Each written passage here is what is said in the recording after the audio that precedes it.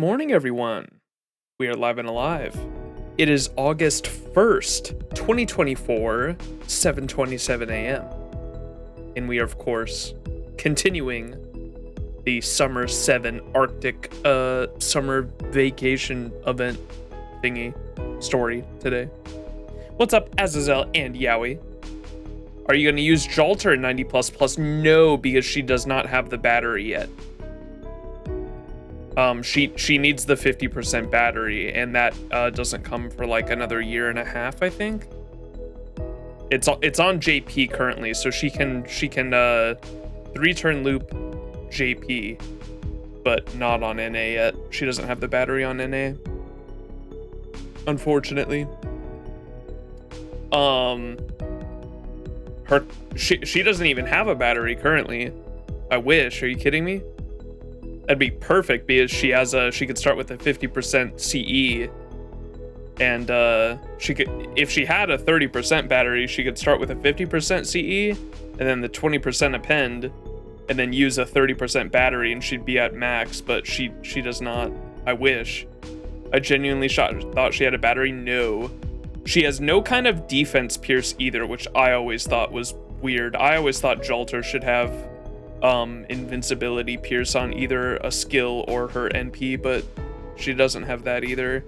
She has an invincibility for herself for 1 turn on her buster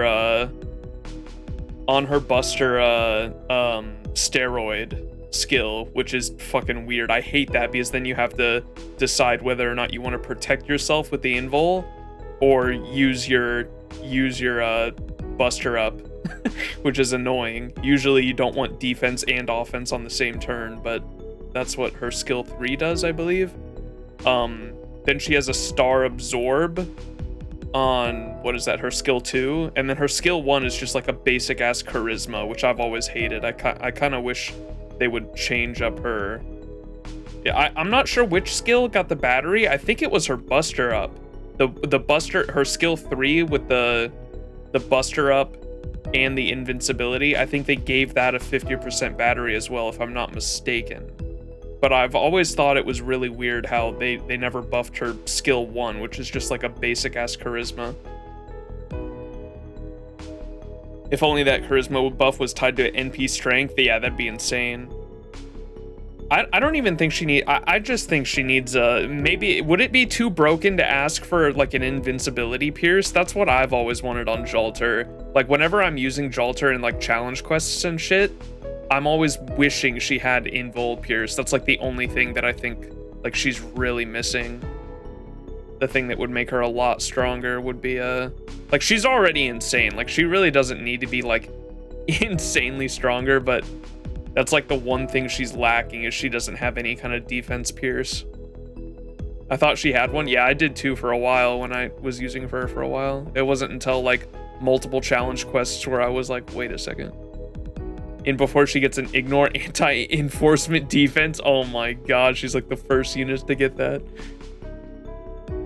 I'm so out of the loop on servants in this game. Hey, it's alright.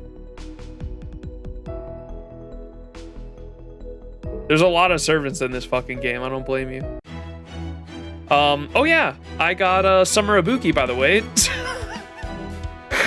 I was not planning on it either, because Summer Ibuki is like the one arts looper I didn't want because I'm not a Raida fan. No hate to the Raida fans out there. Like everyone has their own art preference. It's the proportions. Like skinny torso with really large hips and really large tits just doesn't do it for me. I'm not a fan of it personally, but some people are, and more power to those people. But I'm not a huge fan of the Raida art. But I got her on accident because I topped up once, right? I did a top up simply to do the daily disappointments, and I got her here's the history, right? Because I was doing daily disappointments trying to get, look at my, we go to spirit list right here, craft essence, and then sort by event. Here's my event CEs, right? I've got like no event CEs. no gotcha event CEs, basically, right? Like, none. And so I wanted to do the daily disappointments to try to get them. I was like, yeah, I could use some event CEs to try to get some more, make farming a little easier for me, right? Some of the summer art is always good. And so I did the daily disappointments for like the past week. Look at this, summon info. Because I was doing them on this, I did daily disappointments on this banner, daily disappointments on this banner, and daily disappointments on this banner, because I was like, I don't have these units, so it's a win-win whether or not I get a unit or get a CE, right? Look at this. So we go summon history. Wait, what? Why'd it close game?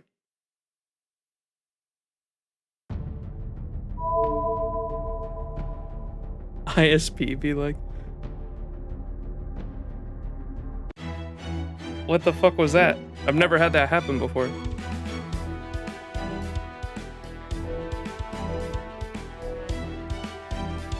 Summon history. There we go.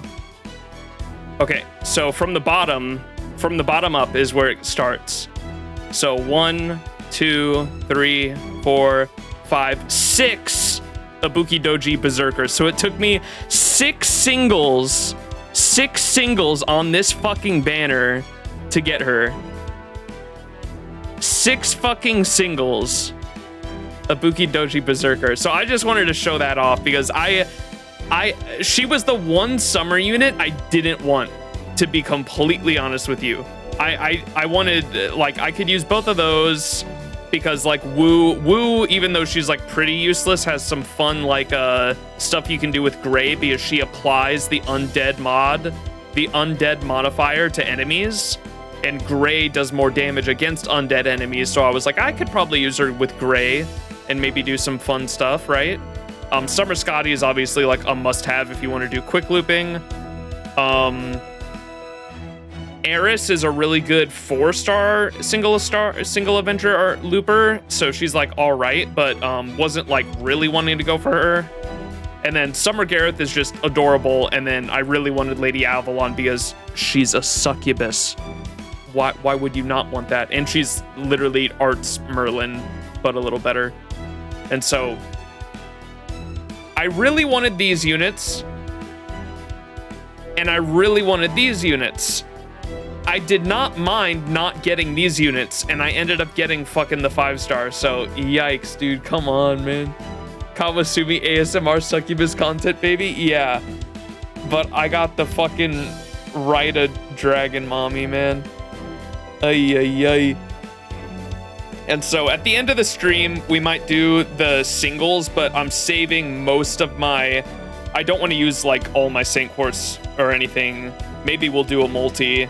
But most of my rolls are gonna happen next Wednesday when I get paid. Literally the last day of the event is when my next paycheck is, and so I'm still gonna be doing like daily disappointments until then.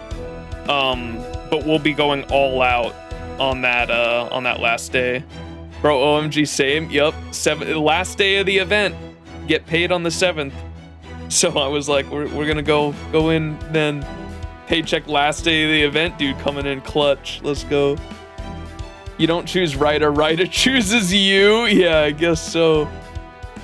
But she is an insane unit. Like, I knew Ibuki Doji was an insane unit.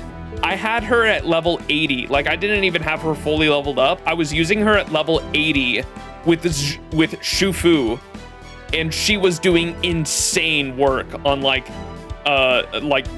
the LB6 nodes, because I was doing those. For those who don't know, your teapots expired yesterday, and so if you didn't use your teapots, they're gone. Sucks to suck. But I was farming this node because like just for bond, right? And she was like, these are casters and sabers, to be fair, so it's not like it's like really hard NP refund. But I was just doing it a level 80 with Shufu against these enemies, and she was like fully looping all the way back to 100% against these enemies, and I was like, holy fucking shit. And I wasn't even using Black Grail. I think I was using I see what I was using. I was using this Mystic Code, the Ocean Flyer. I was using Ocean Flyer and she was like looping all the way back to 100 and I was like, what the like, that's fucking crazy, bro. That's one hell of a drug.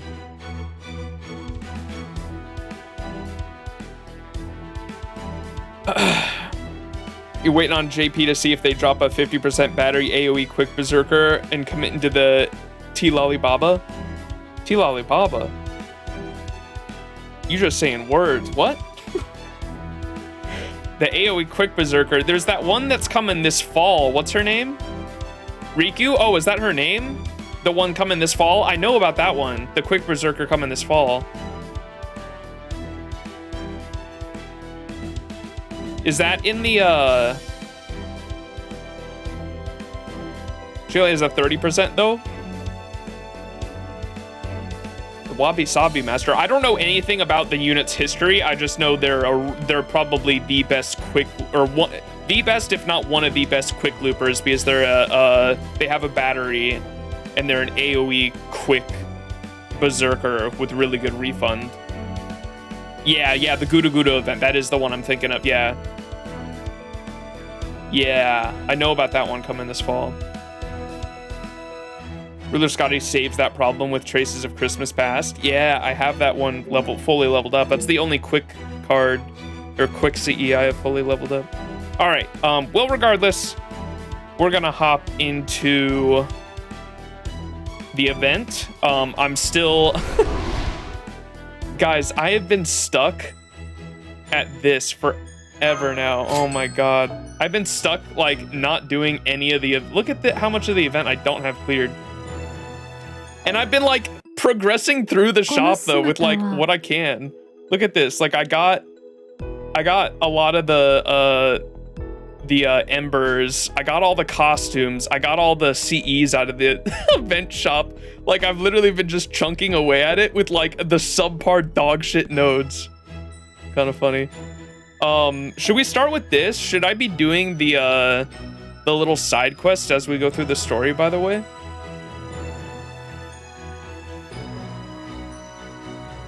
Cherry Icicle is better than Christmas of the Past? Cherry Icicle? You can, but they are optional. They give Saint Quartz, so we might as well. Cherry Icicle. Why is that not in my brain? Oh, the one with Sakura on it. It's good.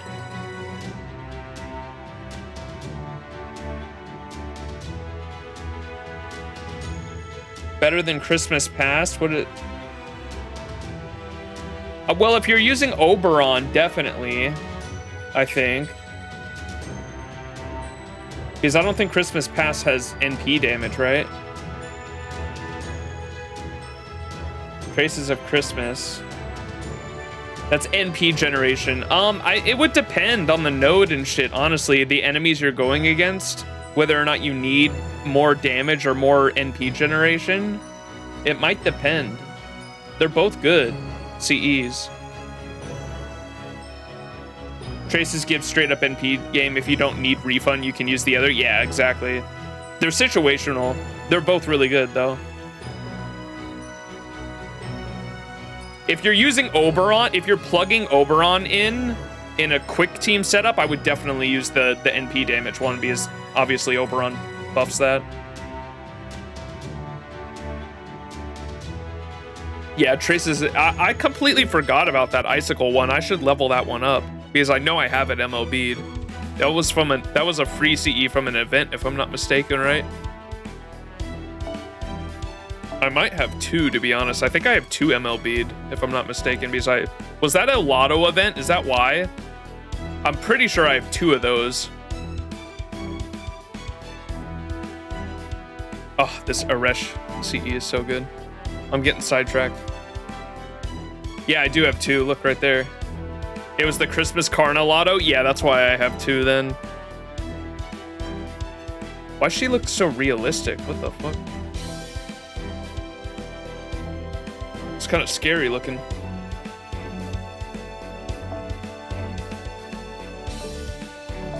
Yeah, I have 2 of those. I should definitely level one of these up though, because I completely forgot about this CE, and that's a really good CE to pair with Oberon if you wanted to, if you're not using double Scotty. Or triple Scotty, I should say. Alright, yeah, let's do these side quests as we go.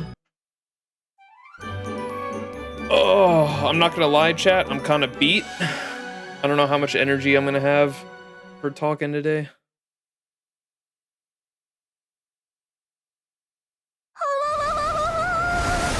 Hello?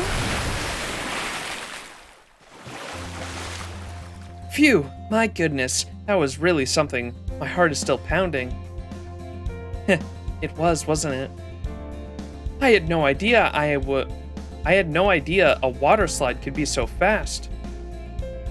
It surprised me so much that I nearly cried out like a small child. Oh, don't be silly, Lady Raiko. You're as calm and composed as ever. What's up, Moe? Oh my. Fucking say. You, on the other hand, really need to tone it down with the screaming, Karochi. Huh? You were so loud, I thought I might go deaf. Come on, Nagiko. I'm sure I wasn't screaming that much. Wahahaha. You two really are wonderful friends, aren't you? I can see you have an unbreakable, unspoken connection. That's not true at all, Lady Raiko. We do not have a special deep connection or anything like that. We are just servants who share the same master. Liar. You're both, authors of the same time period, right? Now, just as when we were alive, our relationship is merely one of friendly competition which drives us to improve ourselves as writers. Yup. That is to say, we're rivals, nothing more. What? I don't want to bother with anything like that. It's way too much trouble. Can we just say you won, Karochi? There you go again. As the saying goes, the closer you are, the more comfortable you are with arguing. You two are just utterly adorable. Yo! You there! You 3. You guys must be, like, seriously parched after all that screaming. How about you come grab a drink?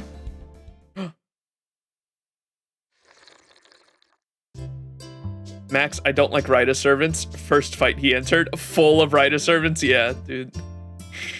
Oh, yeah.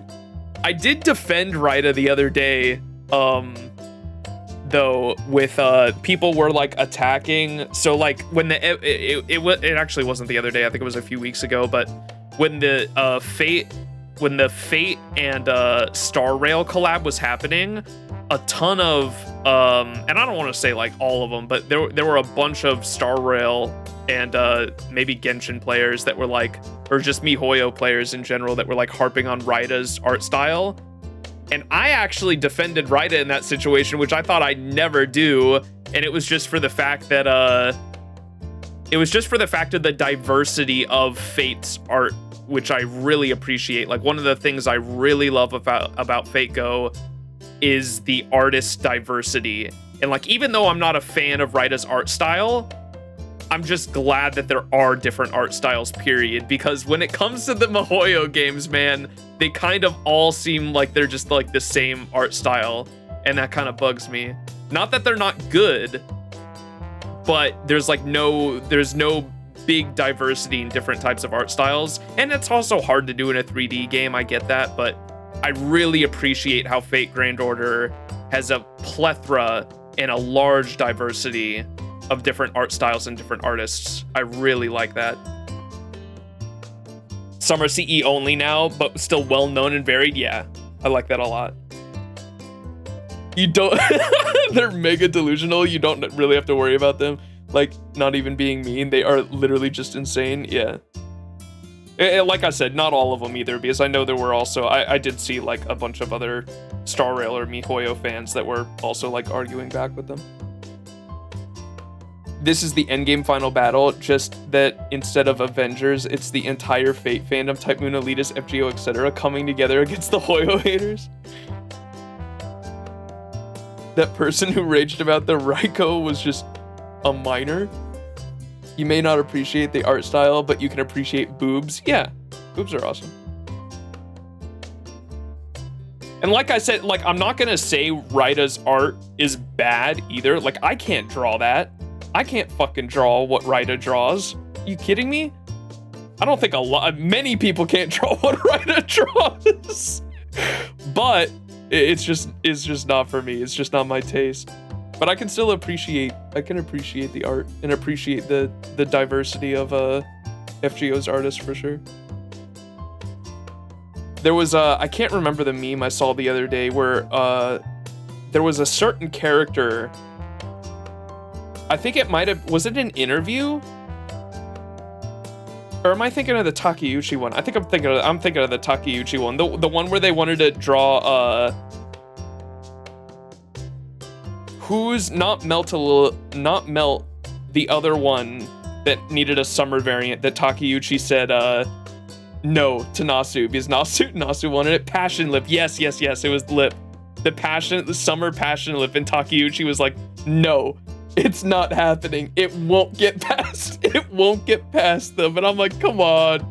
The other one, there's so much other shit that does, man. You might as well. He was like, no, we will not it will not pass the T rating on the game. Writer's art is cool.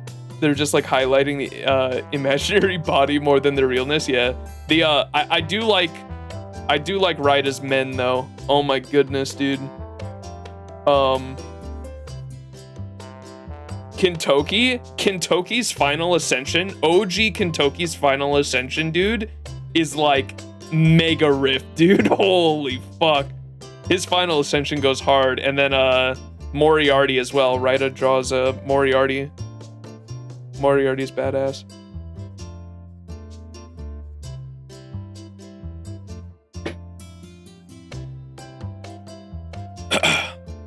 Kintoki made me want to lick him.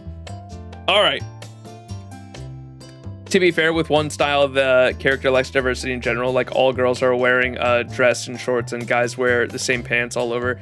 As someone who plays Honkai Star Rail, mostly FGO for years, that's what I love most about FGO is the diversity. We end up like a Gramp character in Honkai Star Rail. Yeah, that was the same thing. I know I saw someone say when Emiya gets added to if Emiya gets added to Honkai Star Rail, surely it will finally diversify the skin color in the game, because like every single fucking character has the exact same skin tone. And if they add Emiya, they'll finally have an excuse to make like a slightly darker skin tone. And like the person had the exact like the what do you call like the code, the color code? You jinxed it. I know. Now watch him just be pale as fuck. The what's like the color when you're in Photoshop and you like hover over a color, you know how it gives like an actual code? Is it just called the color code? But they like did the actual color code for like every Honkai Star Rail character, and they were like, we'll finally get a character that doesn't have the skin tone of, and then it was just like 6 digits. Now we'll get the most pale Emiya possible. Oh no.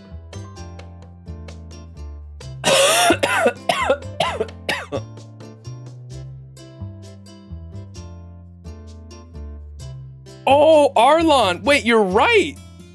Arlon Erasure? Wait, Arlon's like the police guy, right? Wait, you're right. Why is he like the only one?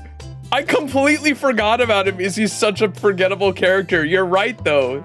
He is the one dark-skinned character in the entire fucking game.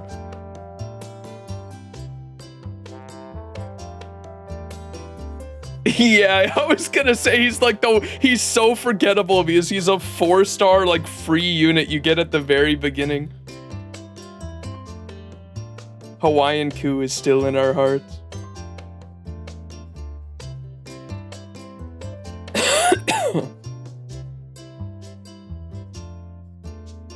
There's 3 dark skin tone characters? Arlen Nanook. Isn't that one of the gods?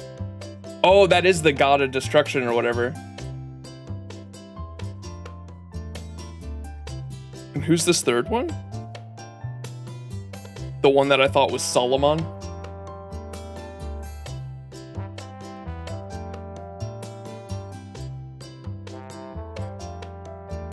And then this one I haven't even come across yet. Okay.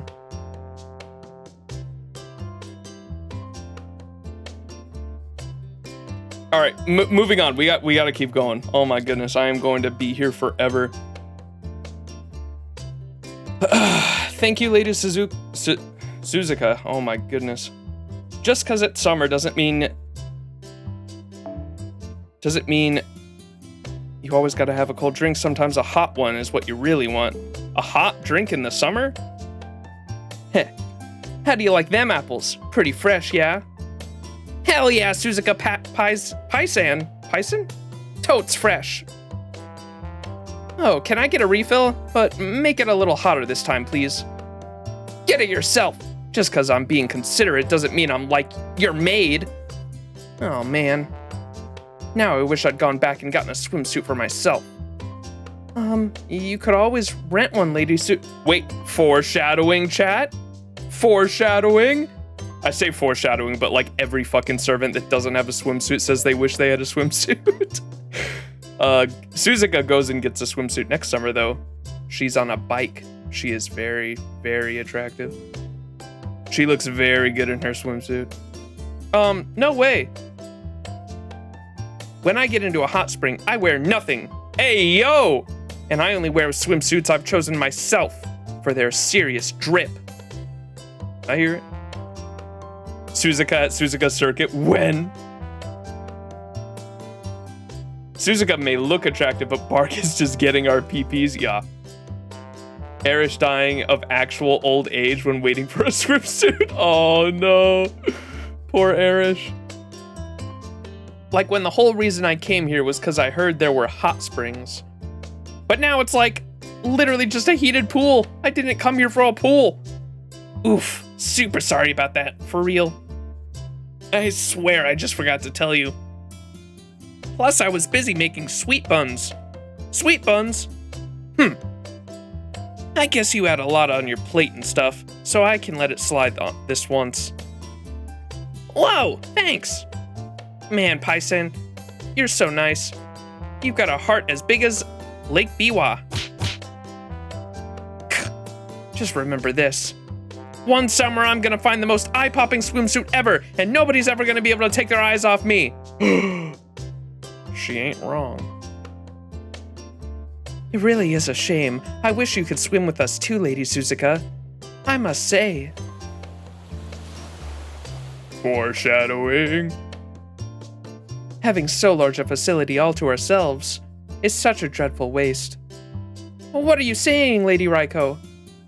With how busy our managerial, oh my god, duties always keep you, why do you think we reserve this place for ourselves?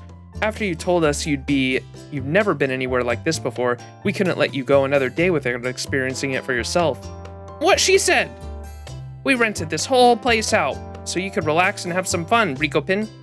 So today, we're gonna help you forget all about your work and make sure you have lots of fun. So like, okay, you're saying that, but I'm pretty sure you just rented the whole pool. So you could really cut loose without worrying about anyone else being seen. Oh my god, I am so tired of reading already. I'm so uninvested in this overall summer story, man. Ay, ay, ay. The jokes are good. The jokes are always good every summer. But I am so uninvested. I don't know if I'm burnt out on FGO or what.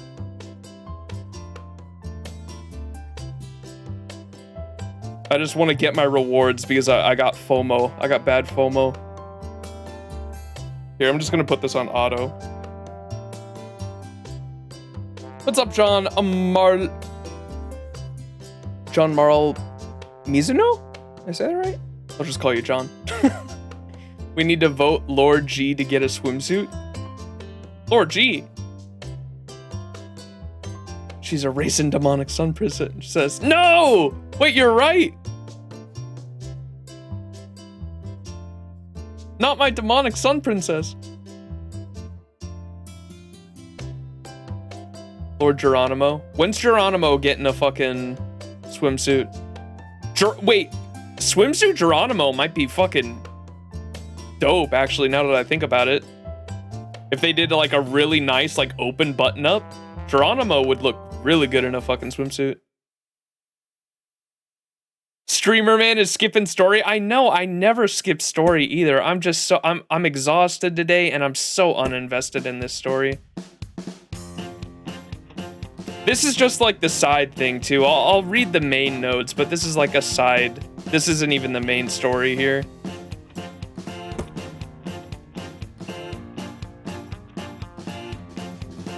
Need a summer coup costume. It's criminal we haven't gotten his Hawaiian sprite yet. Or the Hawaiian shirt sprite. We got from Max riled in.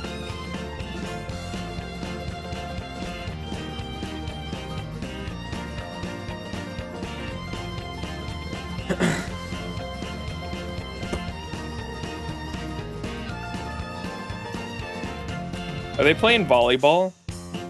This is reminding me, y'all ever watch, what's the cooking with Emiya? The Emiya cooking anime?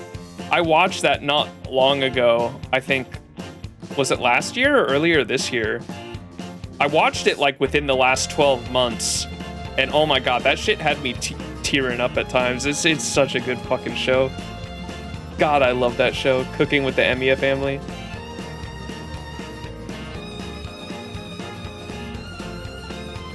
I made it through the Summer 8 gauntlet, and all I got was Summer Scotty. Woo!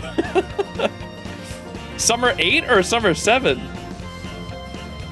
Like, next summer's on NA, or do you mean, wait.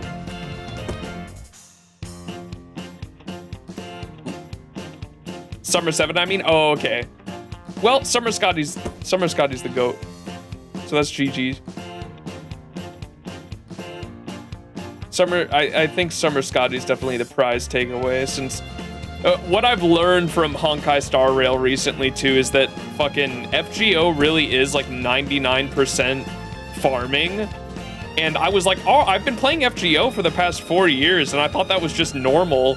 And then I tried Honkai Star Rail and I'm like, wait, there's actually so many fucking game modes in this. I was like, you can farm, you can do roguelikes. There's like wave-based game modes, there's boss rushes. I was like, why doesn't FGO have any of this? And it's not like they can't implement it. Don't worry, Honkai Star Rail is just farming after you catch up on the story. Fuck. Yeah, that is true. I'm like a low level right now, just grinding away at everything. I was like kind of blown away by like how much shit there was to do like other than farming though. And it's not like FGO has like experimented with stuff like that in events before. Like there's been tons of like interesting events. Like you could do, like imagine Oku. I know a lot of people hated Oku for like all the different pathways and the doors you have to open. I kind of liked Oku for that respect. I digged Oku personally. But a lot of people hated it. But could you imagine a roguelike in an Oku setting where like what you as you go through the Oku, as you go through the maze, you pick up like things that will give you strengths like as you go, and you keep getting stronger and stronger as you get through the Oku, like a roguelike? That'd be super fun. Blackbeard! What is he doing here? Teach! Edward, teach. We just want to have fun with the girls. What's going on? This is what I get for skipping story. I can't wait for you to get to Lost Belt 5 so you can experience Mandricardo. You're gonna, knowing you, Moe, you're gonna love Mandricardo. He's such an awkward dude, but he's so fucking friendly though. He is your best friendo. He's so like socially awkward, but he's so friendly at the same time. I know you'll love him. They do this thing in the text where they like put in parentheses and like let you know what he's thinking like 24/7. So he's like constantly social, like he constantly doesn't know what to do in social situations. Gonna hit the sack now, enjoy FGO. All right, Azrael, thank you for hanging, appreciate you. Achilles and Mandricardo in one screen. I'm eating good, baby.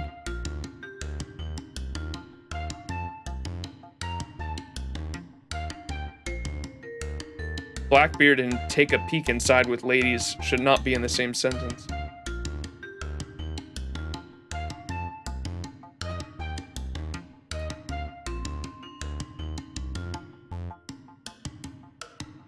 They're gonna kick Blackbeard's ass. I see it coming. For the record, Mangiacardo and I aren't with him.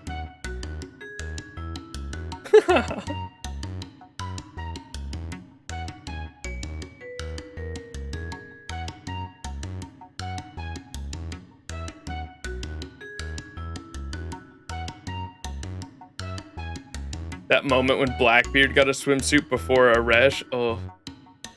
Don't rub it in.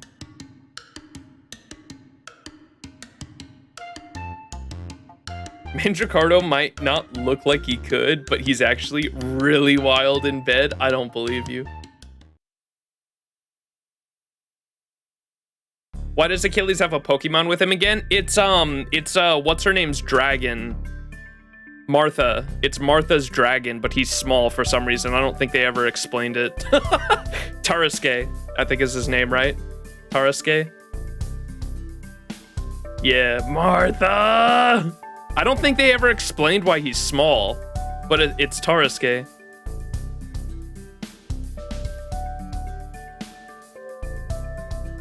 Tarask. They did explain it. The explanation was like, don't think about it too hard. Yeah, there you go. I have to catch up to LB5. Withing? What is that word? Withing? Let's see. Oh, within. Let's see. Two weeks to 1 month. Yeah. I'm telling you, Moe, are you still on Agartha? You should just skip 1.5. If you really wanted to, read Shimosa, because Shimosa has some, not a lot, but some relevant stuff for part 2 in Cosmos and the Lost Belt. But Agartha and what's the other one? Salem. Agartha and Salem are the standalone stories. You can read those whenever. Agartha's dog shit too. Like, you don't even need to finish Agartha. Salem's pretty good, especially if you like it's the good American Singularity for one, and it's kind of like a mystery. It's kind of like a murder mystery, and it's really good. I think it's written pretty well. And it's about the Salem witch trials, if the name didn't give that away. Shimosa is my personal favorite. A lot of people are like kind of torn between like Shimosa and Salem, I think, for their favorites. Oh no. Oh no. Oh no. Orion. Oh my. Oh my. Villain. Astolfo swimsuit win. Astolfo swimsuit win. Chat. It would be too powerful. The devs know it. Max gonna nut. I don't even know what's going on. I just saw pretty girls on my screen.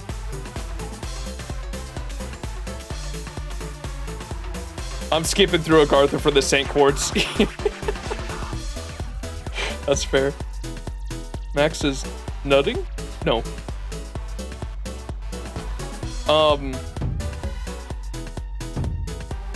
Shimosa's worth the read, though, I think. Shimosa's so fucking good. And once you get into Cosmos and the Lost Belt, honestly, you might, if you're enjoying it, you might not be able to stop, man. Like, I think when I started Cosmos and the Lost Belt, I was enjoying it so much, I didn't stop until after Lost Belt 3, and then I took a little break, and then I got back in with Lost Belt 4 and kept reading until 6. The Cosmos and the Lost Belt is really fucking good.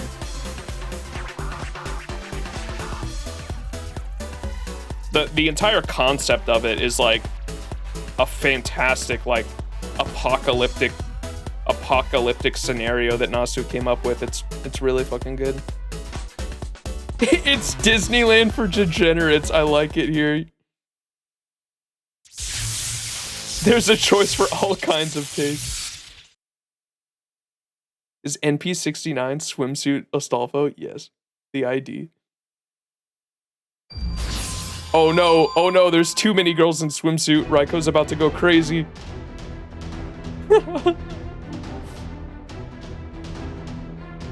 Raiko said, no indecency. Mother says no.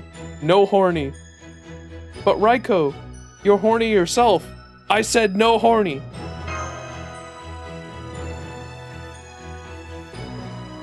Jack the Ripper's included in most anticipated swimsuit servant. Ay, ay, ay.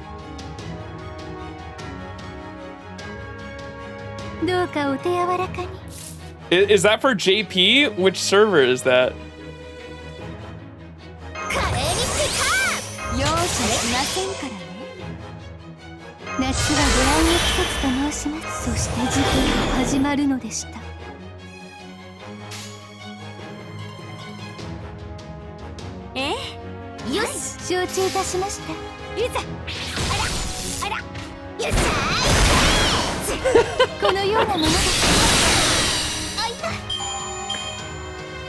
Ilya, Chloe, Ares. There is always, if you guys have noticed, it's like a pattern though. There has always been like one lolly character every summer, like historically. So it shouldn't be too surprising, just based on past history. There's always at least one.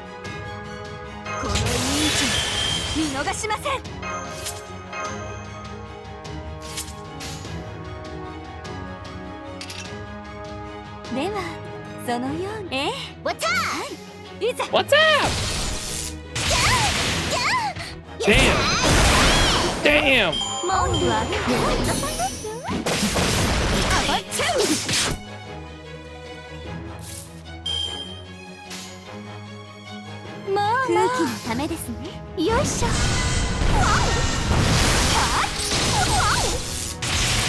Using the rest of my Saint chords for Sei. I forgot how much I love her. She's so good. Her berserker form, oh man, Moe, I don't know if you weren't around for last summer, were you, when they introduced her? Her summer form is so fucking funny because normal Sei Shonagon is already unhinged, right? They made her a fucking berserker. Her summer form is so insanely unhinged. She got her swimsuit from the space version of her from the Star Wars universe. That's her lore. She was like, yeah, the me from the Star Wars universe showed up and gave me my swimsuit. She's so fucking unhinged. She goes full gremlin. It's so funny.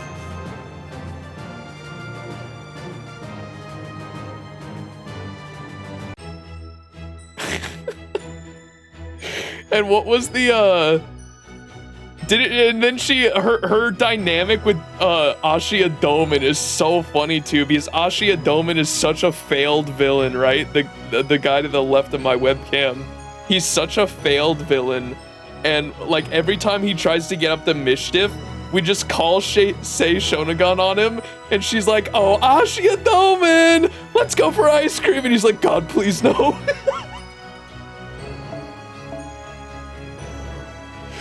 Doman be a girl failure. Yeah, literally.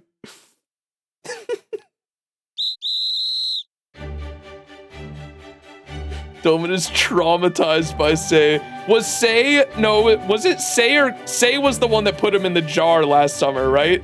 She literally stuffed this motherfucker in a jar.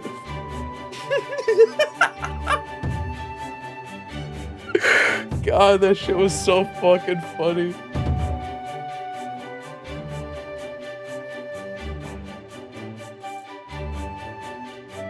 Space Nagiko, my goat.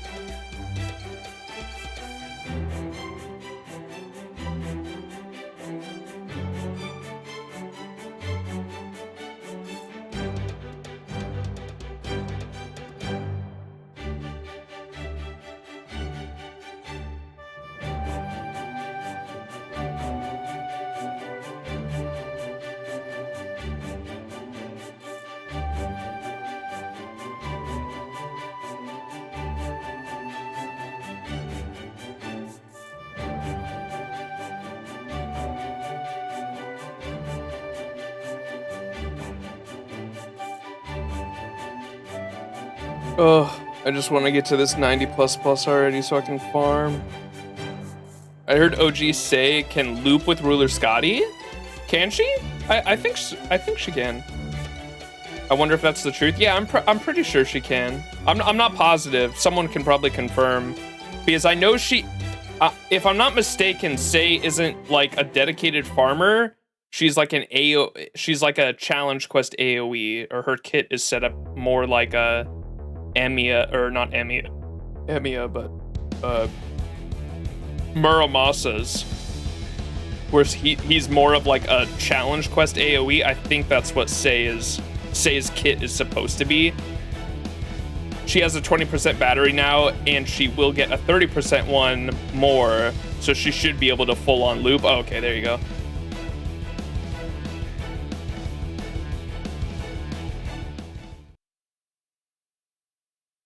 And that's a buff coming in like next Valentine's Day or something like that, I think, right? Because I know she does. I do think I remember her getting a buff and people freaking out about it, and I think that was like around Valentine's Day a year ago. Got another Herc. I forgot how awful rolling for 4 stars is. Oh yeah, well permanents, yeah, because it's just fucking random. Oh, are you? Wait, Herc's good though.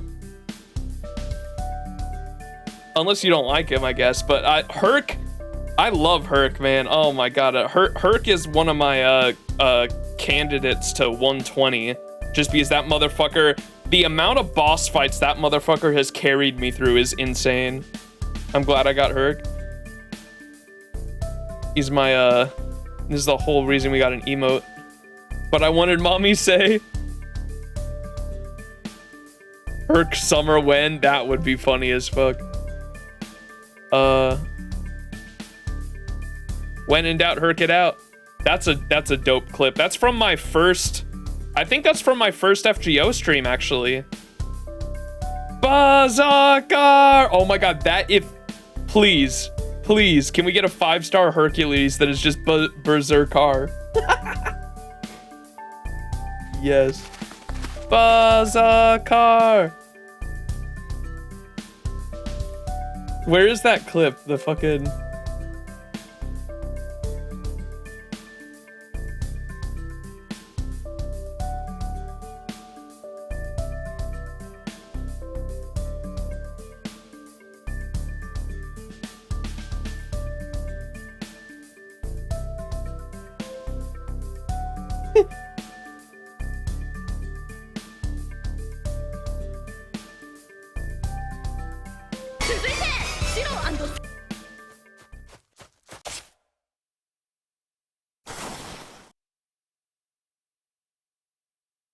What's the "you killed Lancer" in Japanese, or Lancer has died?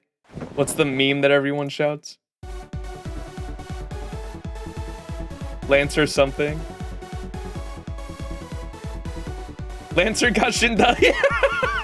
Dude, that shit's so funny to me. It's so good.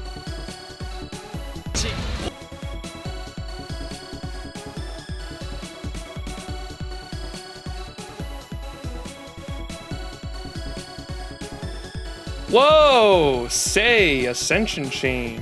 Jeez.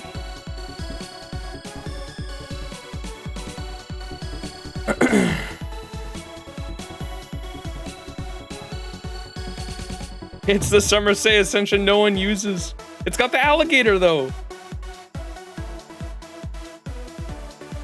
I'm a nut. What, doesn't she call, didn't she call the alligator something last summer too? I'm almost positive she gave the name, she gave a name to the alligator and like thought it was a real like thing that was alive.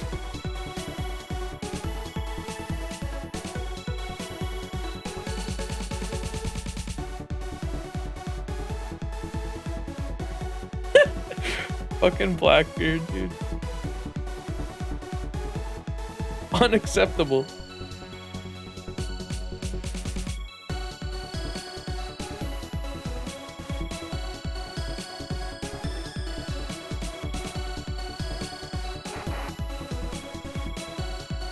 Scotty.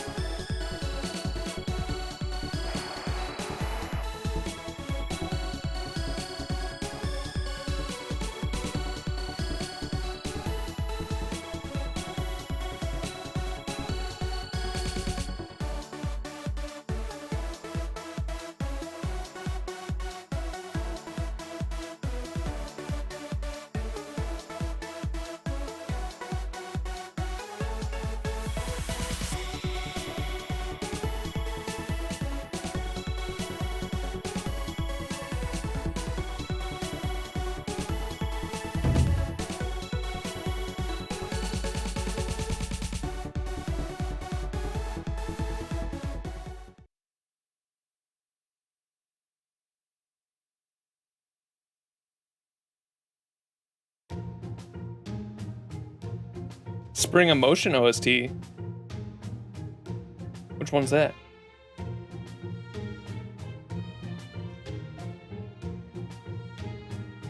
I have no idea what's going on. I'm gonna pull up this racing thing I wanted to though.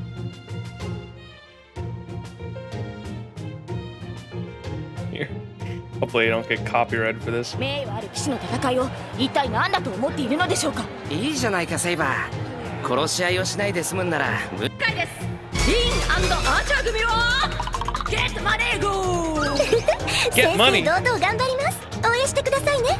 どんな汚い手を使ってでも勝つわよ。いつも通りにしろということだな。続いて宗一郎&キャスター組はハネムーン号。あらやだもう新婚さんみたいじゃない。お次はランサー選手。マシンはゲーボルカー。俺が絶対1位だ。どんどん行きましょう。They just skipped his ass, dude. ママチャリー。なんで自転車なんか当てるんだよ。大丈夫です。私の騎乗スキルは A+。行きますよ、ペガサス号。名前つけんなよ。続いてシロ&セイバー組は野獣？ライオン号。シラ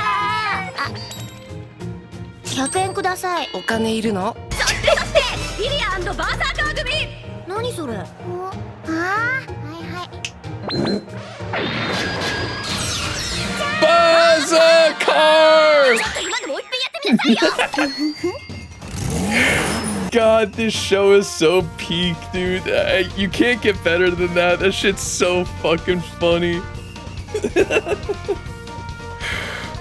Q getting cooked is always a thing, yeah. It's so fucking funny.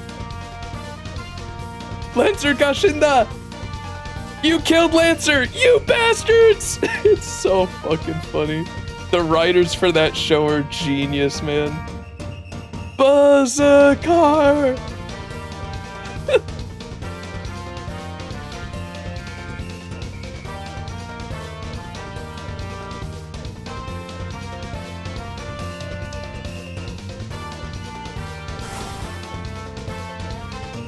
XX! My wife. God, I love her so much.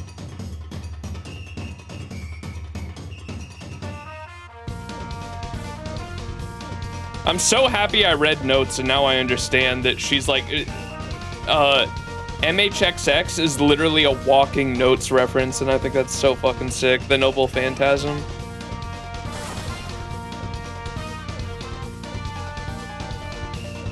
For those who don't know, the big spear she uses, the double-sided spear she uses in her Noble Phantasm is like a weapon that one of the knights uses in Notes, which is Nasu's like original fucking a lot of the Type Moon lore stuff comes from Notes, or the concepts I should say come from Notes, and that was like a short story he wrote for like a newspaper back in the 90s.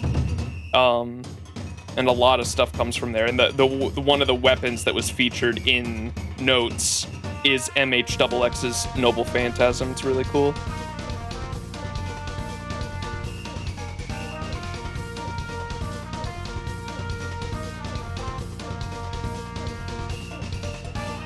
Kentucky with the Mozart man. It's not Kentucky.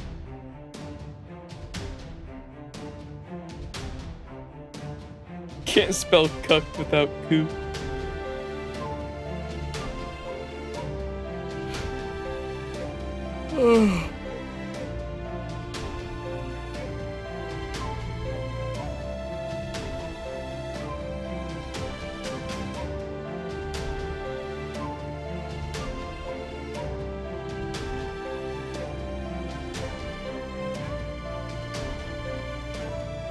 Five-star Berserker. They do so many collabs with their own fucking franchise. They could just do like an April Fool's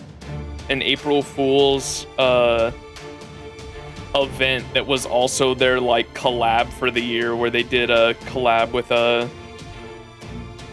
Carnival Phantasm and just make like joke characters. That'd be mad funny.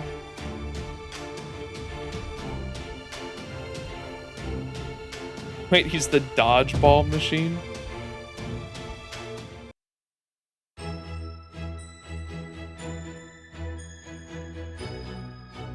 Let's go!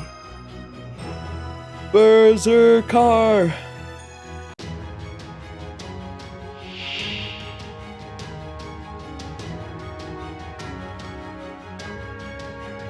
影の風紀委員長わしのビートが有頂天お見せいたしましょうチャージ完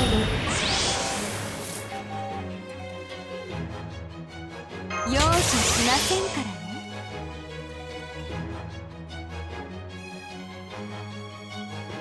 いいじゃんいいじゃ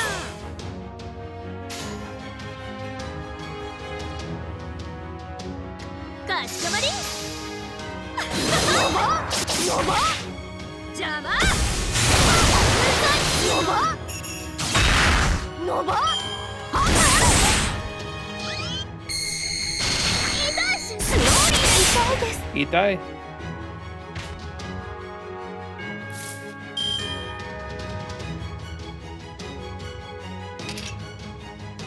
そして事件は始まるのでした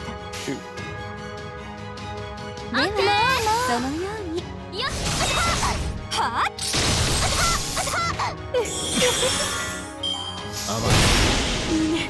No! カレーでは仕方ありませんね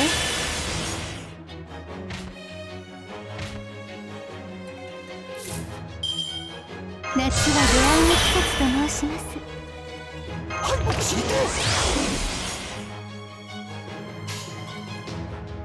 狐のようまあね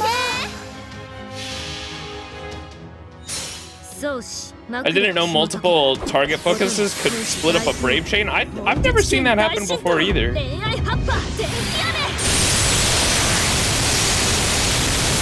I figured it might work like that when I saw two of them come up, but I don't think I've ever seen two target focuses like that in a node before myself.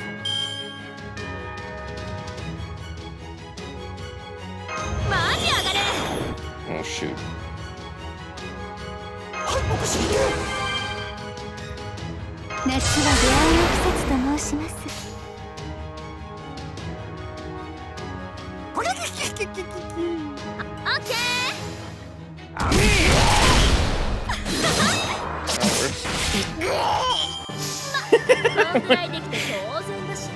Nagiko.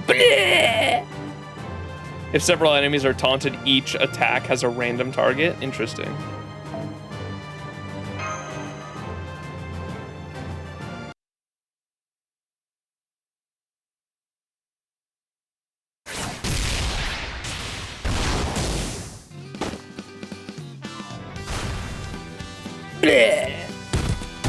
Fucking love Nagiko.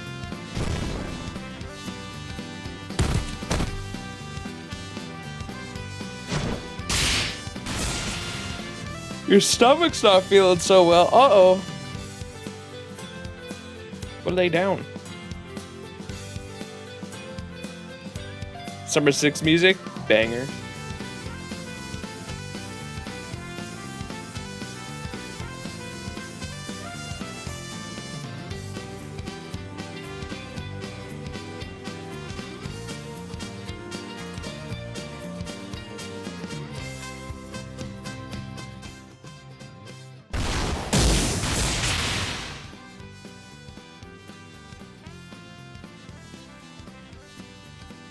Speaking of not feeling so well, I had a interesting thing that I've never had happen before. I had a really bad migraine earlier this week for a few days, and it turned out I had a spinal fluid leak, which sounds way more serious than it is.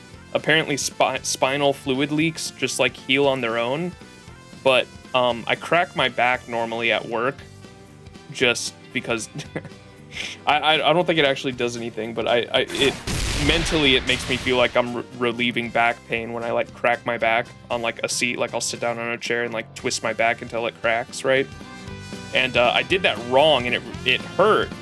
And then like hours later, I had like a really bad migraine, and I didn't think the two things correlated at all until I looked into it more and found out that yeah, I tore something, or I tore something in my spinal cord that caused a spinal fluid leak.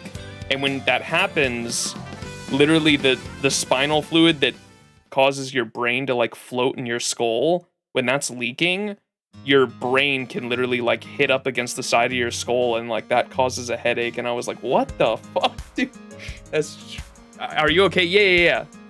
The migraine's gone, but I had never heard of that before. Like that kind of blew my mind. I was like, what the fuck?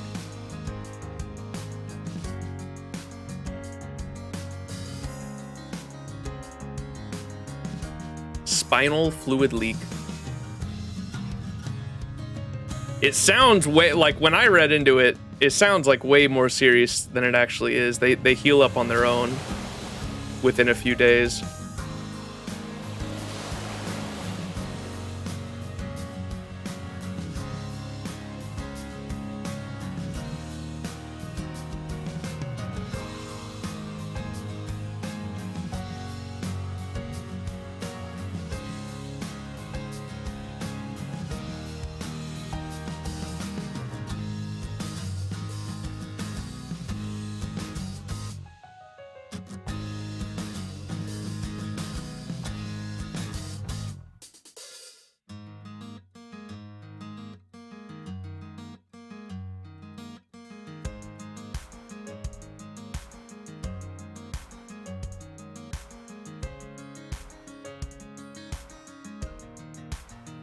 We already have a couple summer Gouda Gouda servants, I know, but it'd be fun to have like a Gouda Gouda summer.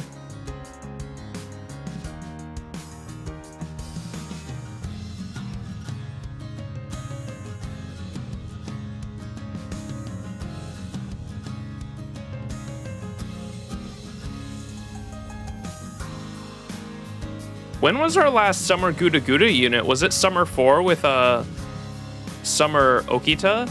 Or I guess Okitan kind of counts, doesn't she? Summer Okitan last summer. Like the whole crew wasn't really there for that though. Summer 4, like they had a whole area in the resort in the Las Vegas area. There was like a whole Gouda Gouda area.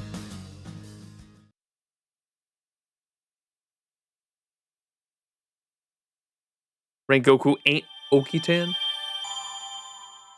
Summer Okuni teased during Water Monster Crisis 2. True.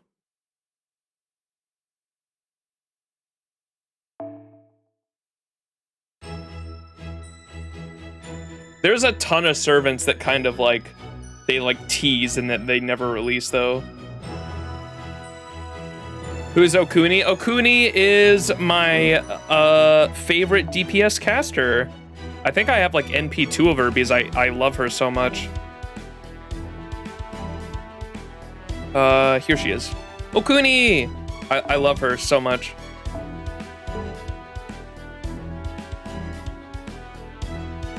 I thought she was a Wada Arco servant for the longest time because her eyes are kind of like in the Wada Arco style, right? Tell me she doesn't like kind of look like a Wada. She has a very like Wada Arco. I think it's just the eyes.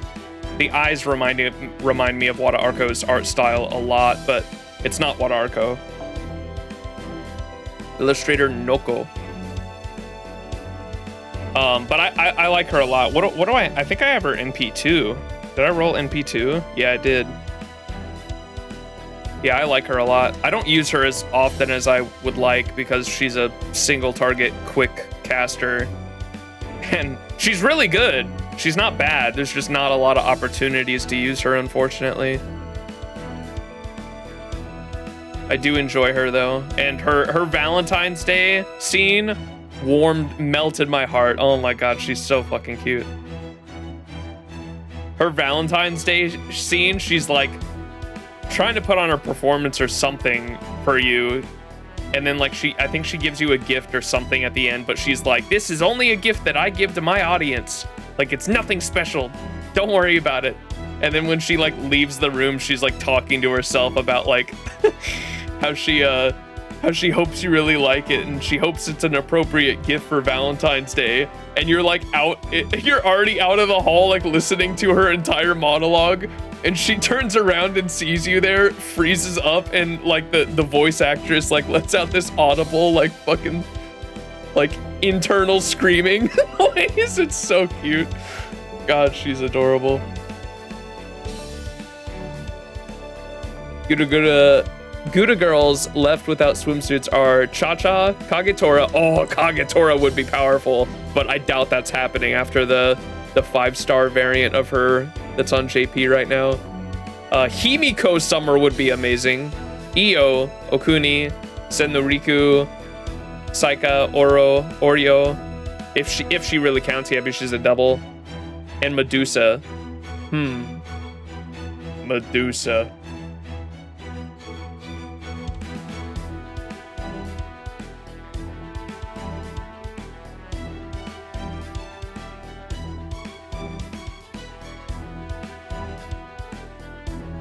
Taro needs more love.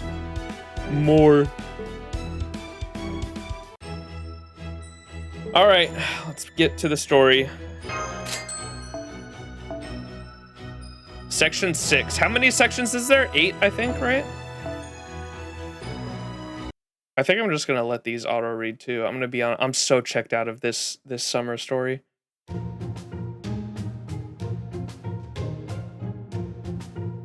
I'll read these in my head, but I am not in the mood for reading today. Oh my gosh.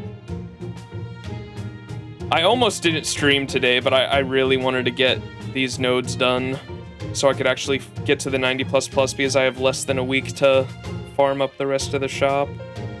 And I'd like to get both the CE copies MLB'd as well.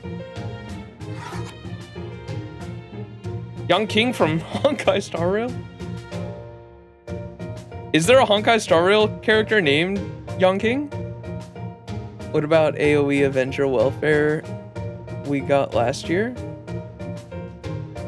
Does she have a swimsuit now? Wait, the AoE Avenger. Oh, Ranmaru. Yeah, I forgot about her too. No, she doesn't. Ranmaru deserves one though. Yeah, Ranmaru is oh my god, that's one of my favorite quotes. One of my favorite quotes from FGO is at the end of that event, at the end of, was that Gouda Gouda 6? Where she was in, at the end of Gouda Gouda 6, you ask Ranmaru whether they're a boy or a girl, and I think Ranmaru responds, "There's a reason why they call me Mysterious Ranmaru X, and my gender is the most mysterious thing about me." God, I love them so much. Yes, Ranmaru deserves a swimsuit, but I don't know what the fuck they do.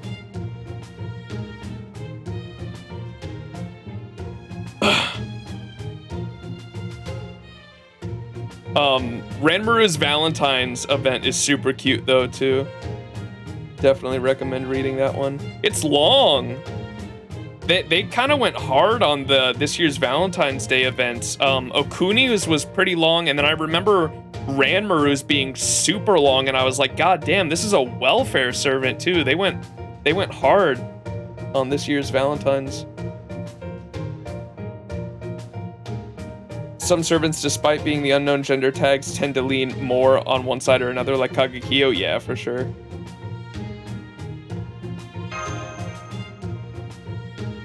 Which is fine. Gender is a spectrum, after all. In terms of whether or not you wish to lean feminine or masculine.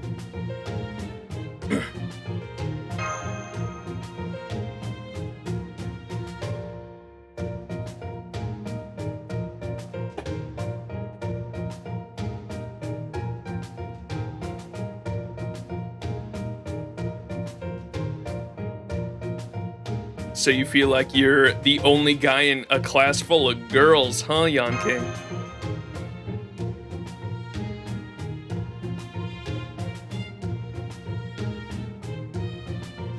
Dion!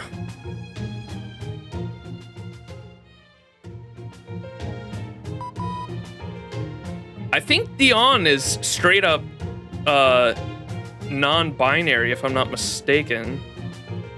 I could be wrong. Astolfo's straight up femboy, though. That's for sure.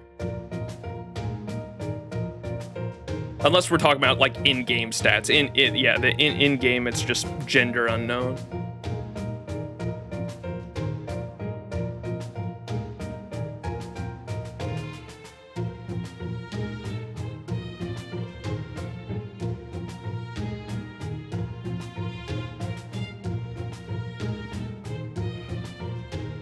Dion's gender is a complete mystery, part of the legend. Yeah, that's what I figured.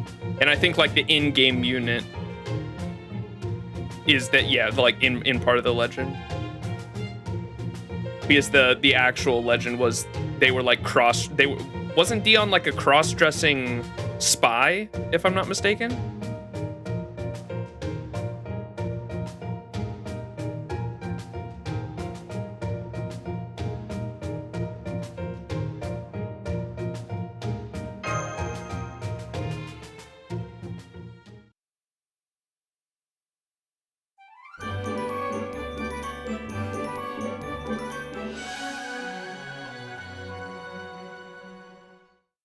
Onia.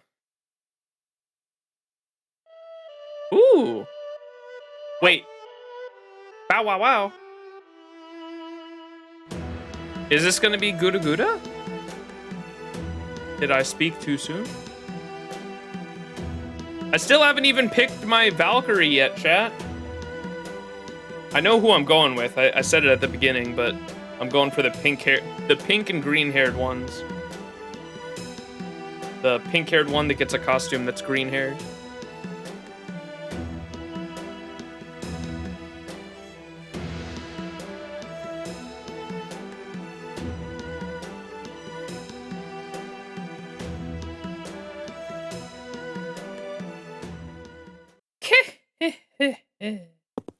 Who dis? Oh, shit. Woo. Oh, no.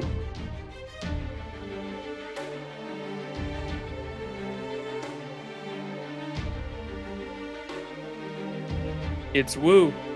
Nightbright. Wait, something's different. Are you bigger than usual, Woo?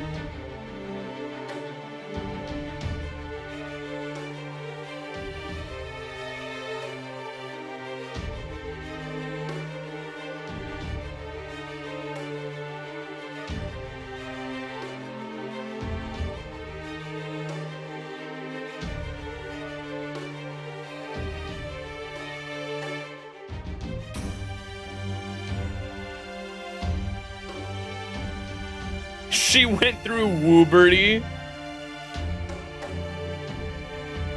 FBI can't hold this Woo back now. She looks like a giant glass figurine. She is very shiny.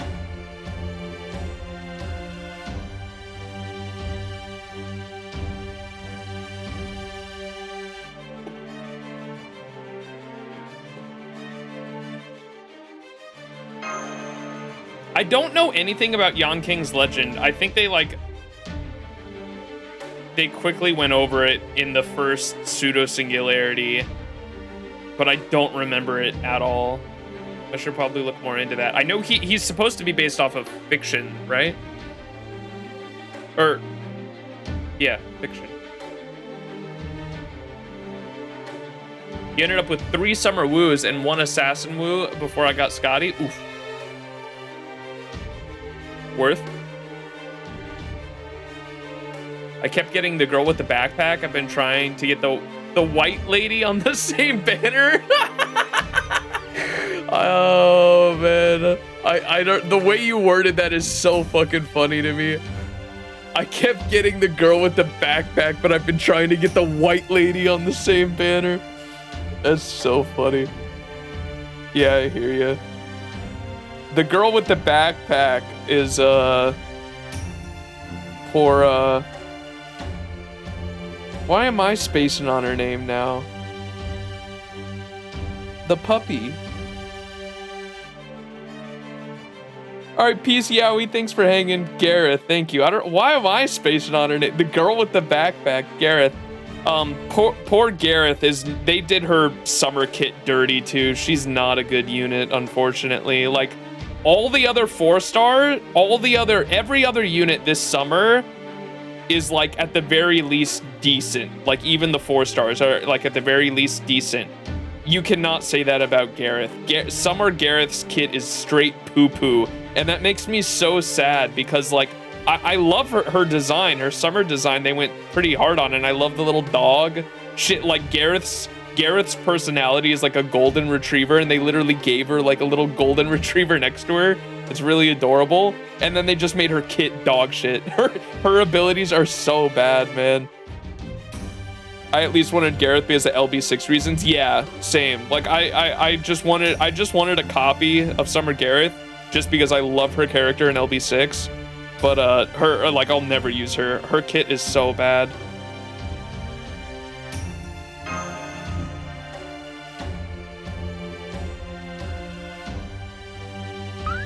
Is Dark Artoria Ultria a good unit? Ultria? Hey, we don't use that word here. It's Artoria. If you mean, oops, no, you're good, you're good. I'm just joking. It's like a meme.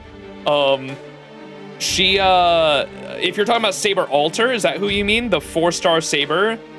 She is, I prefer Artoria anyway. Yeah, me too. She is good, but she's gonna be really, really good when she gets a buff sometime in the next year or so. So JP is 2 years ahead of us, the JP server. If you're on NA, you can like see things that are coming in the future. We call it clairvoyance here as a joke. But in about a year from now, yeah, it should be like around a year from now, like next fall, I think, right, chat? So a little over a year from now. If I'm not mistaken, I think that's when it happened. I could be wrong. I get all the times mixed up though, because like they're 2 years ahead of us. At some point, Saber Alter will be getting a buff that makes her insane though. It'll make it so that when she uses her Noble Phantasm, every time she hits an enemy, and every enemy hit gives her 10% of her Noble Phantasm gauge back. So say there's 3 enemies, and she uses her Noble Phantasm and hits those 3 enemies, it will give her 30% back. On top, she already refunds, it's part of the passive on her Noble Phantasm that she already refunds 10% anyway. So if she's hitting 3 enemies with her Noble Phantasm, stacking all of that percentage together, she'll get 40% of her NP gauge back. And then you can plug that with other supports to just make it so she can fire her Noble Phantasm, her ultimate, over and over and over again. And so when she gets that buff, she's going to be really, really good. She's one of my favorite characters, so that's why I know so much about her. I'm definitely waiting patiently for that for that buff for sure. Next anniversary, basically. Gotcha. Okay, so yeah, about a year from now.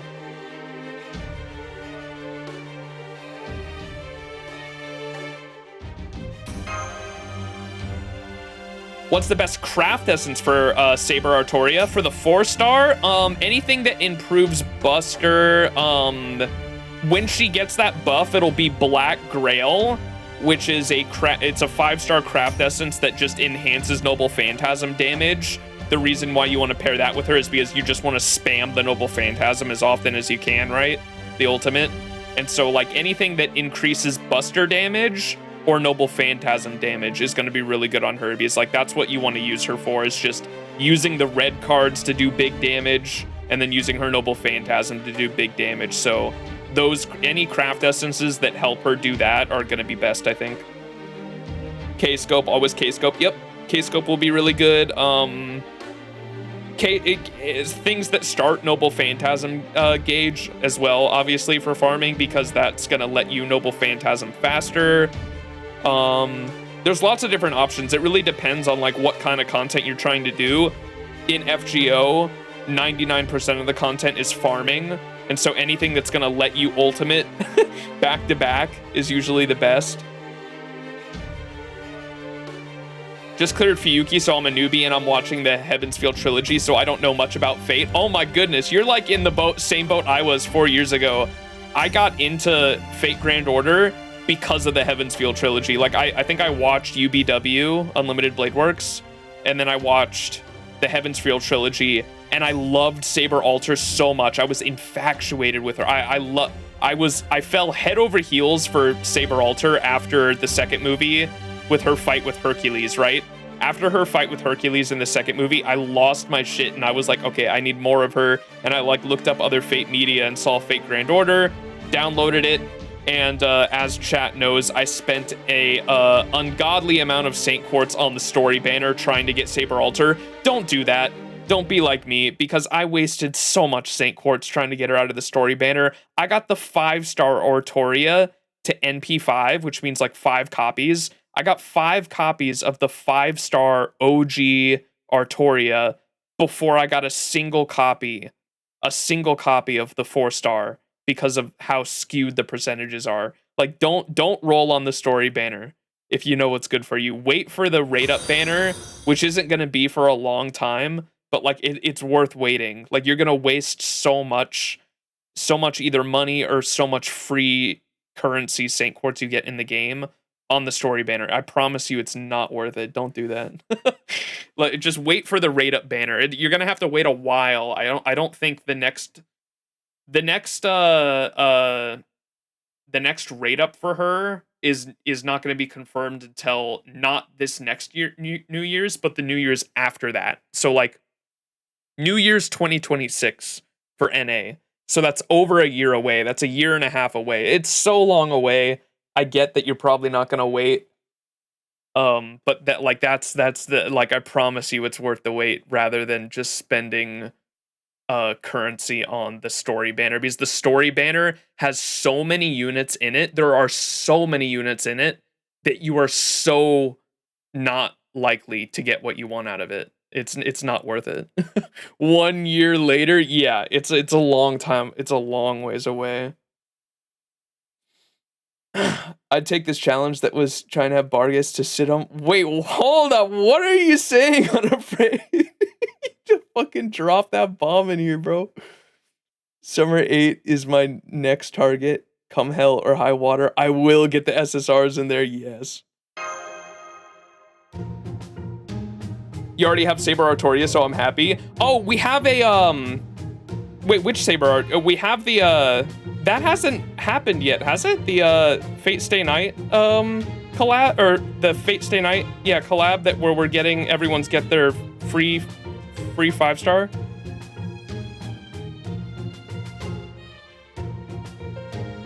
The story clear one. There's a story clear. Oh, you got the you got your free 5-star. I forgot about that for new players. Yeah. Where you can choose. Shoot, you probably should have held out. Well, you can get another one if you want NP2, I guess. You can get you can get another one if you want for free. There's a Fate Stay Night collab event coming up here within the next week or so at the beginning of August. It's still welcome in your book, yeah, and you're going to be able to get a free Fate Stay Night character of your choosing. The only 5-star is OG Artoria, and so if you wanted to pick OG Artoria, you could. Hercules is in there too if you want to pick Hercules. Definitely don't go with any of the low stars, they're not worth it, but Emiya, if you want Emiya, he's a 4-star. He's all right, but you'll probably get them from the 4 stars you'll probably get from the gacha because they're permanent. If you want the best bang for your buck, it's probably worth going for the only 5-star Artoria. It does have Archer Emiya, yes, so you can pick Archer Emiya if you want. Hercules is also really good in this game for like boss fights. His Bond Craft Essence gives him like multiple lives, just like in the anime, right? And so like he can die and come back to life like multiple times in a row. It's really cool. He's saved my life a bunch of times. Or he's saved my runs a bunch of times because I put him as my like very last unit in the party. So if like all my units die, Hercules comes out and like finishes the boss fight because like if he dies, he can just come back over and over again. Rip Ilya, by the way, Gilgamesh was kind of a jerk when he did, yeah. Poor Ilya in every route, by the way, too. Like, Ilya, there's not, I don't think there's a single route where Ilya has a good ending. Like, or I saw someone make a YouTube video that said like top 5 most tragic fate deaths, and like 4 of them were Ilya. Oh man.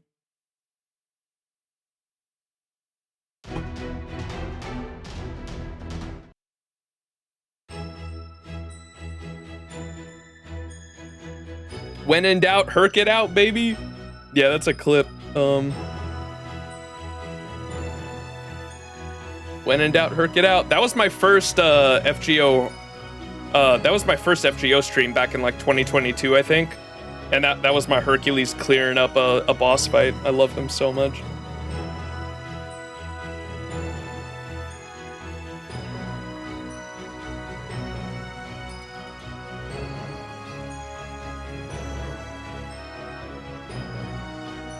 Yeah, that's how you know my biggest wake-up call when I realized how much darker the Heaven's Field trilogy was compared to UBW was that scene when Ilya says the thing to do to Saber, and then right after that when Emiya jumps in front of Saber to help her.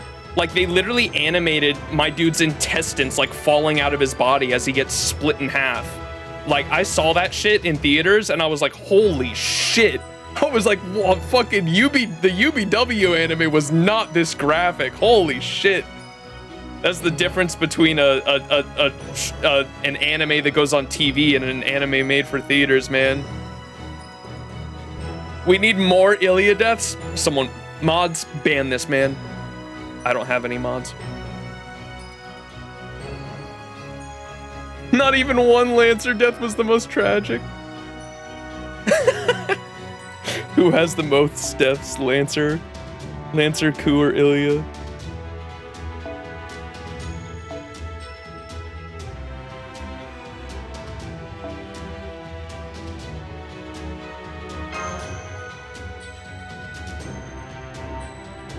You should mod this man, not ban this man. Mod me, I'll ban them. I think you can exclamation point ban chat, exclamation point ban, and then put someone's username. And I think there's like a funny, it won't actually ban anyone, but you'll get a bot command for it at least, I think. Ban unafraid.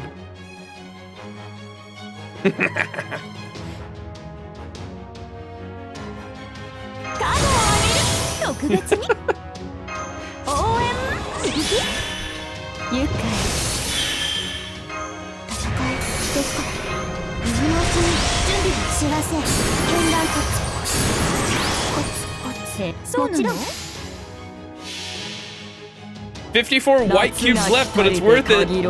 Max out Scotty's skills. Nice! Time to do some quick looping, baby.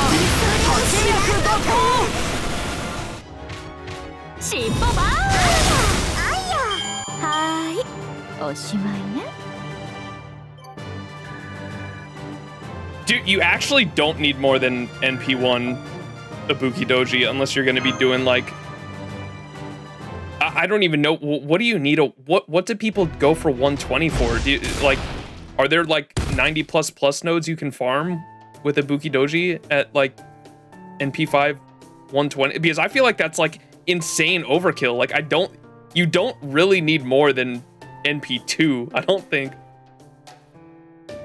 Unless you roll for Eris. Well, I wasn't even planning on rolling for her, period, so I'm definitely not rolling anymore. I think I'll probably still do the daily disappointments on that banner. I was never even planning on rolling, period, unless I got both the Summer Scotty and Lady Avalon. I was just questioning, why did people, because I know there are people that 120 NP5 her, and from a gameplay perspective, like, what can you clear with that is just what I was wondering. Like, if you have a 120 NP5 Summer Ibuki Doji, are you able to like farm some 90 plus pluses? Some peeps want to omni farm with Ibuki. I gotta see some videos on that. That's gotta be insane, dude. Because like her NP1 abilities are crazy. Ibuki is great against Earth. Yeah, she does have the Earth attribute. And then I know next year, the Arch Looper next year is fucking Summer Melusine. And Melusine also has the Earth attribute. And that's like the main reason why they like compete against each other. Not only are they both like amazing arts units, Summer Melusine, I know, can loop any 1/1/1 node as an AoE, which is fucking insane because she has an 80% battery. I've seen Summer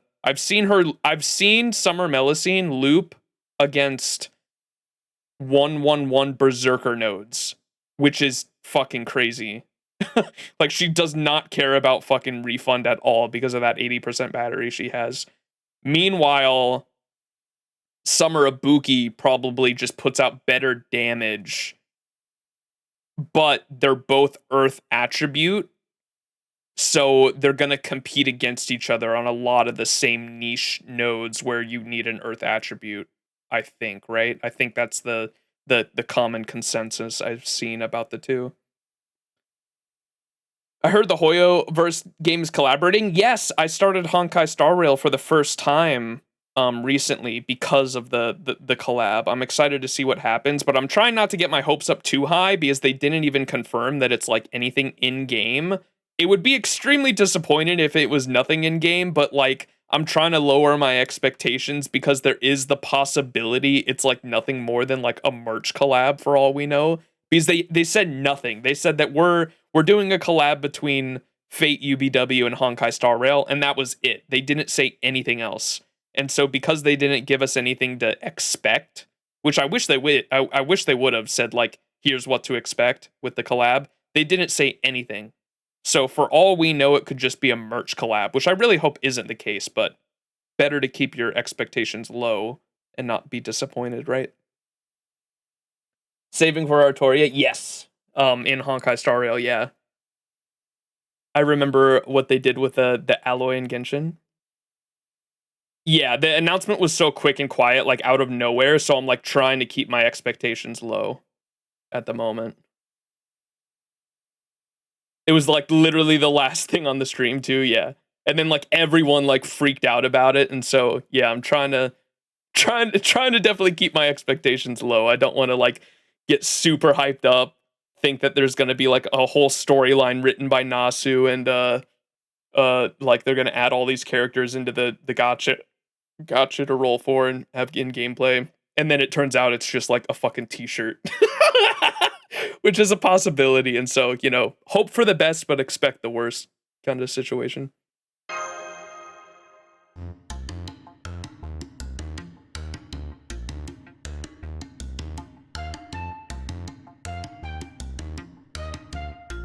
And it's weird that it was a year out as well. That's what I was thinking initially as well.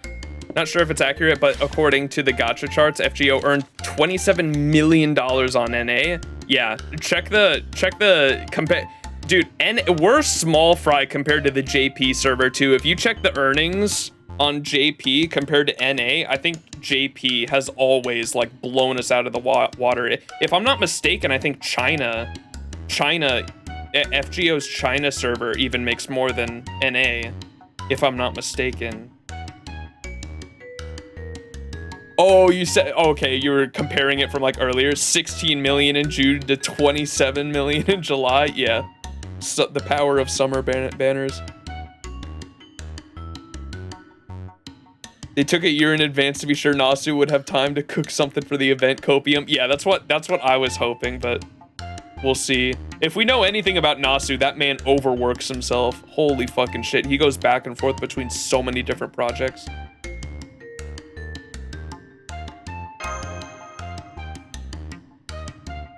Oh, it was the Destiny rolls as well. Yep, you're right. And the anniversary and all that. GSSR.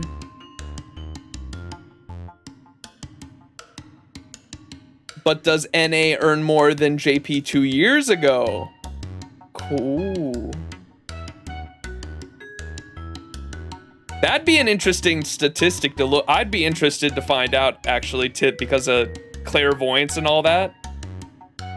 That would be interesting to look up, actually.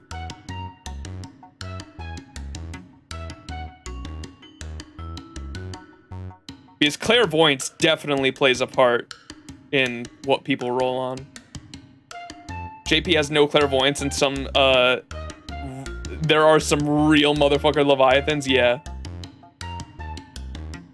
Yeah, exactly. And I actually like that about FGO. Like, I know a lot of people are saying, or a lot of people, there are drawbacks of not being caught up to the JP server for sure.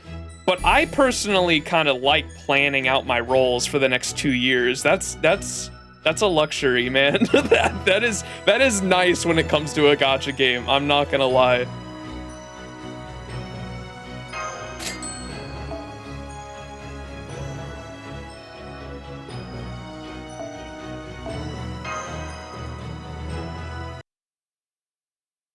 Yeah, 2 years is a bit long. I agree. I agree. If they could shorten it down to like, they won't. They won't. But in an ideal world, if they could shorten it down to a year, that would be nice. It would be preferable. FGO is gonna, the servers for FGO will go down, and they'll make another game before the servers ever align. Though there's no fucking way they catch up that 2 year gap. There's no way in my mind that ever happens. Because they would have to rush releases and rush banners and rush content. And I believe they did that with the Korea server, if I'm not mistaken, right? And the Korea server was so pissed about it that they boycotted the Solomon event, and we call that shit the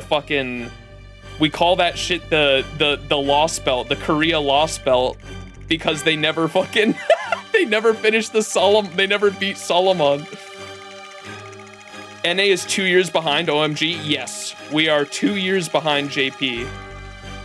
So everything that is happening on JP, we get 2 years from now. Which is kind of nice when it's I don't know. There's pros and cons to it for sure. I kind of like it though. What's going on? Why is this so spooky? Dude, I forgot how much I love Ilya's summer sprites.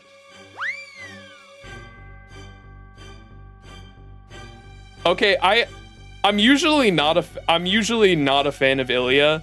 I'm sorry, I'll admit it. I'm a bit of an Ilya hater, but I loved Summer Ilya in Summer 5 just because she was like the little sister that was just constantly losing her fucking shit. Like they did such a good job on her freaking out sprite faces. They're so fucking funny. And when she called Emiya, like, the fact that Emiya was there made it so much better too. She was constantly calling like Emiya an old man, and like he'd find a VHS and was like, "Ooh, this spooky VHS. We have to find out what's on it." And Ilya's like, "What's a VHS?" And he's like, "What do you mean? What's a VHS? It's from I used to watch these all the time when I was a kid. I have a collection." She's like, "You're old." And he's like, "I'm not old." And I was like, fuck, I know what I'm relating to this. I'm old. Shit, man. That was Summer 5 might have been one of my favorite summer events. That one was so good, man.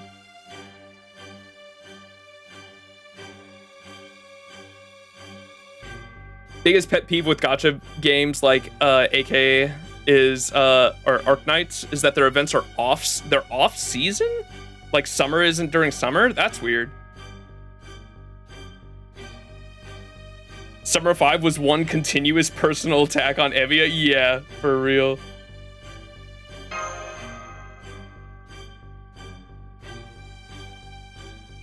Gilgamesh really went for the eyes. Sag.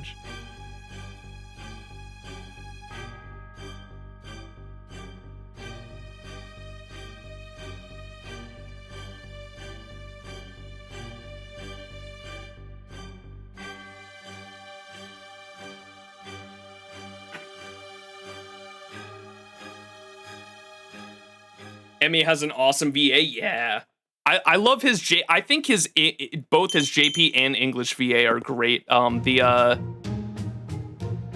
this is the costume that we don't have, right? Shootin' Doji. This is the shooting costume that I saw people in Discord talking about it earlier.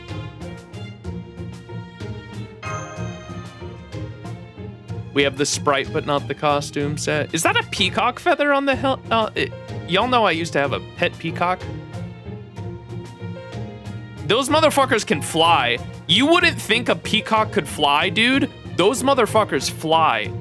I remember when our pet peacock like grew big enough to the point where it had like big ass tail feathers. That motherfucker flew up in the tree. I was blown away. Peacocka?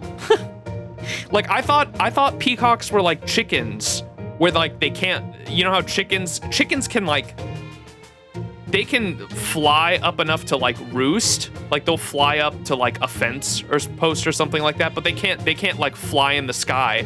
I straight up watched my pet peacock fly from the fucking grass up into the trees. And I was blown away when I said, because you wouldn't think they could do that because their tail feathers are so fucking heavy. They have these massive ass tail feathers on their back. And you wouldn't think they'd be able to fly up into a tree, but when I saw that shit, I had to rub my eyes and I was like, wait, huh? Peacocka? Oh yes, Hyper. That's the voice actor. Kaji Tang, if I said his name right. Yes, that's the English VA. He was a fan. He's so good for the character because he was a fan of the original Fate Stay Night visual novel. And I remember that there was like a full interview I read where he was talking about how much he respected the original voice cast for Fate Stay Night and Emiya, and how much he like rehearsed and practiced over and over and over again, trying to like get as close as he could to the original voice actor for Emiya in the visual novel. And I was like, oh, that's so fucking cool. I love it when voice actors are like super passionate and fans of the actual franchise they're voicing for. That's very cool. You met him at a con? Oh, that's so sick. Yeah, he seems like a really cool guy.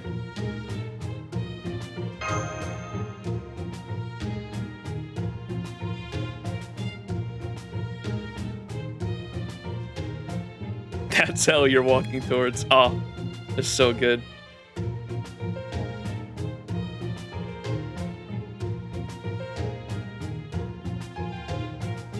Hey, that's hell you're walking into. Fucking. That's all of us when we started FGO. If you start FGO, that's hell you're walking into.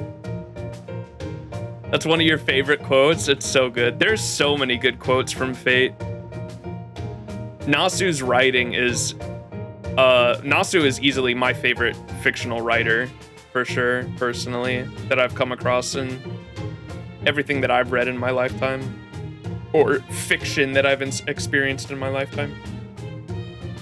He has a way of like mixing the doom and gloom of humanity, like the worst aspects of humanity, but then still like bringing out hope by the end of the story. I don't know how to explain that better in words, but he has, you know how like all of his stories they're all like very tragic and have terrible things happen, but he'll still make you feel hopeful through it all.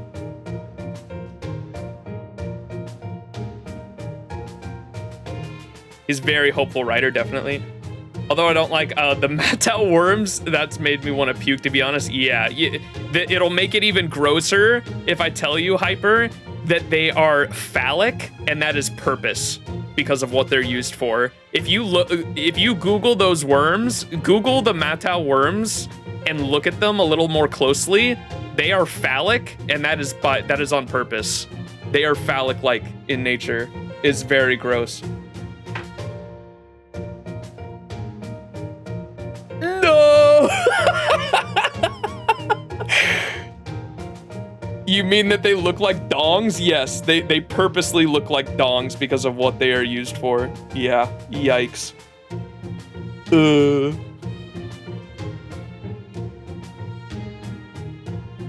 Nasu and Natsuko Ishikawa, for me, Final Fantasy XIV writer. Fun fact, she was a writer under Nasu for Fate CCC. What? I didn't know that. That's sweet. Yeah, I've heard the Final Fantasy XIV storyline, especially the later expansions, are like insanely good. The PTSD help. That's why all Sakuras are precious and need protection from us. Yes, indeed. I love Sakura.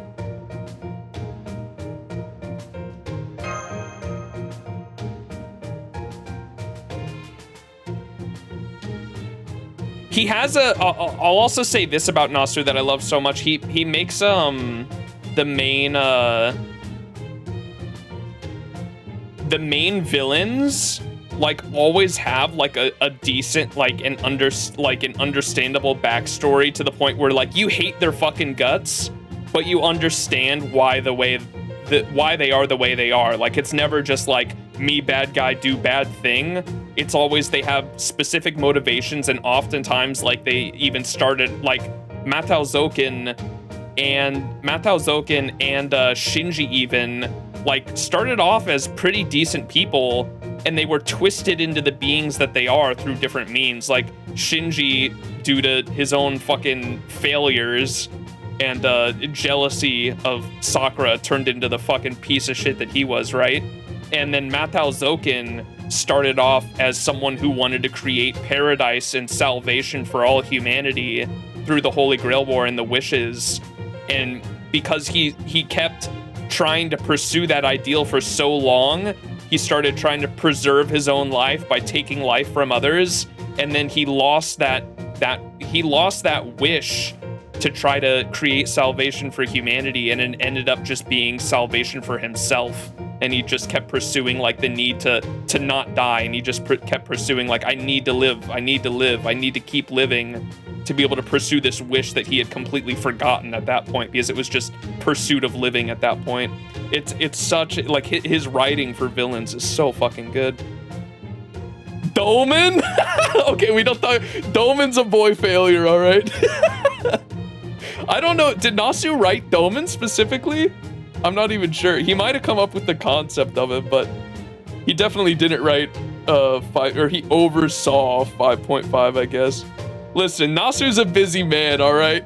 That man's working on like that man's working on 8 different projects simultaneously, constantly. He can have a few L's here and there, it's all right.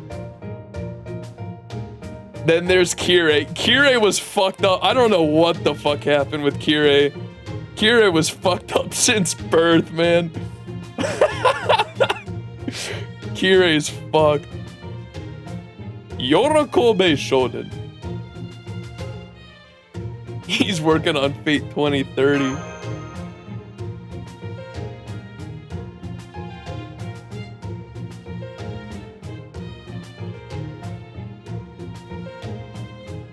Good villains. I mean, he created the best one. Go Broberon. Oh, dude, Broberon.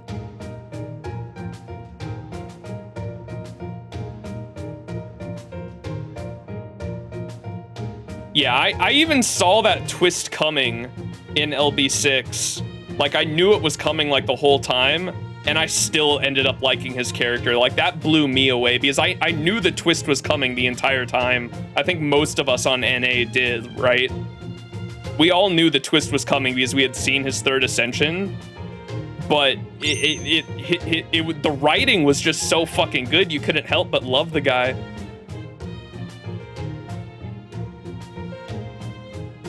Imagine summoning Abraham Lincoln.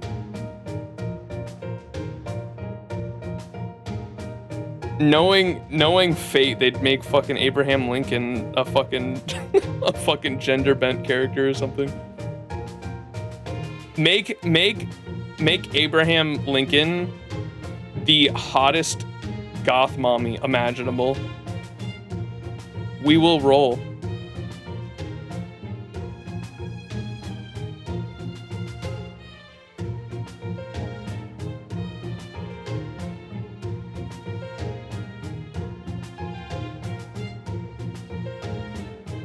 Knew the twist too, but the character is just so good, and the lying part makes him so interesting. Yes, that too. The concept of the lying and all that. Everyone can interpret the character in a way they see to. Yes, and the discussions that come out of it. Oh my gosh, like we had paragraphs and I Lost Belt 6. I had an entire stream we scheduled after Lost Belt 6, like a week after I finished Lost Belt 6, so I could like sit on my feelings and think about shit. And then we did a full, I don't know how long it was a multi-hour stream a week after I finished Lost Belt 6, just talking about it and discussing it. And I've never done that with any other Lost Belt because of like just how fucking good LB6 was. God damn, that shit was good.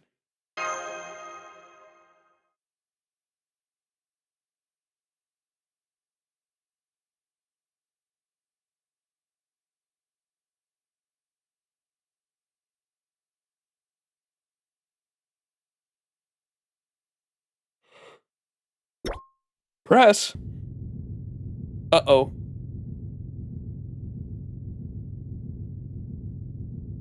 Run! The 100th party parade.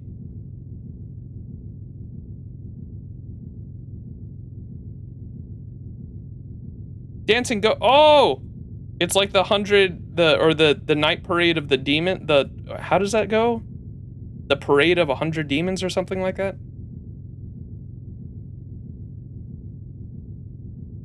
The night parade of 100 demons? Did I say that right? Oh shit, she's hungry and that's her stomach.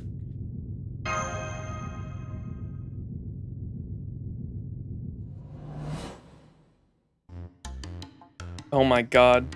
Why are there so many Summer Dolmen costumes? What the hell? This is like the 3rd different version we've seen of it. We only get one? It's just like Kama last year. But at least he actually got the costume though. We didn't get any of the fucking purple Kamas, man. Shooting hips make me act up. Dude, Raida got away with hips. I'll say that. He's so ripped, yeah. There's a reason why girls go crazy over Ashia Doman. I can't get past his hands. His hands creep me out. He's got gloves on now, but I mean, you can see him up there. He's got big ass hands and like really long nails, and it creeps me out.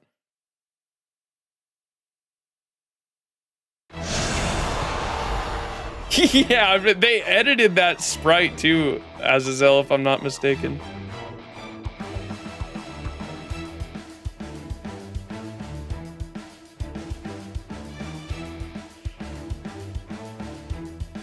They have meowy hands.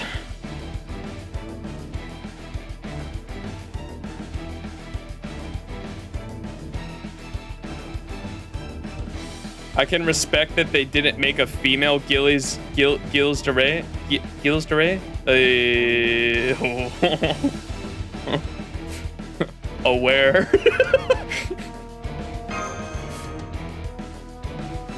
Bluebeard.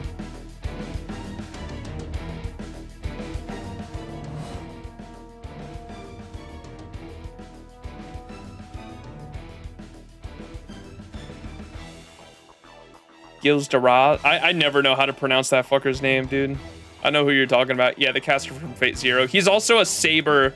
He's a Saber in FGO as well, but it's before he went fucking crazy, before John's death.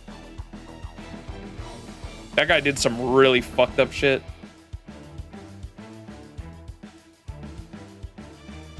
As a French, no worry, French is hard. You're French! Let's go. I love France.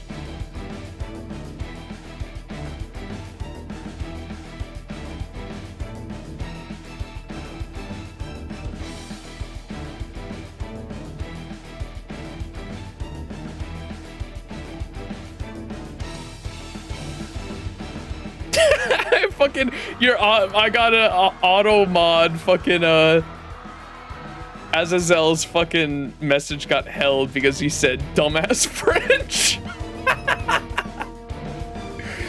Oh, that's funny. We have hot Avengers in France, it's true. What's up, Luis?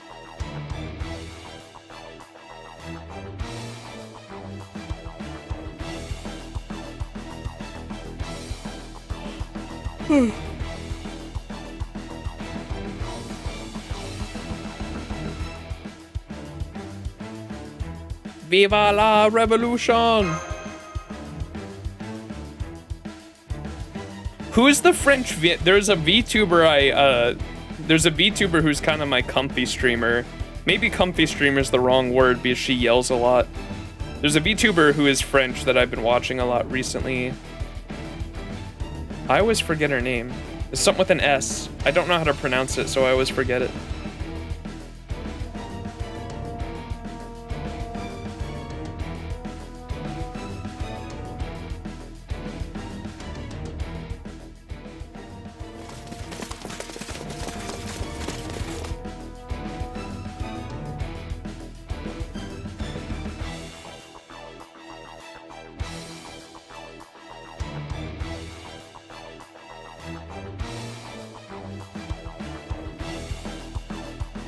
Sarah, yes.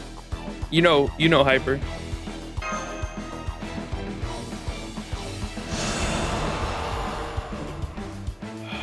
The French have a lot of vengeance in their hearts, as do I. That's why I like them.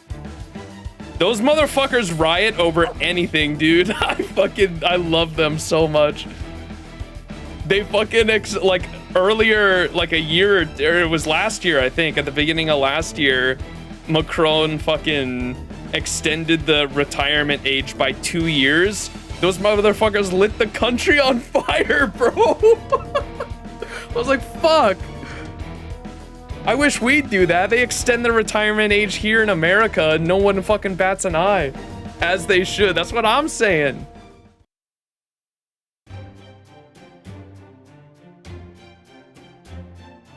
Stairs and less miserable.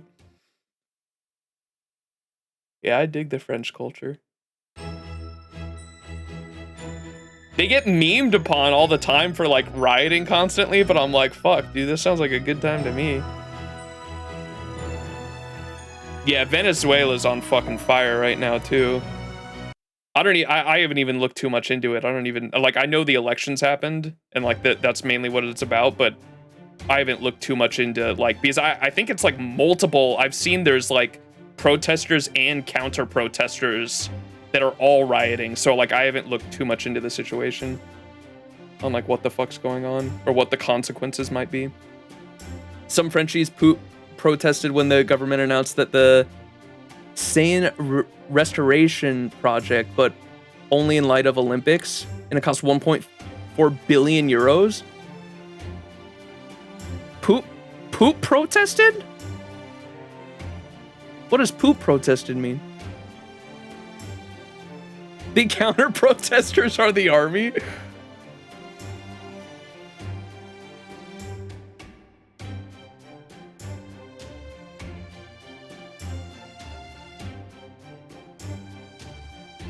They should throw shit at people? Yeah, wait, what does poop protesting mean? Is that what it means? Wait, did they actually, wait, now that I think about it, I do remember there were farmers. There were French farmers that came into the city with like literal like fire truck style like manure fucking canisters. And I remember them fucking shooting manure at the Capitol building. And I was like, that's fucking awesome.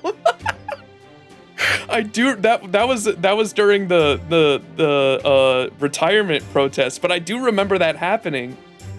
Farmers did it, yes. Yeah, I do remember that happening.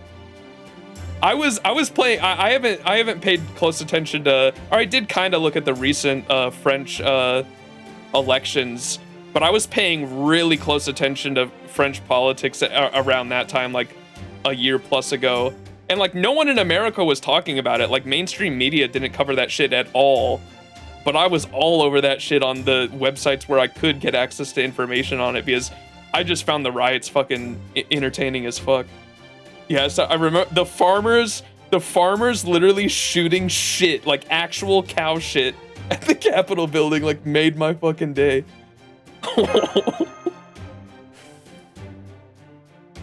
We should have that option in the farming simulators. Oh my god. They got shit on literally, yeah. Long story short, the river is hugely populated with the French government announced the project to clean it up, but it's only a year out. Folks were doubtful for the quality, so Macron and Paris mayor promised to take a dip in the river to prove it was safe, and some folks said that they were going to hold their shit in and poop at the exact moment. So when the dips happened, they were going to feel it in the river? No fucking way. Dude. Ay, ay, ay. The retirement protest, we were even had people walking with catapults and singing songs. I live in Brittany, very Celtic region in France. That's fucking awesome. There's so many. One of the big reasons I'm trying to get more money and like swap a career to be an electrician is hopefully having extra money to go on trips and shit. And like throughout my whole adult life, I've taken vacations, personal vacations from work to just like literally sit home and play certain video game releases like Destiny expansions and other video game expansions that I wanted to, like From Software games. I usually always took like a week off work to play those. I've decided after the last one that I don't want to take work off to just play video games. Instead, I really actually want to save for vacations to go like visit the world, because like Fate especially, not just Fate, but Fate has helped. Fate has played an aspect in it as well. But I've gotten so into history, man. And like I really, it's on my bucket list to actually go visit, like to just travel the world and visit different like historical landmarks. That would be awesome. France is definitely on my bucket list. A lot of different places in Europe. I'd love to go to China and see like Shinshi Wang. Am I saying that right? Shinshi Wang's stone army, the stone mausoleum army. Like those were all hand carved like 3,000 years ago. Like that's, or a little over 2,000 years ago, I think. Like 2,300 years ago. That's fucking insane to me. Seeing those in person would be amazing. Seeing the Colosseums in Rome would be amazing. Are you the IRL waiver Velvet? Yes. I am traveling the world to enter Holy Grail Wars, actually. What's your current job? My current job is a warehouse worker. I drive a forklift. I'm a forklift certified. What do I call myself? A forklift,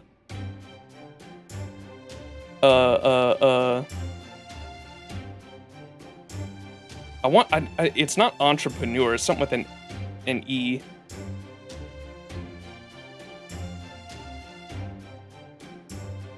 What do I call myself whenever people ask what I do for a living? Not expert or anything like that. It's like a...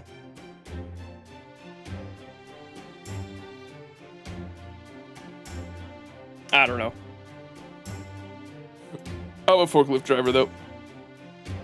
He's certified. Excalibur extraordinaire. Yes, thank you, Koji. Oh, I don't know why I couldn't think of that. I say I'm a forklift driving extraordinaire. That's my profession.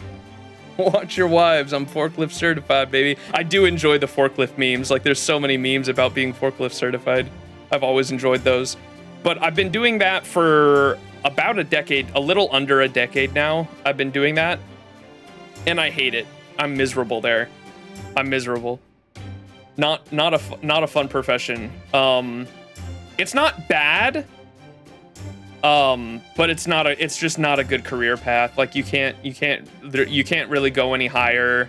I've been topped out on pay for years now. And I would like more pay, more benefits. I'm currently in the process of becoming an electrician and going through a union apprenticeship to get that done. And so I'm excited to start that career. And, I think with when you're in a trade, the way trades work is you usually do like projects at a time. So you'll like go to this job site and like work on this building for a set amount of months, right? And then after that job is done, you don't necessarily have to pick up another job right away. And so if you want to take vacations, like that's your time to take vacation. And typically, especially if you're a well-trained trade, and you're in a very skilled trade such as plumbing, being an electrician, etc. There's a lot of trades that if you have to have a set number of years of experience to even be a professional, etc., whatever it is, like that's why they're called trade schools you have to go through, right? You get paid pretty fucking well. And so I think that'd be perfect for traveling, especially because I could like do work abroad too. It's not like I can't do electrician work in other countries. And I really want to travel the world before I get too old and can't do it. And so that's the plan at the moment.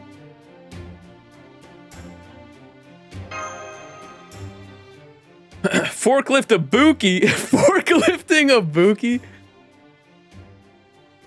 We will support you however we can. Have you thinked in full content creation? Oh, dude, I tried to do that for like a decade, and I had a midlife crisis when I found out I like it wasn't paying off. Like if you go to my main YouTube channel and see how long I've been uploading, like go to videos and sort by oldest. I've been uploading since I think my main channel, the current one, I made in like 2015. But I remade this channel because I was partnered with Machinima for a long time when I was in high school, and I couldn't get out of that Machinima partnership because they like literally owned my channel. And so I made another channel back in 2015 after I graduated high school to try to do my own thing away from Machinima. And it did decent. I don't know how many of you guys know FaZe Jev, but I used to edit his rage montages and like his horror compilations too when he made scary games. If you've ever seen FaZe Jev's like horror, like, or the Request video I made as well, like I used to edit for him, and he would give me shout outs, and I like built my channel from that back when I like strictly played like Call of Duty and like did some Let's Plays here and there. And then I tried that for a certain number of years, and it just like wasn't going anywhere. And I had like a midlife crisis because I had been stuck at this job for like a certain number of years. And I had a midlife crisis when I didn't know what the fuck I wanted to do. And finally came out of that. And now I'm like pretty set on going through trade school and just getting set up with like a good paying job with good benefits, such as healthcare and a retirement plan and all that. Sorry to hear that. Oh, that's not even... Many people go through much, much worse. That's just my my personal like adult or like high school to adult story though.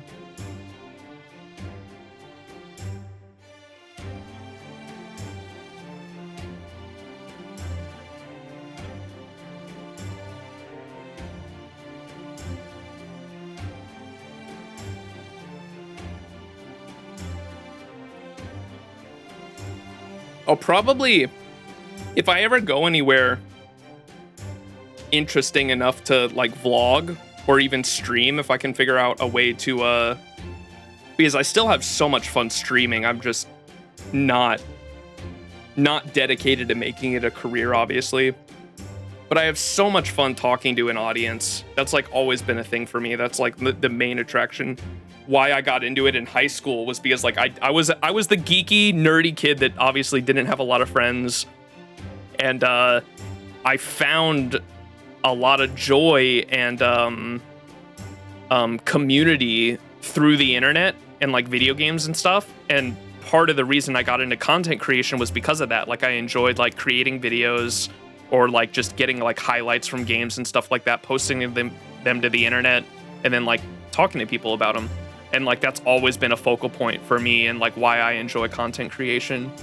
And so if I ever do end up going like on trips and shit, especially like with the Fate audience that I have, like I'm sure a lot of you would probably fucking find it cool if I took or if I did like a live stream. If I can figure out a way. I know some like big professional streamers have like these backpacks that let them like stream on the go. They have like a internet connection like inside of them, and then they hook up a camera or their phone to it, and then they can read chat and shit. Like if I ever did like a tourist fucking trip to go see like historical areas in Europe, and like went to like fucking King Arthur's grave go see the Jeanne d'Arc statue in France, go to the Colosseum in Rome, and then like took y'all along with me for a live stream. Oh man, that'd be fucking sick.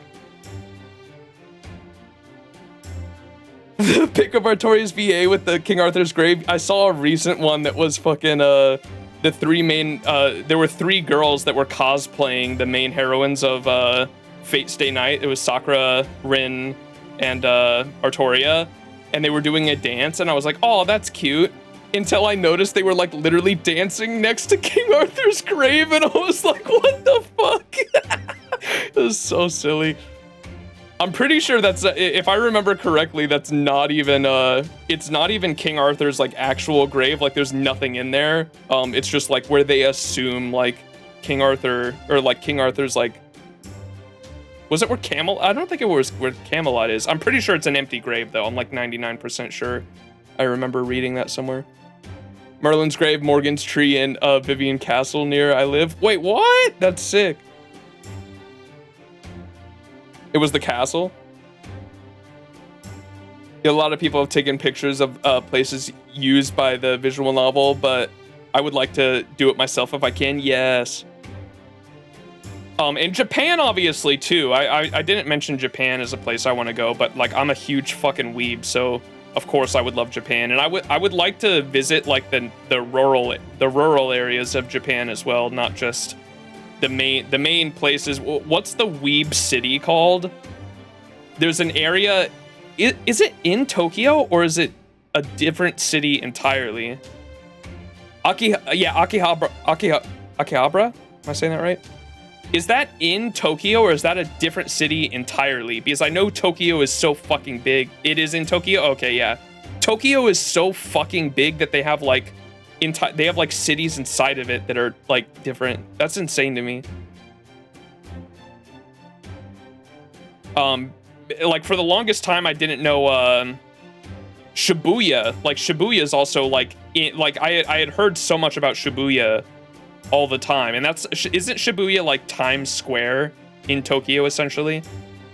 Like it's that one crosswalk area that has like 5 different fucking crosswalks with the big like Times Square like big screen for advertisements. They're like sub-cities. Yep. Okay. Yeah. That is Shibuya.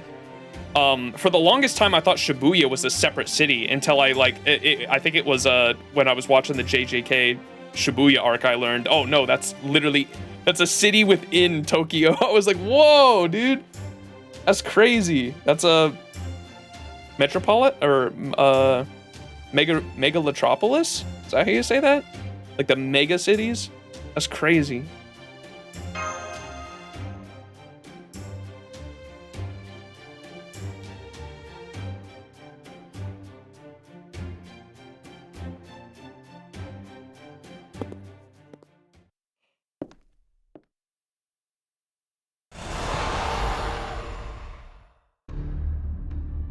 The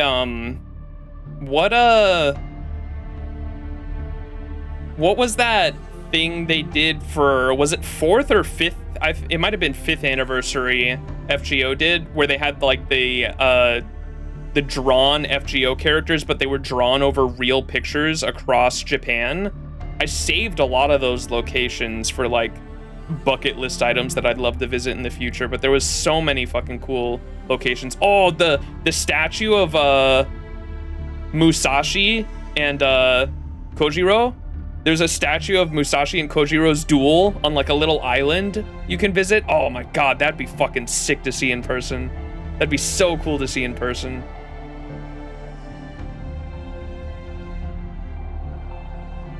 There's a few people that were taking pictures recreating moments from the visual novel, like on the bridge in Fuyuki. Yes, because it's a real bridge, right, that was inspired. Fuyuki's a fictional city, but the bridge is like real, right? Under the same sky, but it's around the that's right, around the world.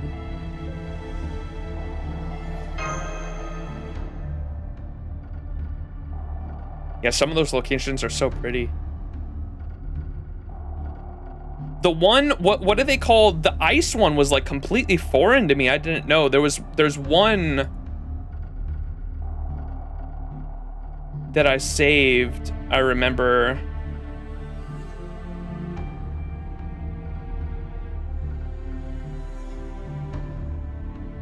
Japan ice, what would you call those? They weren't sculptures, they were natural ice. They were like giant blocks of ice that were like natural made in like the northern, they're called the ice, are they just called ice monsters? This shit was like complete, I've never seen anything like this. Look, yeah, any of you guys who want to see it, Google like Japan ice monsters. And there's these giant naturally formed, are they trees? What the fuck are they? They're just like giant blocks of like snow and ice that freeze over in Japan. And I've never seen, I think they are trees. They're trees that are so fucking full of snow you can't even tell they're trees. It's crazy. I think that is the word, Clayman, yeah. What's up, Goomba?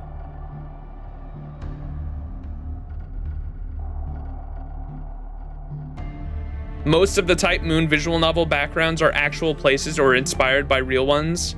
Like the Tosaka's Manor and the Einsburn Castle ones exist? What? That's sick. I gotta look into those. You got Summer Scotty, congrats! Let's fucking go. Quick looping, baby. Support outfit? Wait a second. Oh no.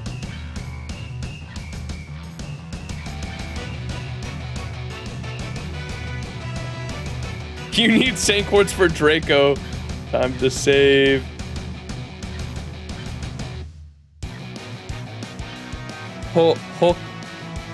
Hokkaido? Am I saying that right? Let me look this up. I think that was the word, if I'm not mistaken. Oh, is that where it's at? Or is that what you're saying? That's like the location?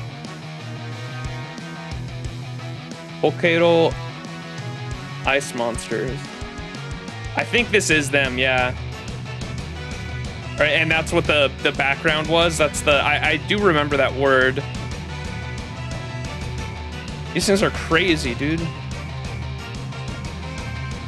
Yo, they have like entire festivals around the ice where they like put lights in the snow. Oh, that's so pretty.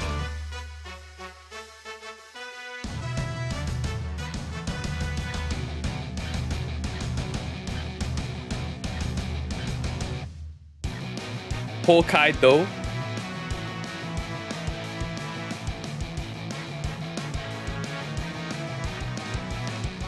Next April.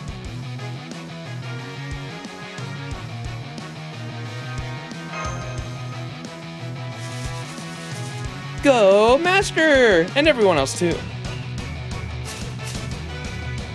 Come on, guys, you can do it. I'm trying my hardest here. You know, maybe this actually will help. Bo?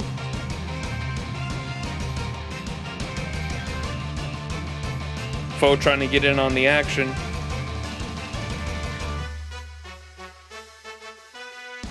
I'm feeling a little stronger. It's definitely having a positive effect.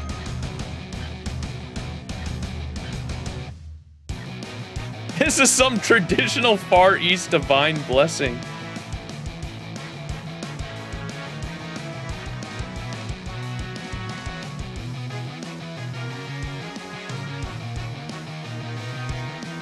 You saw a streamer playing one of the Like a Dragon games, showing off spots in the game that they had been to in real life. What? That's sweet. Y'all want to see a cool place near me? You should look up Leavenworth, Washington. It's like a little town in the middle of Washington State where I'm from. And Leavenworth is like literally a Christmas town. Like it's all European. It's all classic European architecture. And they put up like Christmas lights around it during the winter, and it literally looks like it's like out of a fairy tale. Like it looks like a Disneyland park, to be honest. It's crazy. From Toronto, Canada. Aye.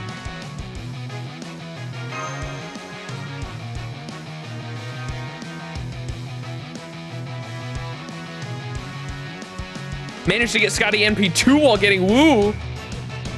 You could farm with that Scotty, I think. Scotty farming? She's getting bigger. Go team!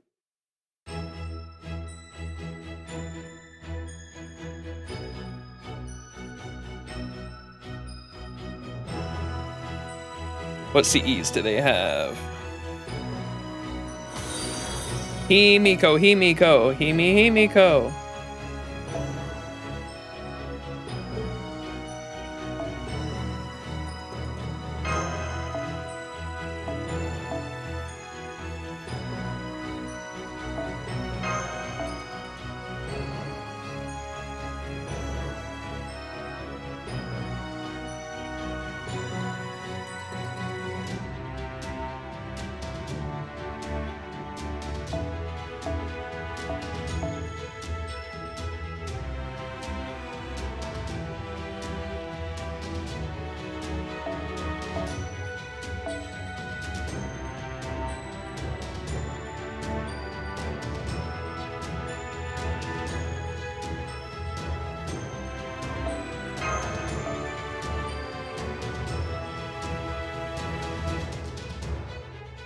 Chat, we ran out of our teapot time. Did y'all use all your teapots? I think I lost like 2 of them, but I tried to use all of them I could before reset. Teapots are gone. You either used them or you lost them. Gotta wait till next teapots.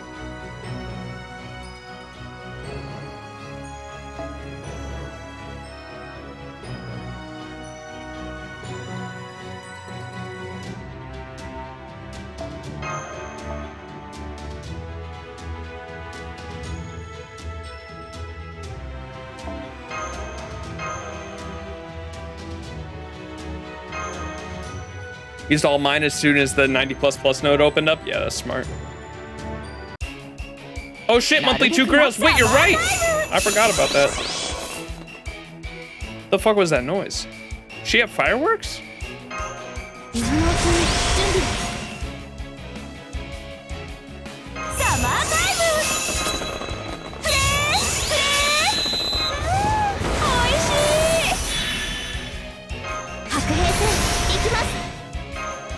Oh no, I used it on the wrong one.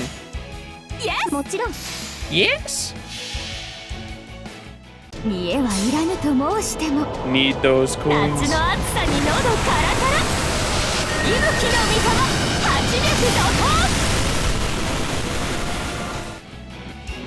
Just Ibuki shaking her pom-poms, actual pom-poms, mind you, not a euphemism.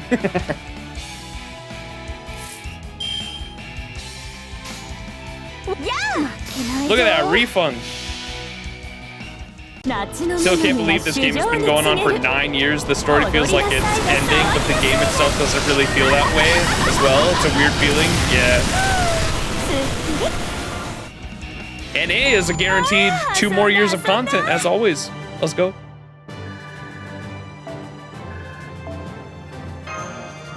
I should probably slow down on my spending, man. There's just so many good units I want.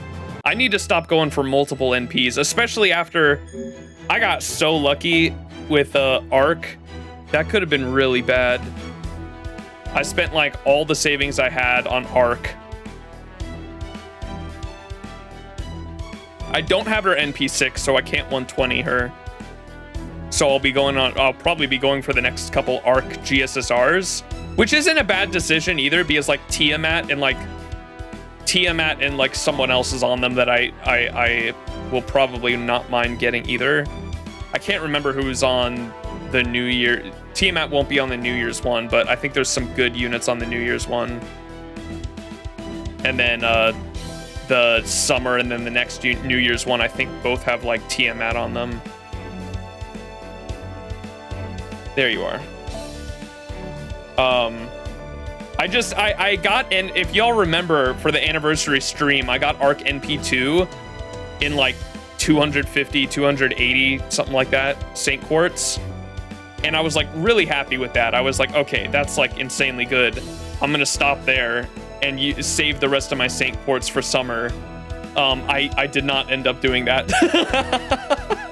I ended up using Arc a bunch, and I loved her kit so much. I thought the ease of use for Arc for farming is so fucking easy, and I can farm with her just using you can farm with her if you use a super scope.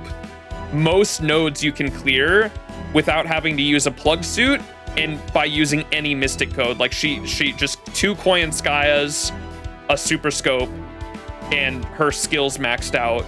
You can farm most nodes in the game that are just like day to day, like the Chaldea, what is it called? The Chaldea farming, whether it's QP farming, EXP farming, or skill gem farming. If you're doing any of those, you can easily farm them without a plug suit, just using Arc and 2 Koyanskayas.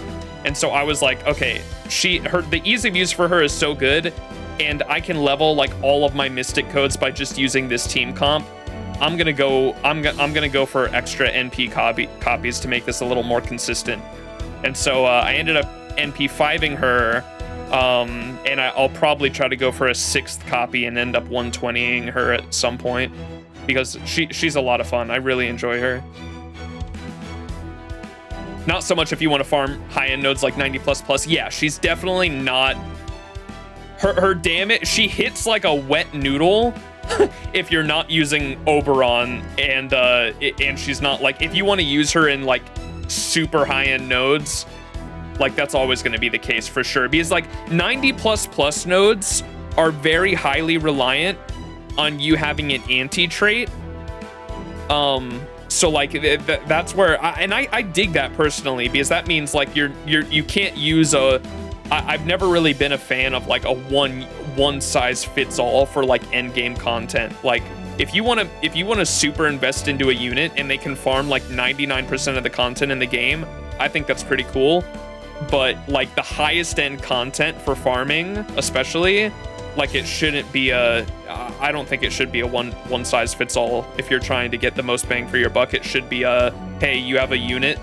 Do you have a unit that you've invested in that can clear this? Well, this is your event then. You can go ham this event. And like not everyone's going to be able to do that. And that's fine too, because like the 90++ nodes are only like 1 or 2% better than the 90+ nodes. So like it's not even like that big of a deal either. I'm about to goon. Wait a second. If her second skill was 6 turn instead of 7, oh yeah, Arc would have been unstoppable. Oh, don't even get me started. Jason especially. Jason in the community is like the biggest Arc fan. He has on JP, he has a 120, full appended 120'd Arc. And he constantly talks about like all the things that could be done to Arc. And like if you adjusted, like if you gave her a buff to like anything in her kit, like she'd be fucking broken. Like he talked about how if you made it so she could, like her NP could give herself a skill cooldown somehow, would be broken. Obviously, if her third skill was a 6 skill cooldown instead of a 7, it'd be broken. If they just gave her an NP interlude at all, she'd be fucking broken, because like her damage already is like unless you have like a certain build. But if they gave her an NP interlude, like it'd be over. Like she's like her kit is the fact that she has 100% NP battery. And she can, like, with 2 Koyanskayas, she can double that up on the 3rd turn, is already insane. If she got an NP interlude and, like, she got extra damage on her NP, like, it'd just be broken. Like, the one drawback to her is the fact that her NP, like, kind of hits like a wet noodle unless you're, like, completely maxing her out. So, like, if she got a buff in any way, shape, or form, she would, like, she's already, like, borderline. She's already, like, on the border of being, like, an insane unit. So like any kind of buff they gave her would like kind of push her up there.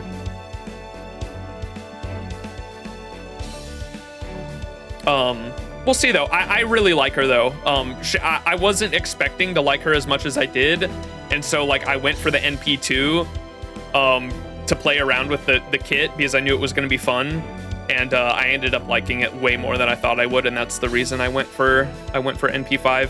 And a part of me regrets it because like I literally wasted like all my summer savings, and I'm gonna have to pull out the wallet for the Summer Scotty and Avalon on next Wednesday. The last day, we'll be cutting it close on the 7th. But yeah. How did you have a? Why is that Medea so big in my chat? What the fuck? On stream right now, you see that Medea meme that what's your name? Utsun? Did I say that right? Utsun? The Medea the Medea emote you put in chat is like small on stream. It's giant on mine though. Like for me, it's huge. Wait, what the fuck? Why it's big? That one's huge too. What the fuck? Don't know what you're talking about. It's huge for me. It takes up like half my fucking chat. Why is that so big? It looks small on the stream, but it's huge for me. What the fuck? Bro, they're so big. Is it a 7TV emote? No, it's just a Danny. Wait. It's just Danny's. What the fuck? Why are this? Danny, why are your emotes so big, bro? It's so huge. It's a Twitch thing. It's a, oh, is it a bit redeem? Dude, they're huge. That's crazy. I've never seen that. That threw me for a loop. I was like, what the fuck is on my screen? That's so funny. Borger.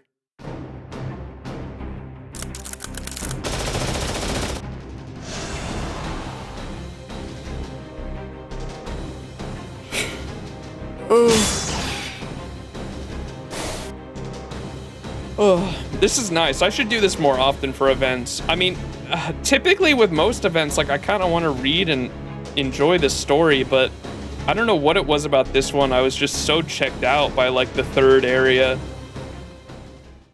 We got to the third area and I was like, the jokes are good. The jokes are always good in the summer events, but I was so checked out on what the fuck was going on in the story. I enjoy just chilling here and talking to chat though. You made your Summer Gareth level 100? What? That's straight. That's how I know the love is true, because I took one look at Gareth's kit and I was like, they did our girl dirty, man. I was so disappointed when I saw Summer Gareth's kit. It should have been so much better. You have OG Gareth at 102. Worth. Gareth head pats. There's a lot of new clips of Annie animation for this year. I just hope they don't do... Oh, the actual like animation. I did see that same as last year where they have an NA stream to react to the JP stream, but it was so bad. That was bad. I know people joked about it being a tax write-up for the LA Lasangle team or the LA like Aniplex team, the localization people like Albert and them. People were like, it was just a tax write-off. Because they literally went there and like they spoiled shit too. I was kind of pissed about that. They literally like spoiled shit for the NA audience on the fucking stream because they were like reacting to the JP stream. That shit was weird. I don't know why the fuck they did that. It was just awkward. Yeah, that was weird. I don't know if they'll do that again. I did see that they are they're doing like they're inviting, or I don't know if they formally did that, but they're doing like an NA and JP like collab thing for the animation, and I'm assuming it's probably just going to be like a song again, maybe, because that's like all it was last year. Like everyone thought it was going to be like a really big deal because they were like JP is formally inviting the NA audience to come join us for the JP anniversary, and everyone was like, oh my god, are they gonna like catch up the NA server to JP? Are they gonna do like, are we gonna get a unit? Are we gonna get like an anniversary unit on both servers at the same time? What's gonna happen? This is gonna be so cool. And then like all it was they released the animation video in English. And that was it. It was still cool. It's just like that the hype was definitely not there for it. And so like I'm assuming it's probably going to be the same thing this year. Like the animation video might have like an English version, and that's probably it. That's the extent of it. It's still cool. Like I appreciate the effort. Like they don't have to do that. They go through the effort of like making a version that's in English, and so I appreciate it. It's at least them saying like, hey, audience overseas, like we see you. We're going to put in the effort to make an English version. So I appreciate that. It's just like when they don't, this, I've noticed this is a problem because Honkai Star Rail did this too with the Fate collab thing. When they don't, and this is a little bit on the community as well, but when they don't say, here's what to expect, people's expectations go fucking crazy. Like that should be like a thing going forward for like any, it's a community, I think it's a community manager problem with some of these companies. Like the community, like they need community managers at this company to say, hey community, here's what to expect from this, and give like bullet points of like whatever people should expect. That way people's expectations don't go crazy and then they get hella mad or disappointed when it's like not what their expectations were. So like that's a little bit on the community, of course, like the players for like letting their expectations get wild. But I feel like there could be a little better communication to reel in people's expectations for sure as well. The Olga Mary theory too. Yeah, I remember that last year. The Fate collab will end up being just skins for sure. I was thinking, Luis, it might not even be anything in game. Like if I really don't want to get my expectations up, technically they didn't even say there's going to be anything in game. So I don't even want to get my expectations up too high. Like my expectations, if we're gonna hope for the best, expect the worst. Hope for the best as in we get full-on Fate gacha characters in Honkai Star Rail, right? Best case scenario.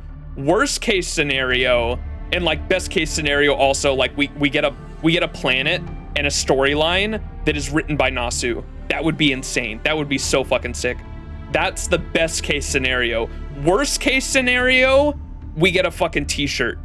The collab is literally a t-shirt that is like got Honkai Star Rail and Fate characters like hanging out on a poster.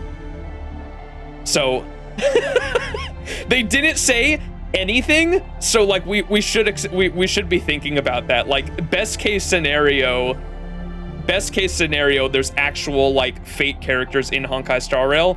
Worst case scenario, it's a fucking merch collab and like it's dog shit. There are acrylic stands. We get acrylic stands. A mysterious cup just showed up on this planet. Oh my god, that'd be so sick. 1 year wait for a t-shirt. I'm just saying, dude, like oh, people would be so fucking pissed if that happened too. You have no idea. People would be livid. A year for a t-shirt. I'm just saying, like we should not, because when they don't set expectations at all, I think it's smart to expect the worst so you're not disappointed. Expect the worst so you're not disappointed. Look, Photoshop is hard, okay? Dragging two JPEGs together is complicated. It takes at least 5 minutes. Oh boy.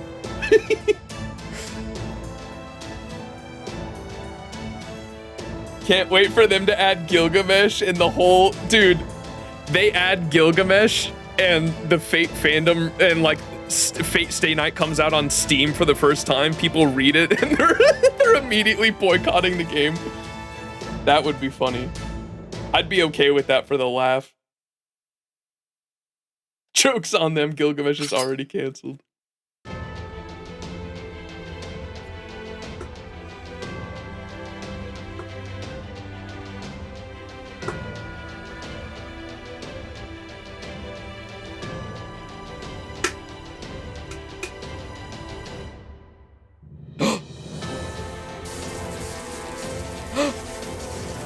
Go, Gareth, go!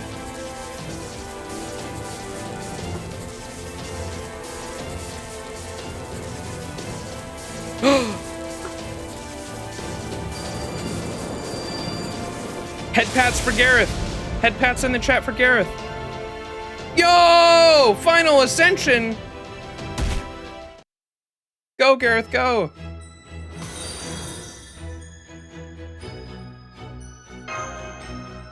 It's so hot in my room, dude. Do I have my fan on? Oh my goodness.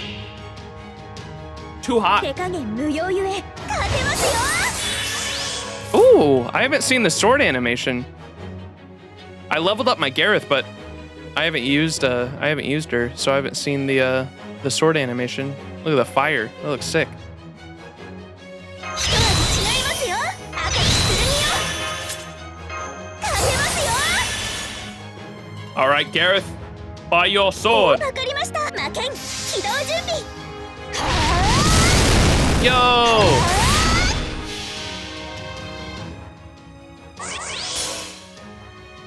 魔剣起動対象確認ここからルクスストライク Yo! It's an alright animation for a 4-star.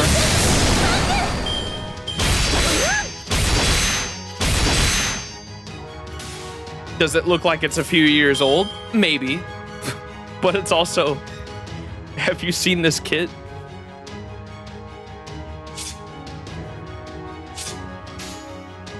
Poor Gareth. They did Gareth so bad, man. お They're so dirty. わかりましたはい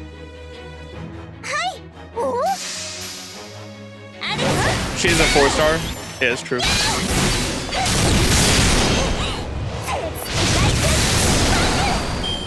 259? He'll die to burn. Yeah. やりましたマスター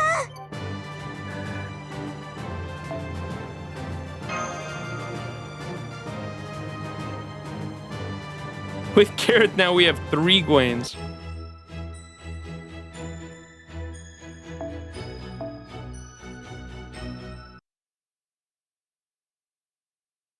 Toot toot.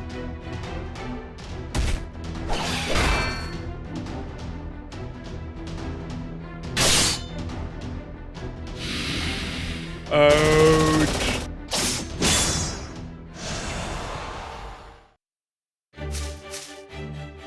Yay, Ibuki cheerleader. Off, out of combat mode. Chat, is it weird for me to say Samurai Remnants Ibuki was my favorite iteration of her? Because I genuinely, yes, it is. I genuinely feel that. Like, I think I enjoyed Ibuki the best in Samurai Remnant.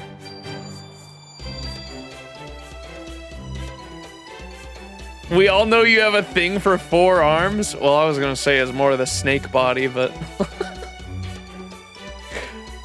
she just seemed more like a monstrous god there, because I remember my first impression of Ibuki was so fucking good in 5.5.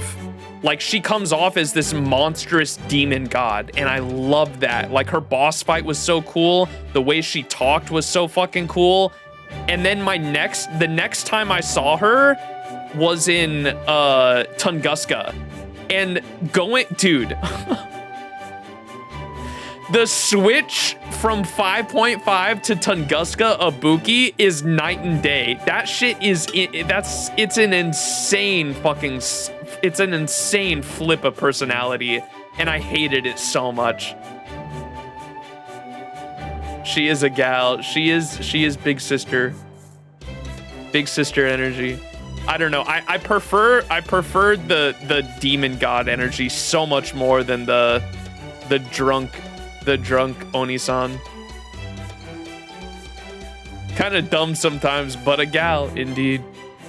I get what they're going for. It's like the drunk Oni-san personality. For me, it was just such a fucking giant. And I know people said like if you summoned her, did she have an interlude too? I'm not sure if she had an interlude, but I remember chat saying if you summoned her, you got to see that side of her before Tunguska. But like for people like me that don't have her, like I didn't know that, and so like going from 5.5 to Tunguska was such a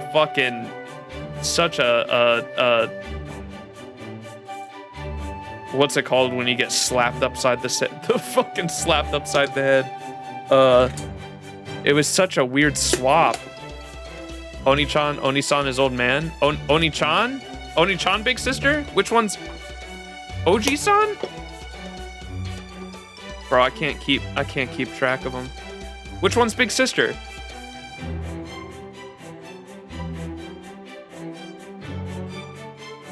Oji-san is I don't think I said it. I said Oni-san. Oni-san is what I meant to say. Oni is so I was saying it right. Okay. I might have just been babbling. Oni-san is what I meant. And then is Nissan brother, right? One-san?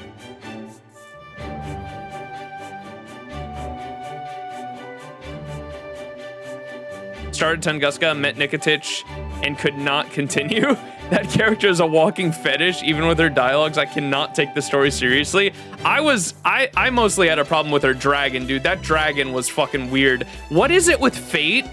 I feel like all the familiars are really fucking weird with all the servants. Like if it's a horse, all the horses, if they ride a horse, that horse is sus. If they ride a dragon, that dragon is sus. What are other familiars? The fucking what's the little thing on what's the little thing on the boy's head from Atlantis? The little god, the sheep god. Red hair is fine, but he's not a familiar. Apollo? Yeah. Apollo's sus as fuck. If there's a servant that comes like with a familiar, that's what I'm talking about. Like, I'm not counting red hair because he's not like a familiar to a servant. I'm talking about if there's a servant and they come with a little companion that talks, that little companion is always sus. Always. Apollo's a freak. Artemis and Orion? Well, Orion's the freak in that case. Orion's the freak in that case.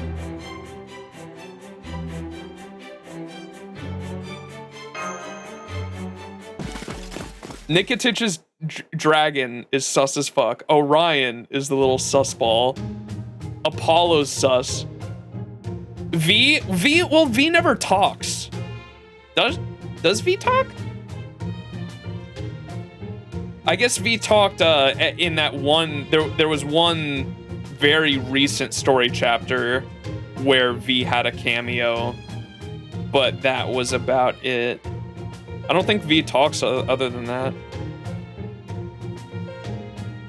Isn't V like a cursed doll or something? It's a Russian legend, yeah. Russian folklore. It's supposed to be about like shadow spirit thing.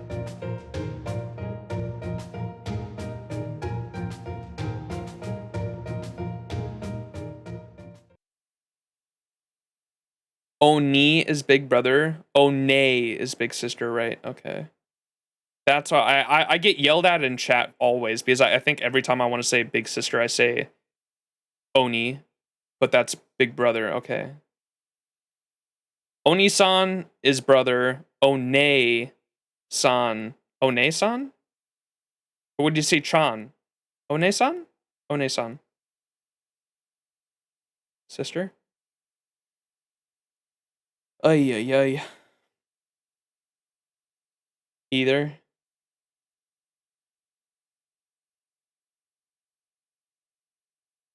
My fucking brain, dude. I'm too tired for this shit.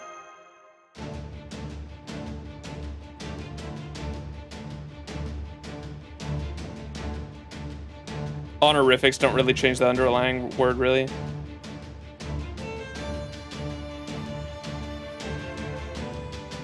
It's respect level.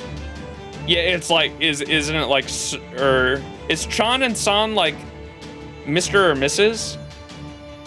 Oh, it's formality. San is just formal use for younger siblings.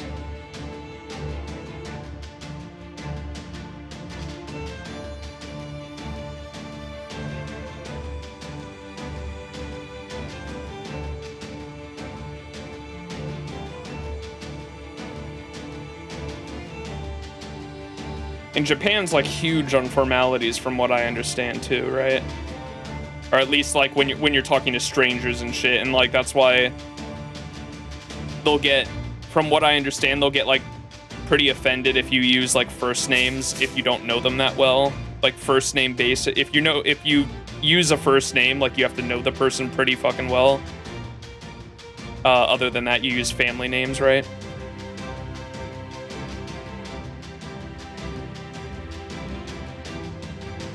Mini-Ku. With this cheerleading support, I think we've got a good shot. Let's end this. Sorry, Woo, but this ends now.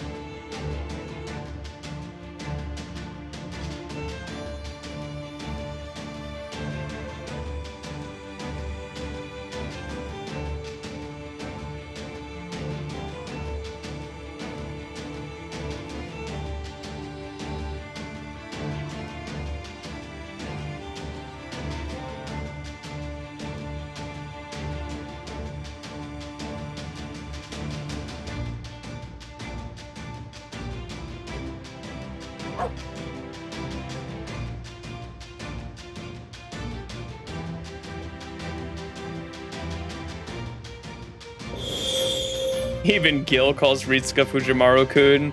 He goes from mongrel to Japanese politeness really fast.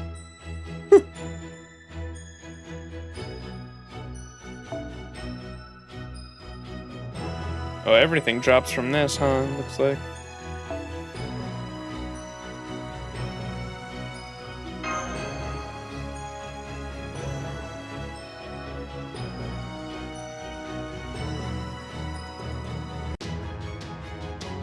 It's just culture-wise, but yeah, normally when you refer to strangers by title or family name, acquaintances by family name, and close friends and family by given names. Ritsuka's Gilgamesh's special mongrel. Like a pet dog you pick up off the street. True. And then in Samurai Remnant, Iori is like... Iori is Gilgamesh's like errand boy. Or what does he call you? His retainers, right? Oh my god, I love Samurai Remnant. Samurai Remnant Gil is so good. The boss.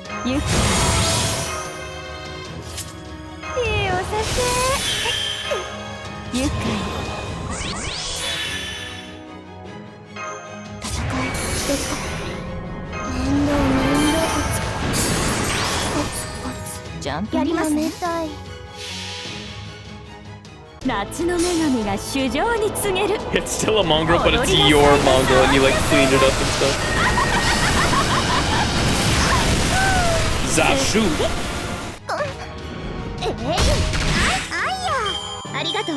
Zashu.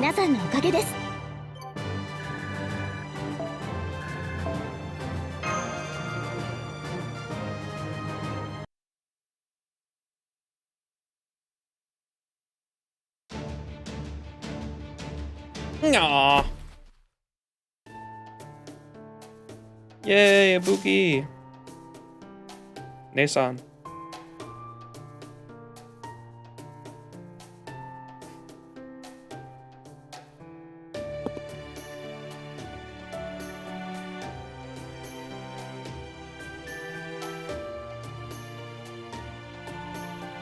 Uh-oh.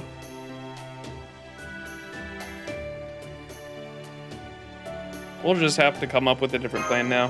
What if we work together, Woo?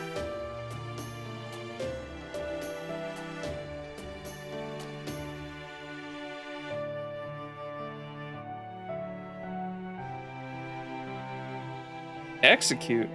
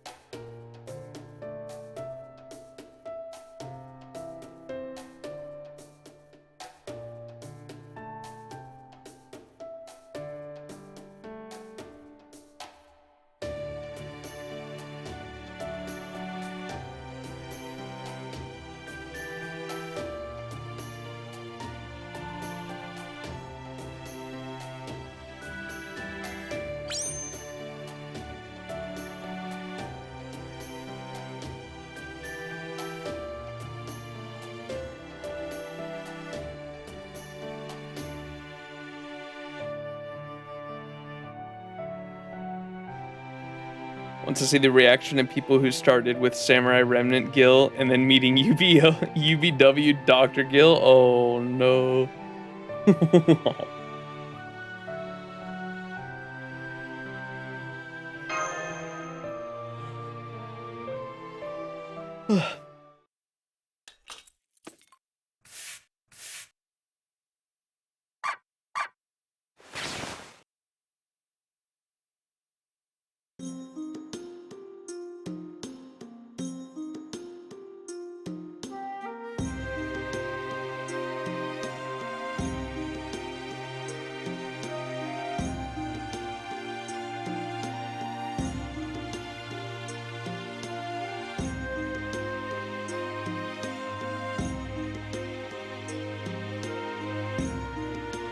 They can talk. I haven't seen one of those things talk in a fat minute.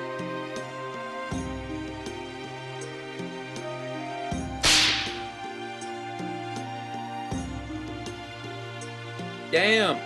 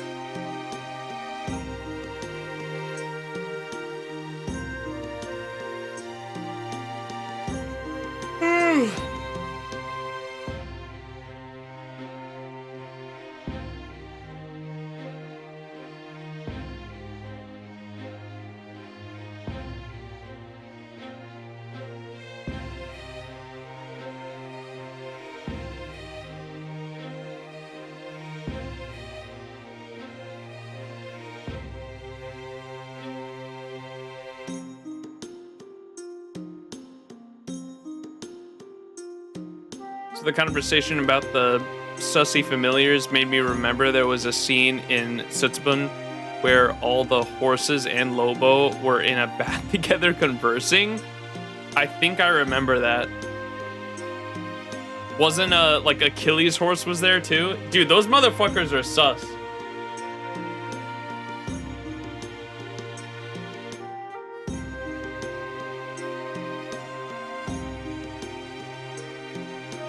Burbo? What? Who is this PNG tuber? It is me. Meximaiji.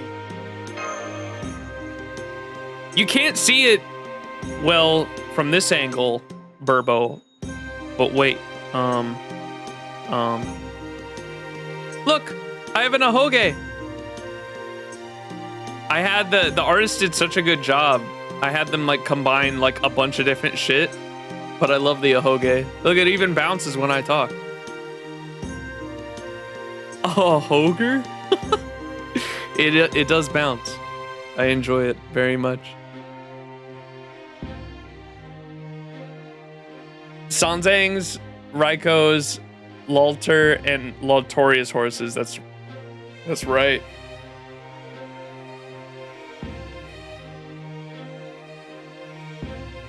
Now I have a reference when I want to draw you secretly. Secretly? I'm gonna kick down your fucking door, Burbo. Burbo, are you... or I don't want to say it if you're not comfortable. Where are you from? If you don't mind me asking. If you're not comfortable saying, no worries. But I was thinking the other day, from the Philippines? Okay. I thought you were from Singapore for some reason.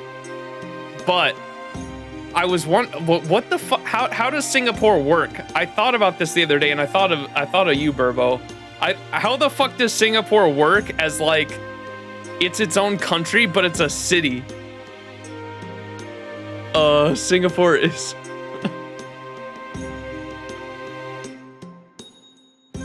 kinda, yeah. I was just thinking about it. Random thought the other day, and I was like, how the fuck does that work? Bobo boy? I don't know too many details. I gotta look at, they're kind of doing their own thing. I think I remember I looked up like a brief history of it before, and it still didn't make sense to me.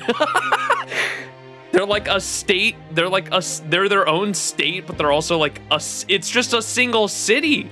Like that confuses the fuck out of me. It's its own country but it's just a city. I was like, what?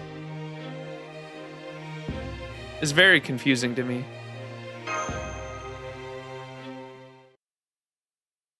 My tiny brain, no work.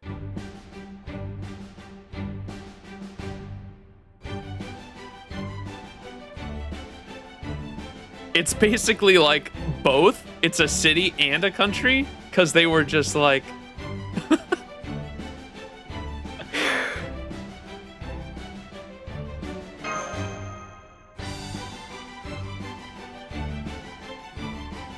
Why not both?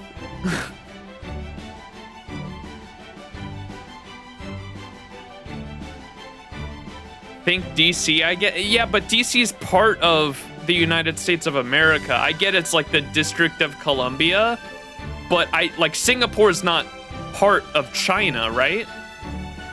Is it? It's on the border, right? I'm not tripping.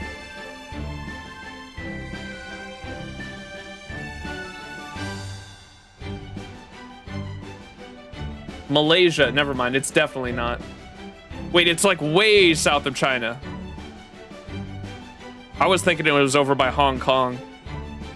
My Eastern geography in that area is very off. I only found out like 2 years ago, a year or two ago, that like Korea was right next to Japan. I thought Korea was like closer to Vietnam.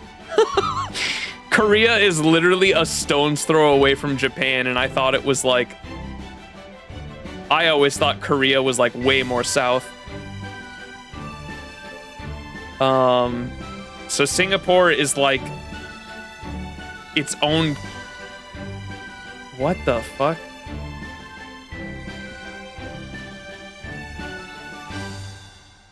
It's officially a Republic of Singapore, but also it's its own big city.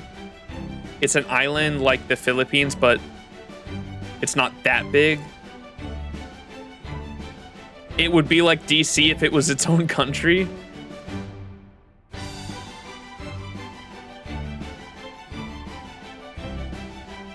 Yeah, it's extremely confusing to me how the fuck that works. What the fuck? It's connected to...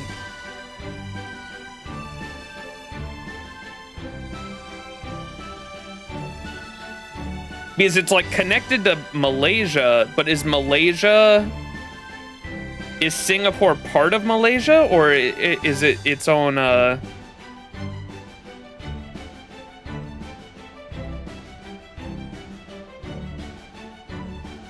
it's like a port city for Malaysia, but it's its own fucking city. Like, I don't know how their like politics are involved at all.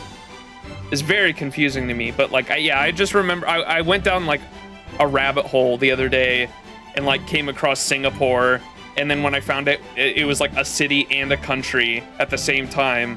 I was like, what? And that confused the fuck out of me. And I thought you were from Singapore, Burbo, and I was like, I gotta ask Burbo next time I talk to them.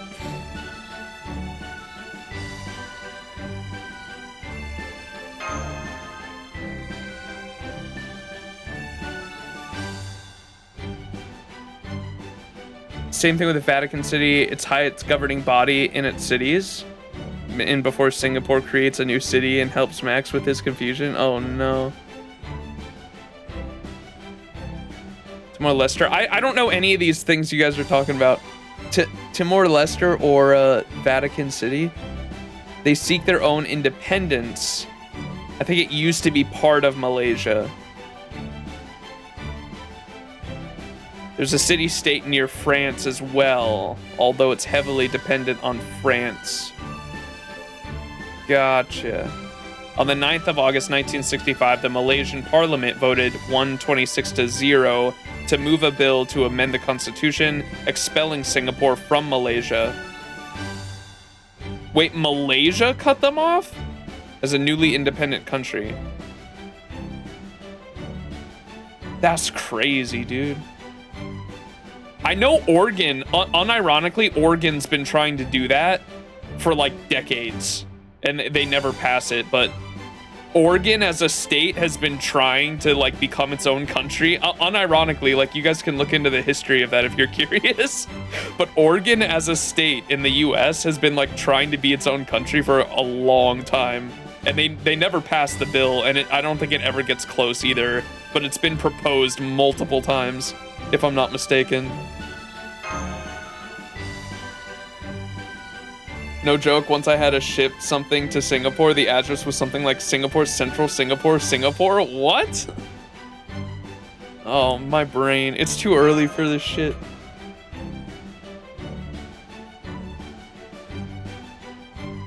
Welcome back, Hyper. We're talking about how Singapore is a city, but like also its own country. It's very confusing. Sounds like Malaysia imposed too many restrictions and Singaporeans hated that and some troublesy shit, so Malaysia just kicked Singapore out. Yeah, that's what I said. Like what you were looking at, or what you put, Azazel, it sounded like Singapore didn't try for their own independence, more so the other way around. Like Malaysia just straight up kicked that fucking port city out. They were like, we don't want anything to do with y'all anymore. That's funny. That'd be like if the US kicked out Florida. Can we do that?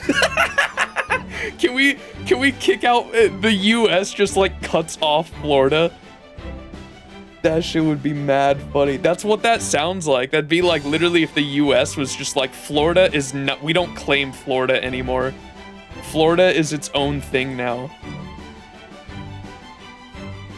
But it was like just a giant port city in Florida. It'd be like Miami. Like the entirety of the United States of America was like, Miami is not part of the United States anymore. That's crazy. What the fuck? World War II spawned quite a bit of Asian countries. Yeah. The history in East Asia is fascinating during the World War II era. There is a lot that happened over there. And stretching into the Cold War, obviously, too. It went on for a few decades.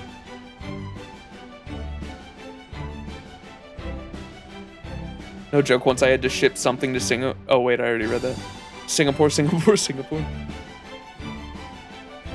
They probably didn't care much about independence, but they kept fighting to gain more autonomy within Malaysia and gain the ladder to cut the cord instead of giving Singaporeans the autonomy. Yeah, that's what it sounds like. That, like, I've never heard of something like that in history, though. Like, especially, like, when it was just me coming, like, you can imagine my dumbfoundment coming across Singapore and being like, wait, what the fuck is Singapore? I always thought my dumb Western American brain, whenever I heard Singapore, I always thought China for some reason. Like, I thought it was like a port town in China. Very wrong. It's not even connected to the landmass that is China. It's Malaysia, right?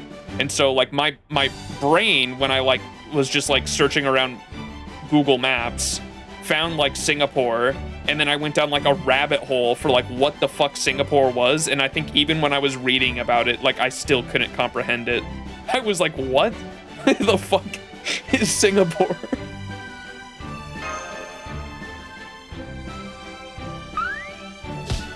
Oh, glad we got that sorted. It makes a lot more sense now.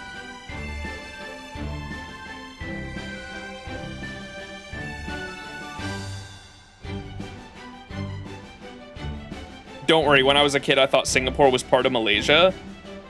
Well, at least it's connected to the same landmass, though, right? And I'm Southeast Asian. At least it's connected to the same landmass, though, right? Like, I thought, for the longest time, I thought Korea and Vietnam were, like, right next to each other, too, until, like, I said that a second ago. Like, I didn't find out until, like, a year or two ago that, like, Korea's literally a stone's throw away from Japan. They're, like, literally right next to each other. But I always thought Korea was way more south.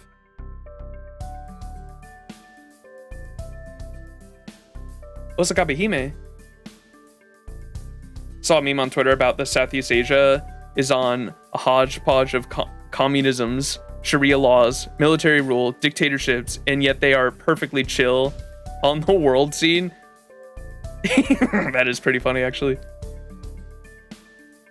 Is it because of natural resources? I mean, how much does Southeast Asia have like a good amount of natural resources?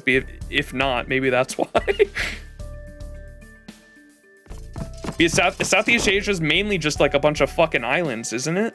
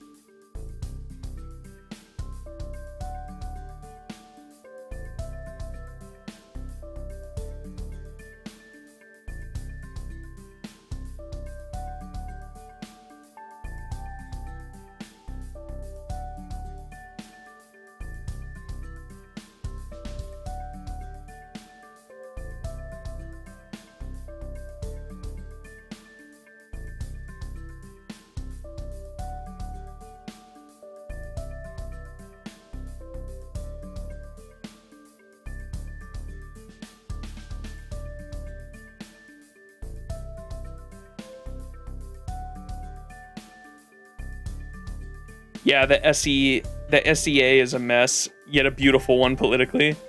I dig that.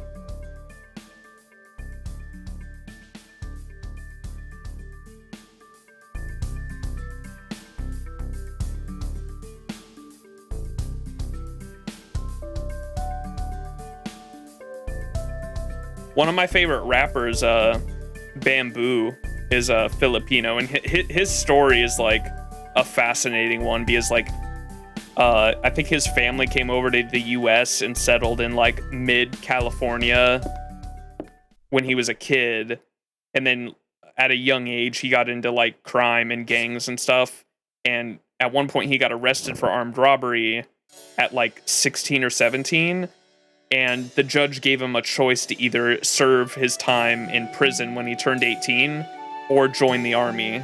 And that was his two choices.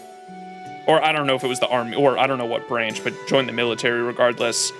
And where they sent him, or he ended up going with the military, and where they ended up sending him was back to his home in the Philippines.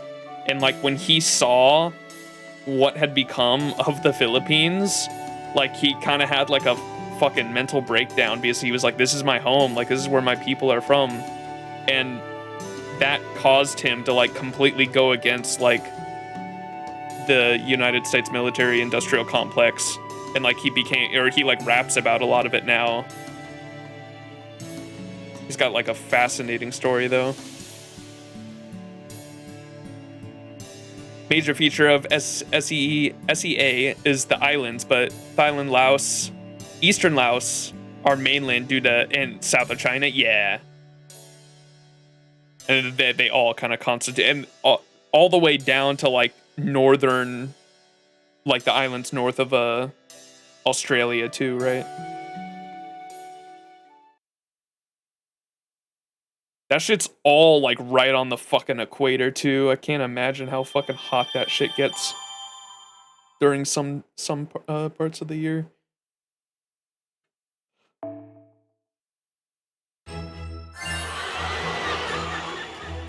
不足店殿のエリア攻略おめでとうございますマイマスター。マイマスター。呪符を通じた遠方よりの発言にて失礼。節操のアルバイト仕事存分に味わっていただけましたかな。Hot and humid, yeah, dude. The worst combo. Holy shit. My ass could not do that. I'm from Washington State, where it's like pretty cold and rainy most of the year. And like because of climate change, it's been getting fucking like upwards of 100 degrees in the summers here. And like as soon as it gets past 80, like my ass melts. Like I'm like, I can't fucking do this. I can't fucking do this. And I have to, because I work like in a warehouse where the warehouse doors are constantly open when we're working. Like we have to work out in that heat. And like I constantly have like I bought like a portable fan that I just have on my fucking face constantly. Oh my god, it's horrendous. Like I cannot deal with anything over 80 degrees. That shit's way too hot for me. I can't imagine having to deal with over 100-degree weather and like insane humidity. Oh, yuck. Very humid. Oh, bro.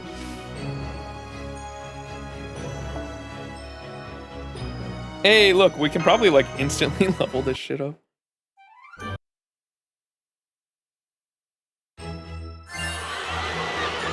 Look how much ice I have. I've got over 200. Yeah, we can probably instantly level this shit up.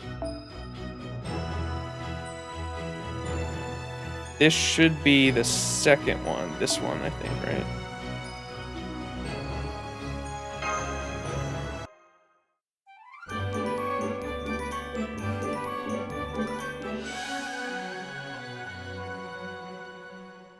The House of Horror.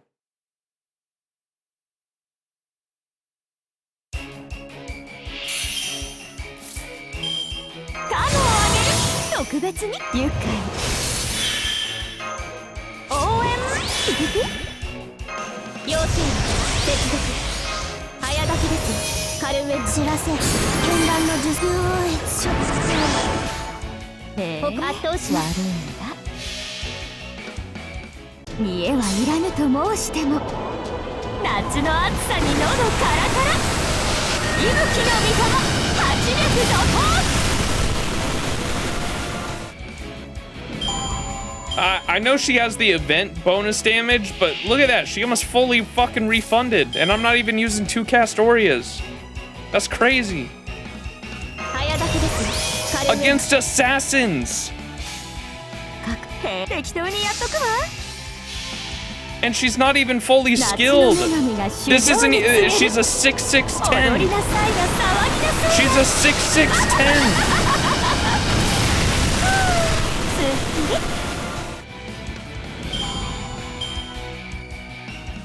This unit is fucking crazy, dude.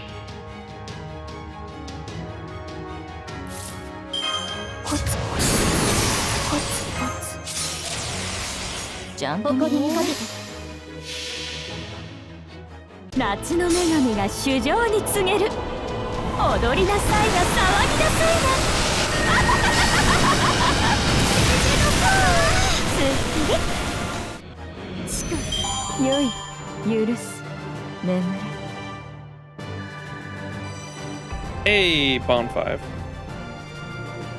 Wait, did Ibuki popularize that pose in her NP, or was it from something else? I'm not sure. I know the leg spread thing was like a big meme like a year, I think it had to have been like 2 years ago now, where like artists were drawing their favorite. It wasn't like on the all fours like she is in the NP though. It was just like the basic 2 legs with like arms crossed or something. and people were drawing their favorite characters with like massive leg spreads. The yeah, that's what it was. The Jacko Pros. I forgot about that. Oh, you think it is attributed to that? Yeah, I wouldn't know. I definitely don't think it was Ibuki that popularized it. Or actually, it was 2 years ago when this came out, so it would have been around the same time. I'm not sure.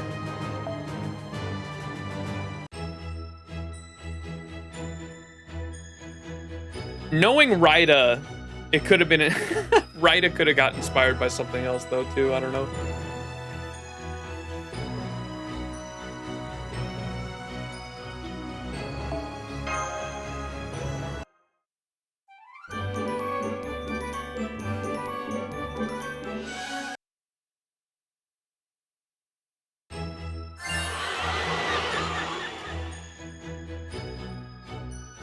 Aw. Look at the little Van Gogh.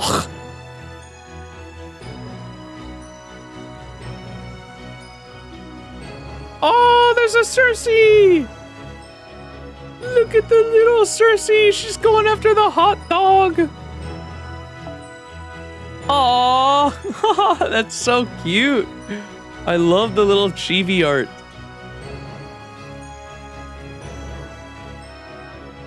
Look at Kiyohime. Kiyohime is so happy. Jacko thing was in 2021, so pre this event. Correction, 2019. What the fuck? Why are you making me feel old, Koji? What's wrong with you? Look at the King Penguin. Wait, it's Artoria's stance. Oh my god, it's an Artoria penguin, chat. Artoria penguin.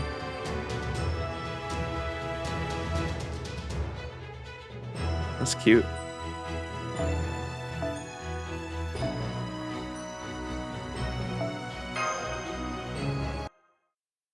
So use my special ascension on Valkyrie. Are there characters that are better to use that on? Typically you probably want to use it on 5-star servants just because they are they take the most material.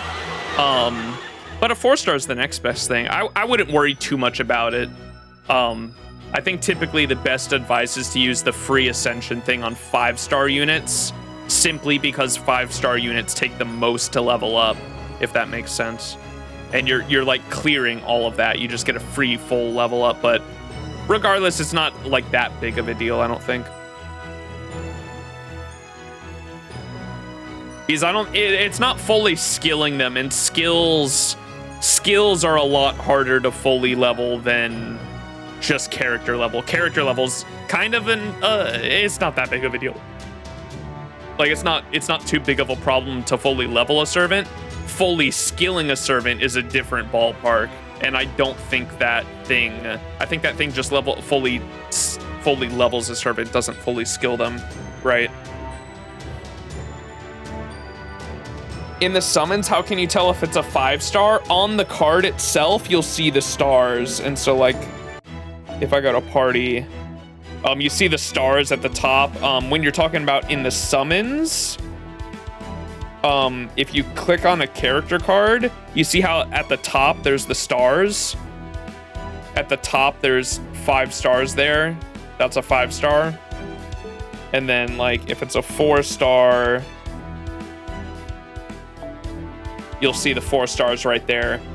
Their levels, their max level is also dictated by it. You have to ascend them, of course. Ascending makes their character level go up, but 4 stars will cap out at 80. That's why this is a 4-star, and you can see it's level 80 out of 80.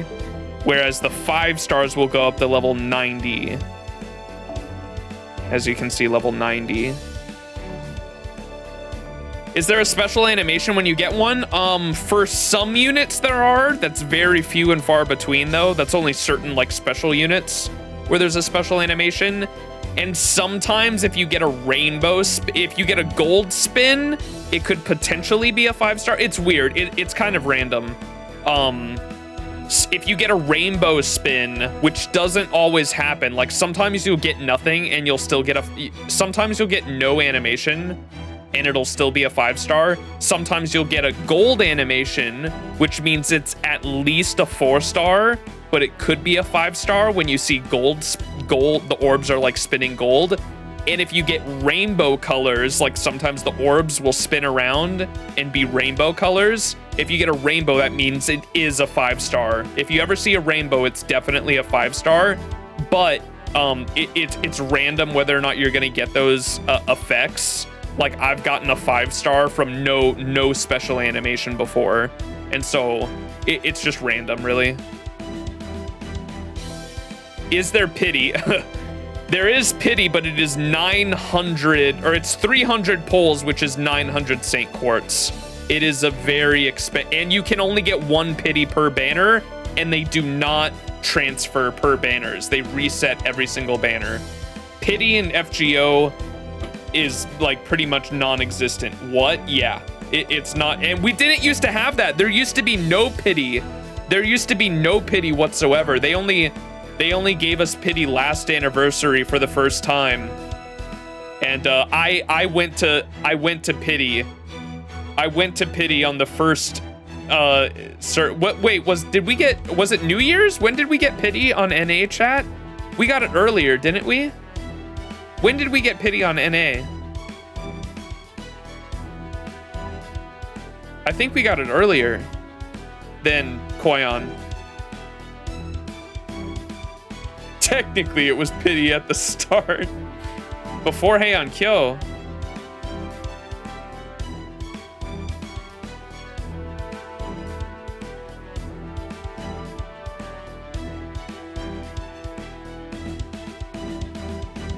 We got pity with Dolmen, so 13 to 14 months earlier than intended. Okay, I can't remember. Dolmen's banner was the first one that had pity on NA. I don't even remember when the fuck that was, to be honest. I got pity on Koyanskaya though, and that was when I believe that's when JP got pity, was with the Koyanskaya banner, right? I remember being so November 2022. Did we get any other updates earlier than that, or early with that? I'm trying to remember what else came with that update.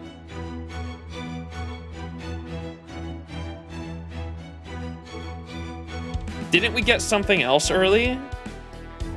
Wasn't that like a really big deal? I can't remember what it was. November 2022, that was so long ago.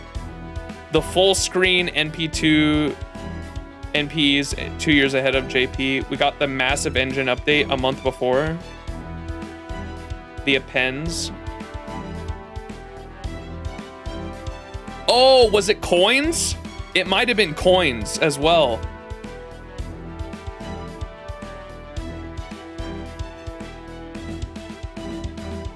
Or did we get coins with an anniversary? No, my brain's fucked. I can't be bothered to think about this right now. Fuck, I fucked up my units. Oh, my Ibuki still has the new thing on it. Look. New. Be gone.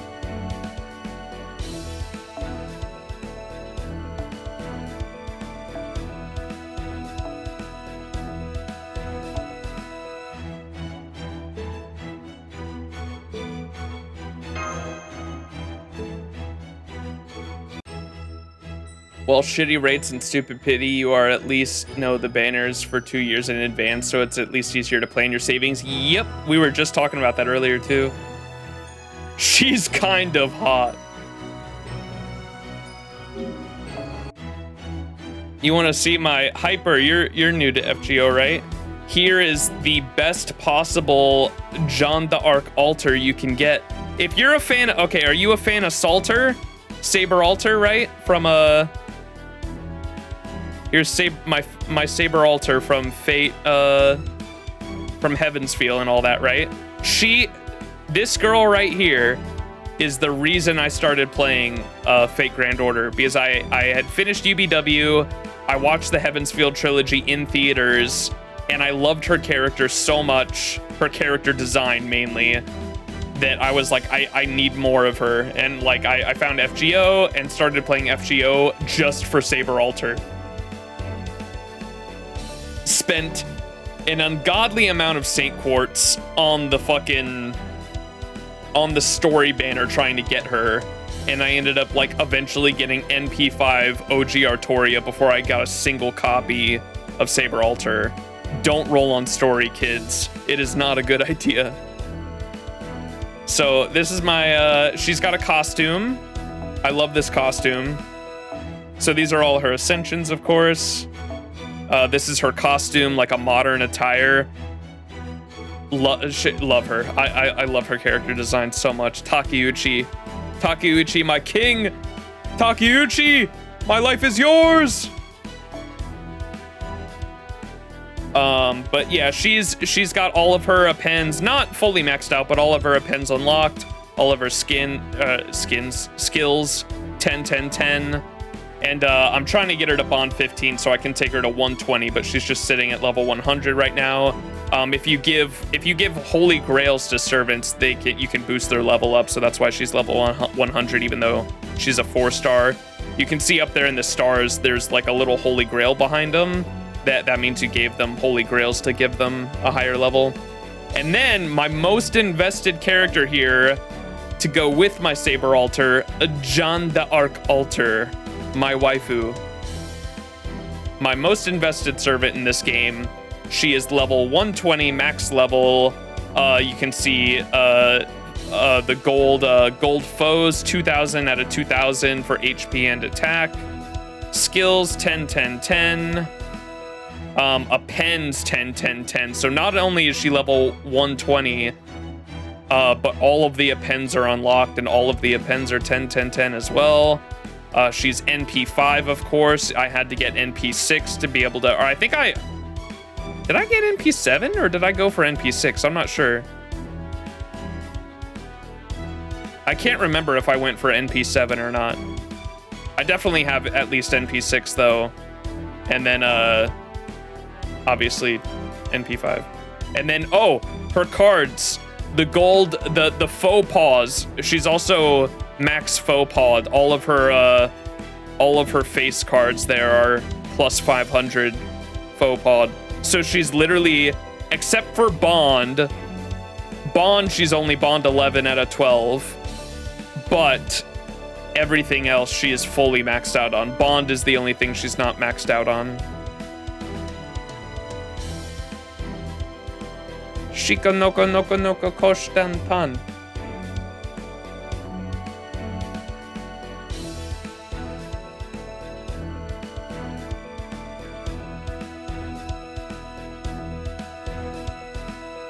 So yeah, I'm waiting for that Saber Alter,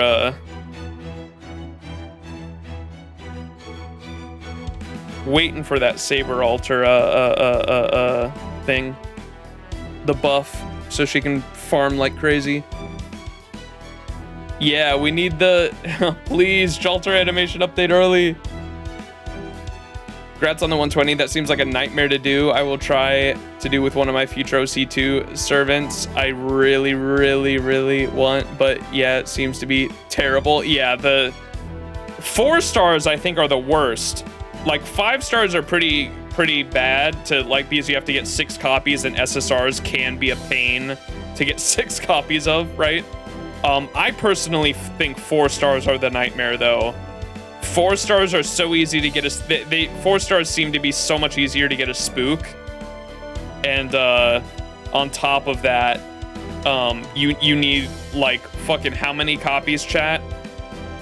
Like 15 copies. If it's a story locked, I think you need 11 copies. So like our Salter's a story locked, so thankfully I don't need as many copies because they give more coins if they're story locked. And if they're story locked, I think you need 11 copies. If you want to 120 and max append them, I think you need 15 if they're limited, which is fucking insane.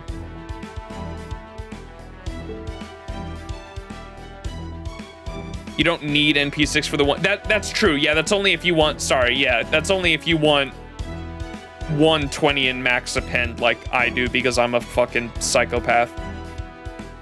You could just get a couple NP copies if you just wanted to 120 them because you'd have enough coins, or just straight up like get NP2 and farm bond for coins. The append 3 is pretty useless in most situations. You really don't need append 3. 4-star story locked is 10 minimum. Gotcha, that's what it was. Not 11. You need to take them to like a high bond level though, right? Because I think if I'm not mistaken, I think I was wanting to shoot for 11 copies just so I could get, because I have all of her appends unlocked currently. She's bond 13. And I think I have like 230 coins, and you need 300 to 120.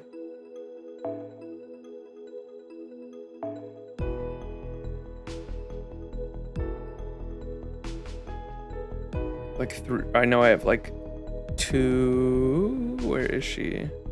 230 right there on the far right. I have 230, so she needs 70 more coins. And you get, is it 40? You get 40 per copy?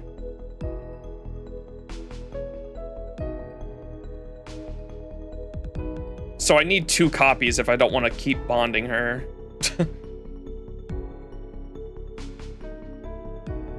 Or if I want to rush the 120. She's gonna be fine to, like, if I wanted to start grailing her, she might get enough to. You need 1 more copy if you want to take her to bond 15. Yeah, I might end up doing that and then just farm, like take her to like 120 and 110, and then farm until I get enough coins after that. That might be fine. I don't know when her next banner is either. Chat keeps trying to get me to roll on the story banner for that last copy. I won't do it. I won't do it. How far back does this summon history go? Oh, it's only the last 60 days. Yeah. I wish this was account history. Oh my god, if you guys could see how many times I've actually rolled on the story banner trying to get 1 copy of Salter, it's embarrassing. It is genuinely embarrassing. Like I'm talking about like probably thousands of rolls trying to get Salter. Like I would literally log in and I would like do my story, do my dailies, and I would roll singles. I would literally just roll 3 Saint Quartz at a time trying to get Salter out of this fucking banner. It's like embarrassing how many times I fucking rolled on the story banner. Ay, ay, ay. Never again, man. Fuck this banner.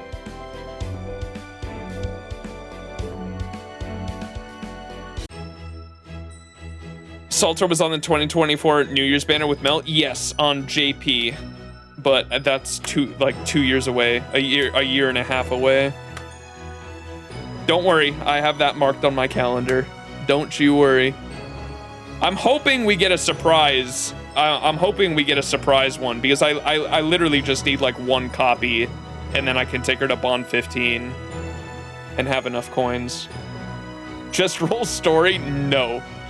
Never again, man. Never again. When is the UBW free character that you mentioned earlier?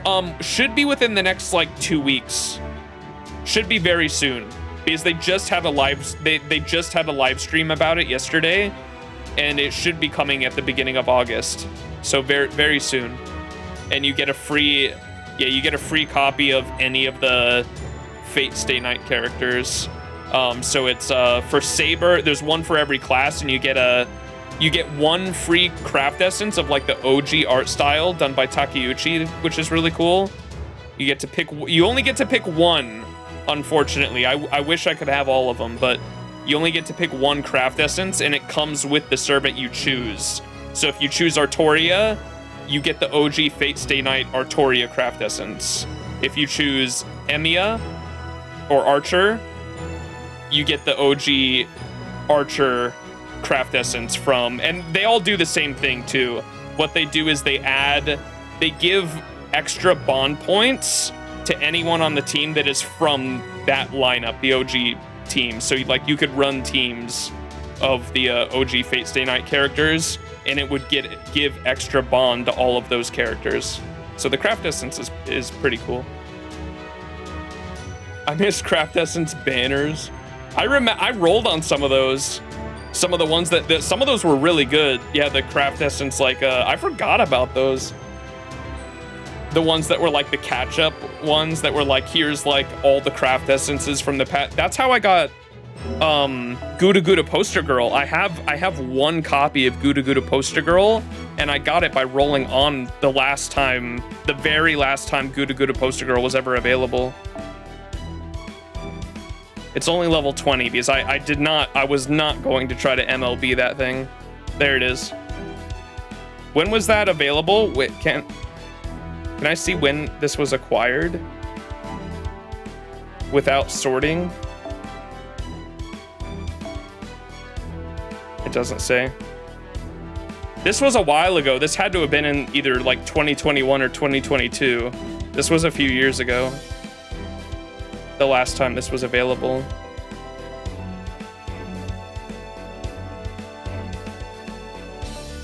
Do you have Archer Gilgamesh? I do. That was my first 5-star, actually. If you go to Spirit, Origin, Servants,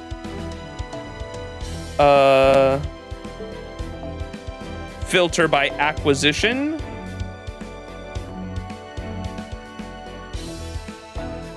And go old. So here's all my servants. You can see my very first 5-star because I started playing fall 2020. You can see September of 2020 is when I started playing, and literally look at that. The day I started playing, there was a Gilgamesh banner, and I was like, oh, I like Gilgamesh, and I rolled on it and I got him. So my first ever 5-star was Gilgamesh.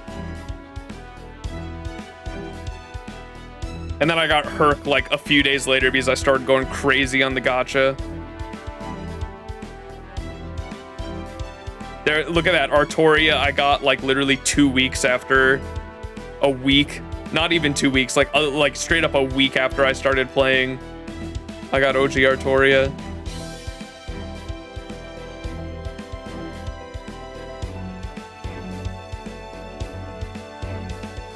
Gouda Gouda CE is an old CE right there. Yeah, I didn't get it from like the OG days though. I got it from the rerun, the very last rerun banner it got, which was like 2 years ago, I think. I started playing in 2020, as you can see. My mash is from September 19th of 2020 was the day I started playing. And that was around the time they were airing the Heaven's Field trilogy in theaters, because I remember I literally came out of the theaters and like installed FGO. And then I didn't start streaming FGO until 2022. So that was like 2 years later. And now I play this game like literally daily. Or at least log in and like spend my AP. Yeah, it's playing. Surely.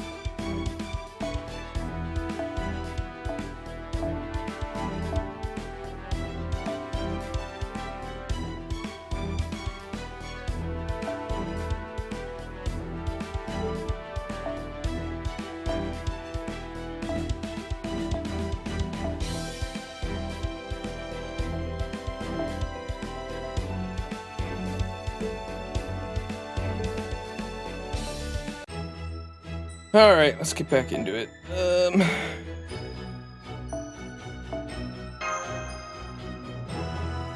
Oh my god, we still have like 2 more nodes to do. Whoa.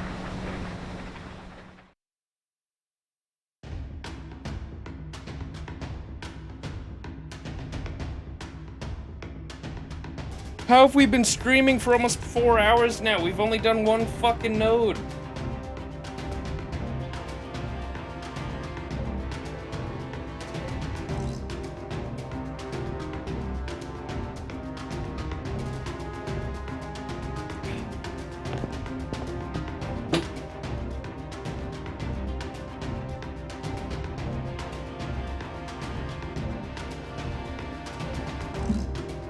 Lots of diversion. Chat, you gotta stop distracting me. This is all y'all fault.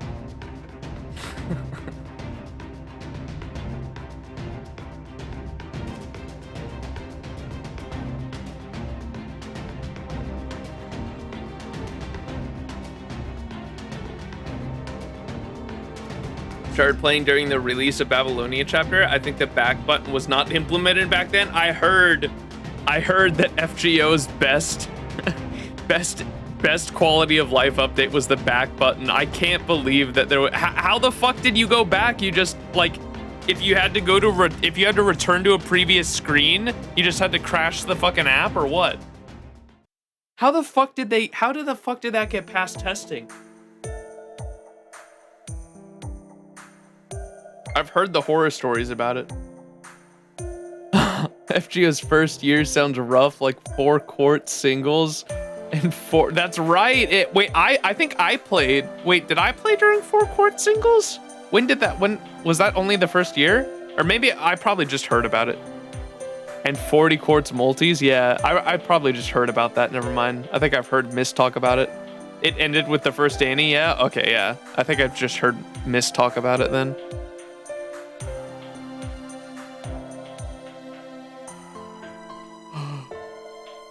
I didn't have daily disappointment wasn't a thing back when I started though. That was like was that added with Castoria?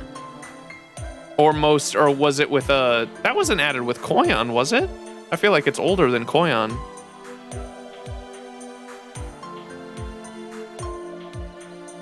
Oh, NA never even had to deal with it? Okay, that's good. Daily disappointments was Koyan? Okay, it feels like that was older. I guess it has been over a year now. It feels like we've had fucking daily disappointments for a fat minute now. Dude, Castoria's banner was... Why? What is with me and like... I guess I kind of made up with it with Arcwade. Castoria and Koyan were rough banners for me, man. Castoria was kind of my own fault though. Too gotcha brain to notice for real. Fucking Castoria's banner, if y'all remember, I went for NP6 on her initial banner. I went for NP6. Holy fuck, was that a mistake? Holy shit. I know better now. Never go for an NP5 unit unless like it just comes to you like Arcwade did for me. Like I got really fucking lucky with Arc. I spent like the 700 Saint Quartz. I spent all of my Annie Saint Quartz on the Arc banner and got her to NP5. Like that's like insanely lucky. Castoria I think cost me like over 2k Saint Quartz, over 2,000 Saint Quartz to get Castoria NP6, and now we have her NP7. Oh boy. And then Koyan took me to pity, if y'all remember last year. For 1 copy of Koyan Skya, we had to go for 900 Saint Quartz to get 1 copy. Ay, ay, ay. That's to this day, that's my only pity so far. Knock on wood.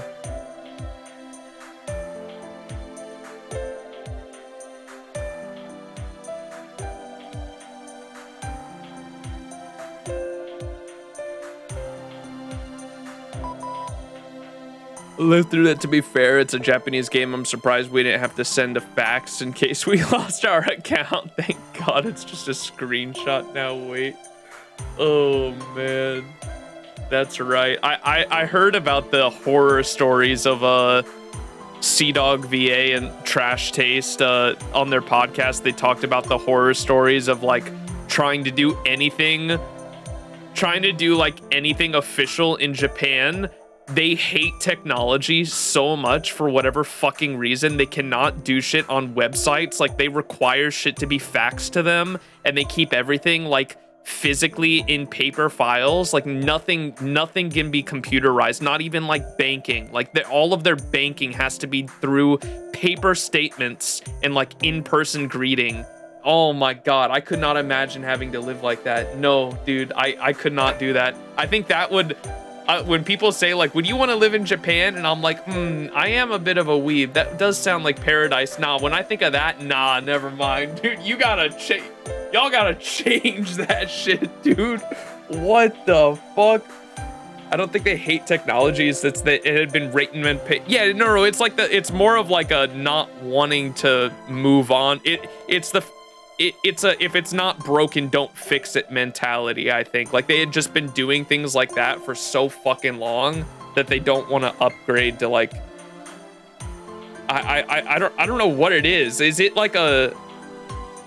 I don't know. I don't want to be too presumptuous. I was gonna say, is it like a boomer thing, but. Maybe that's too presumptuous. It's like it might be like the older cultures just being like, this is the way we've always done it. This is what works. Why change it? My job still does faxes to an extent. Old head stuck in old ways. Yeah. It could be a security thing. Yeah, or and like not trusting the technology.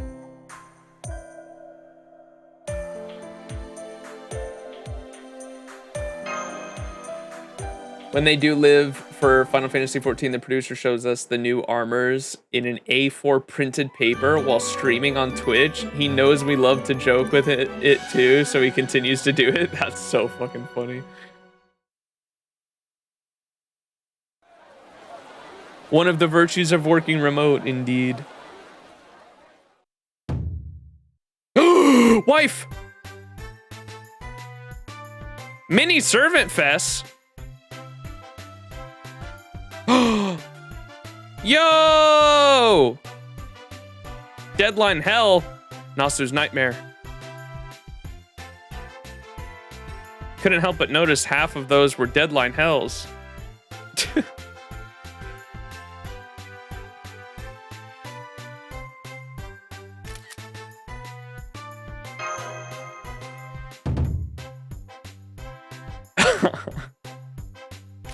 No, I didn't. Fuck, I didn't screenshot it in time. Please calm down, John Alter.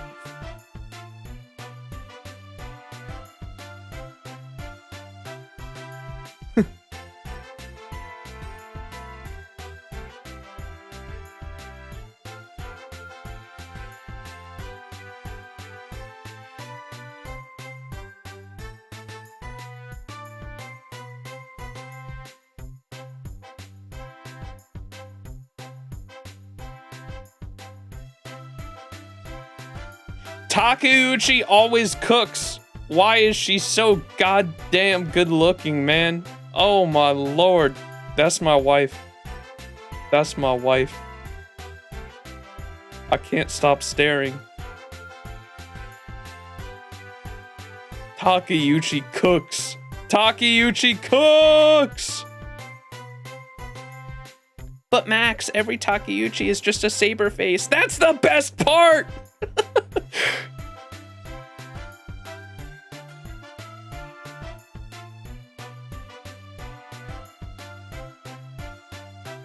I saw someone that saw me play Honkai Star Rail. They were like, Max, are you really only playing Honkai Star Rail because of the Fate collab? And I was like, yeah. And someone in chat was like, what Saberface does to a motherfucker? I was like, you're not wrong. Once you upgrade this place to level 5, there's a new ticker that says Jalter goes on a date with us in between deadline hells and feeds us such... I must do that.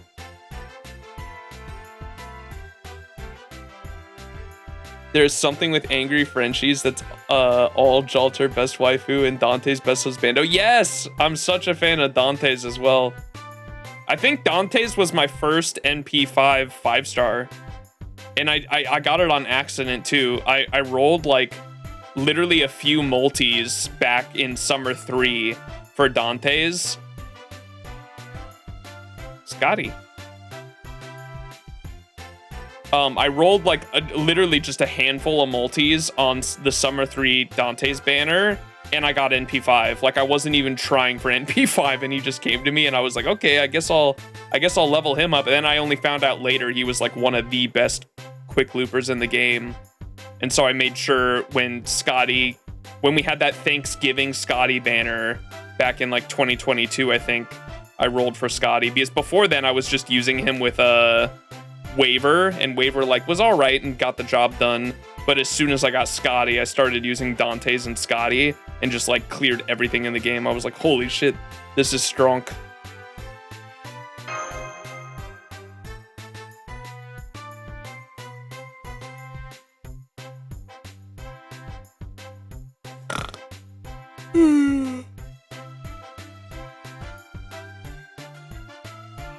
Why does I was wondering this earlier, chat? Why does Jalter have like some German language in like her Noble Phantasms and shit?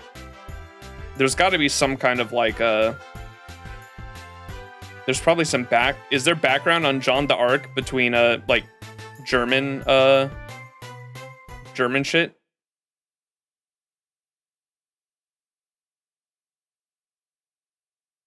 Chuni.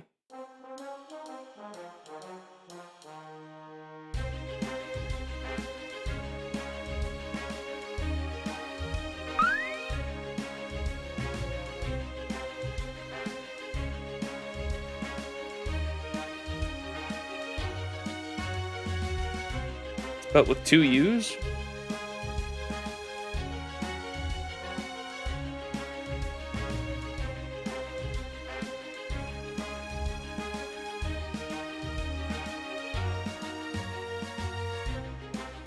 Wait, it's just a phase thing? I've never heard this word before.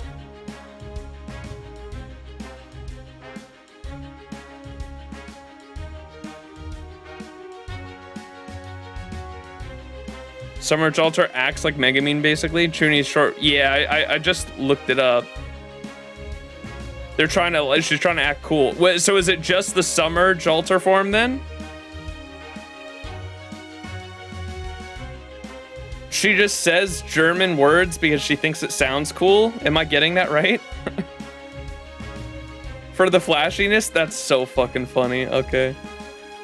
I was thinking there might have been like some kind of like crossover between like Jeanne d'Arc and Germany that I like wasn't understanding properly, like some kind of historical relevance, but there's just not at all. Okay.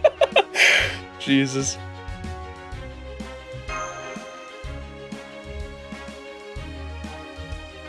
Oh, Domremy in Lorraine. Her birthplace was a German fiefdom full of French people in the early 1400s. Oh, okay. So there might be a little bit of connection there, or at least a reference.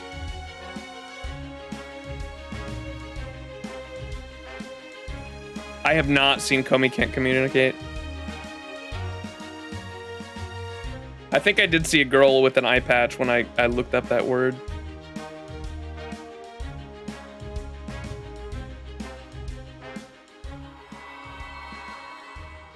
And then the French took over it formally in the 1600s.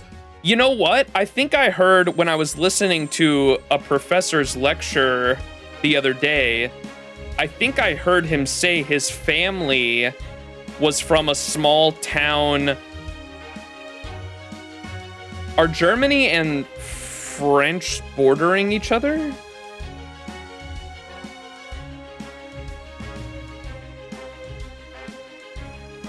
Did I say French? Fucking France? Jesus. Well, you have the Netherlands, Belgium.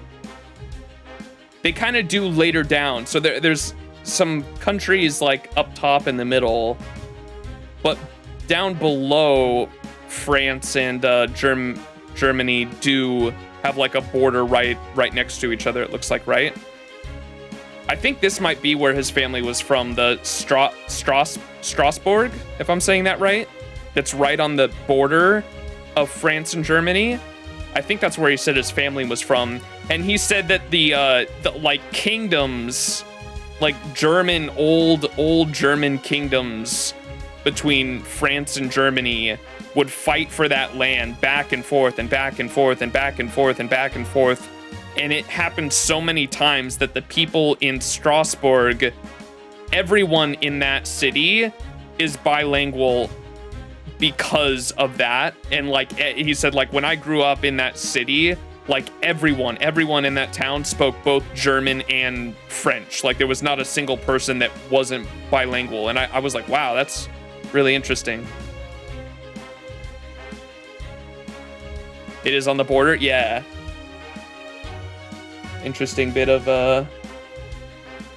Doremi is in between Strasbourg and Metz? Okay.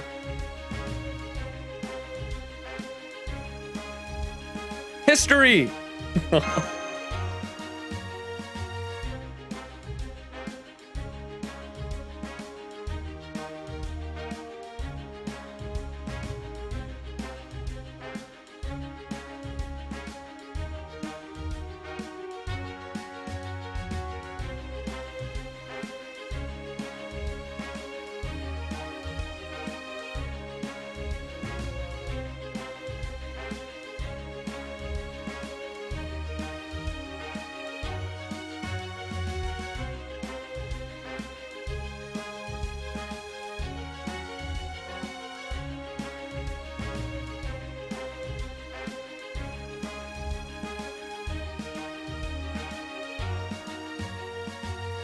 God, dude, who's the artist for Scotty chat?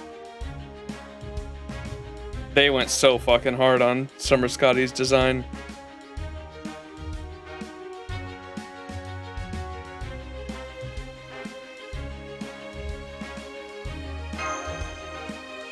Oh, wait, it's the MiHoYo artist? I don't know why I never realized that. That makes so much fucking sense. And Musashi? Okay. Yeah, it's totally the same art style. I don't know why I never put that together.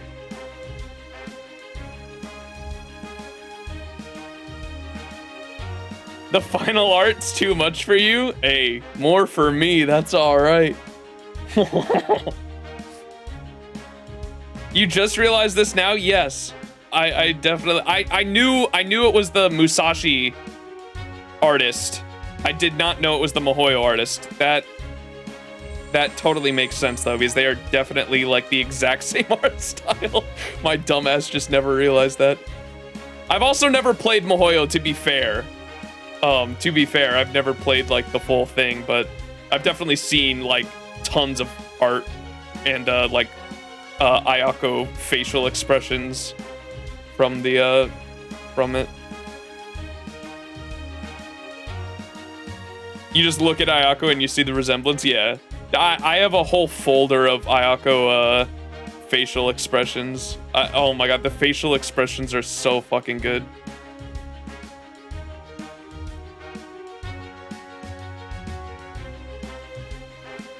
Isn't Scotty an Ayako face? I guess she could be.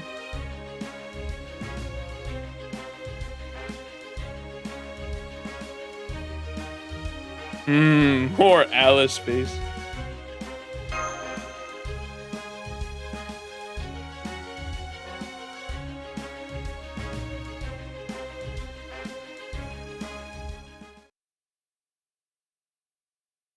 You can't possibly learn how to draw a whole damn manga with one spell. Let's see. First, we start with the rough layout. Risky sketching. Oh no.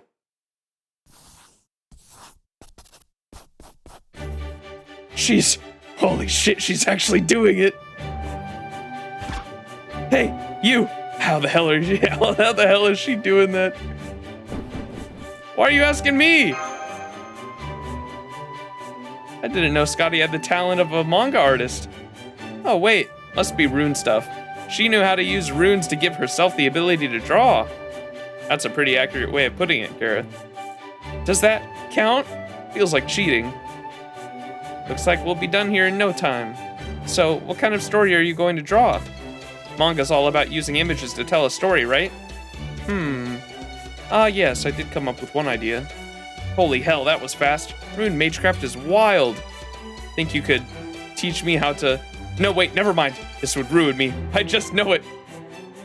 How about telling us what the story's about instead? I might not look like it, but I absolutely love stories. I'd like to hear it too, if you don't mind. This is a little embarrassing, but alright. This story tells of another world, in another time. It happened a long, long time ago, in a world far, far away. Wait a minute.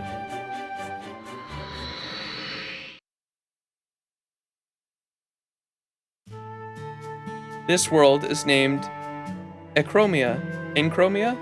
It is a world of conflict, but absent of any evil, a world with grief, but absent of any love. No one can recall how it began. But for the last 1,000 years, a war has raged between the Giant Clan and Human Clan. Oh no! Is it gonna be Lost Belt 2? Why do they hate each other? Why can they not establish dialogue? Alas, even they cannot say. It is as if they simply refuse to entertain the thought. Despite all that, fate has given them one more chance. A chance for the chiefs of the humans and giant clans to finally choose peace in hopes of putting their past conflicts behind them. Then, as a sign of our reconciliation, 2 couples shall wed. Now kith! A giant man wed a human woman, and a giant woman wed a human man. These 2 couples were chosen as a sacrifice of sorts, made in the hopes of wiping the slate of the clan's history of conflict clean. But, after countless years spent killing one another, a great wall stood between them. Can these men and women overcome their differences and reclaim the peace they lost so long ago?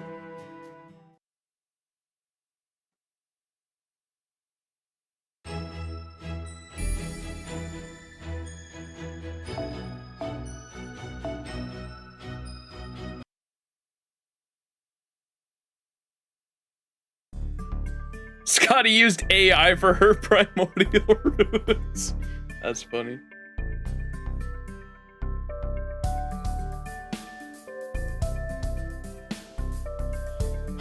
I read there was I put it in the Discord, in my Discord a while back, but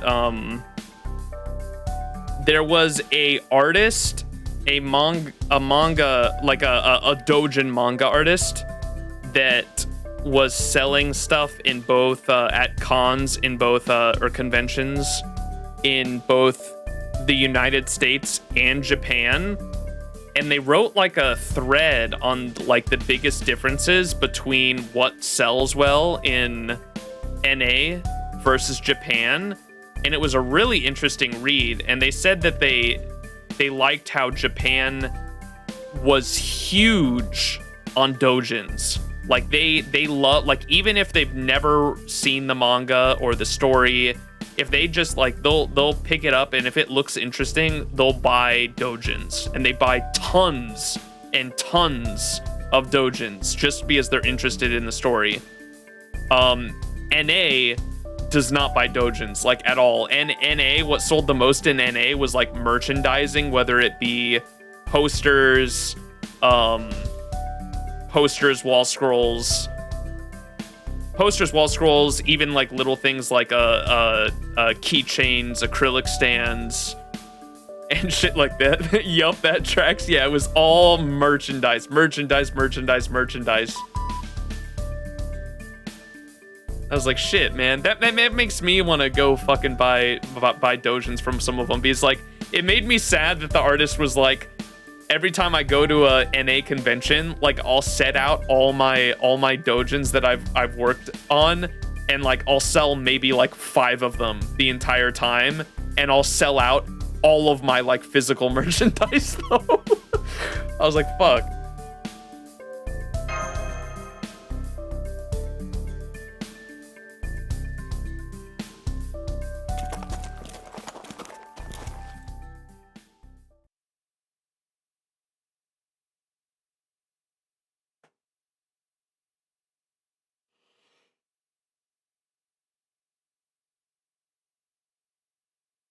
Jalter seems worried.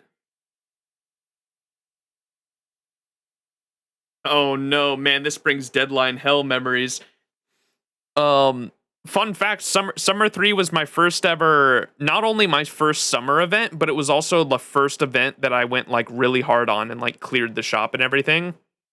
And back then I did not have a farming comp, remember. This was before Castoria existed. And this was also before I had, like, I got my Dantes from this event, but I didn't have a Scotty for a support. Like, I think I was literally farming this event with my OG Artoria and a waiver. Like, I think I literally would take someone else's waiver. I would have my own waiver, and then I would use an OG Artoria, and I would get through the waves by like fucking six turning, 7 turning, I think. Back then. This was a rough event for me. If you guys remember, there were 3, it was a 3-point ladder event too.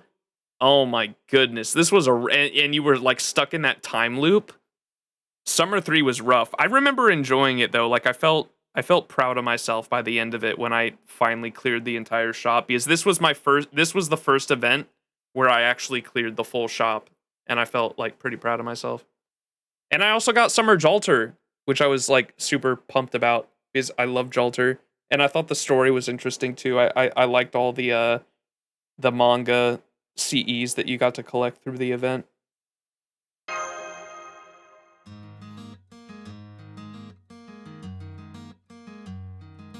Fan content is really well seen in Japan, and that also means to them to find work. FGO hired a lot of fan artists and doujin artists. Yes, I've heard about that. Doujins are pricey to make, even more to ship, so yeah, I can see that, yeah. Oof.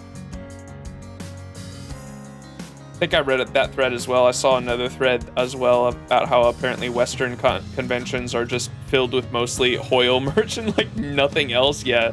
Mihoyo is, dude, they're huge here in the West. It kind of blows me away because I know Type Moon in particular in Asia is really big. Like I know Fate as a franchise and like Type Moon as a as a company is like pretty fucking big in Asia. They're not that big here in the West, but they're really popular in Asia. And that kind of bums me out because I wish they had like a bigger presence here for like conventions and shit. Like we get like small like FGO panels and shit, but it'd be cool to have like the full on like Type Moon representatives like come out for conventions. That'd be fucking dope. Aniplex does like, because Aniplex is like partnered with Type Moon, they do like small stuff here and there with them, I think, though.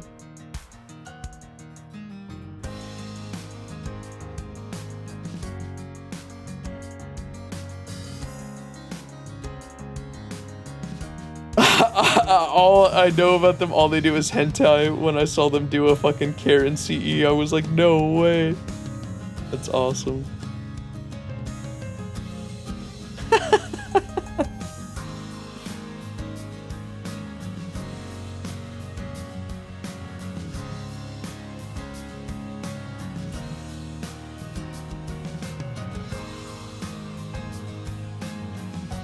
I think I saw someone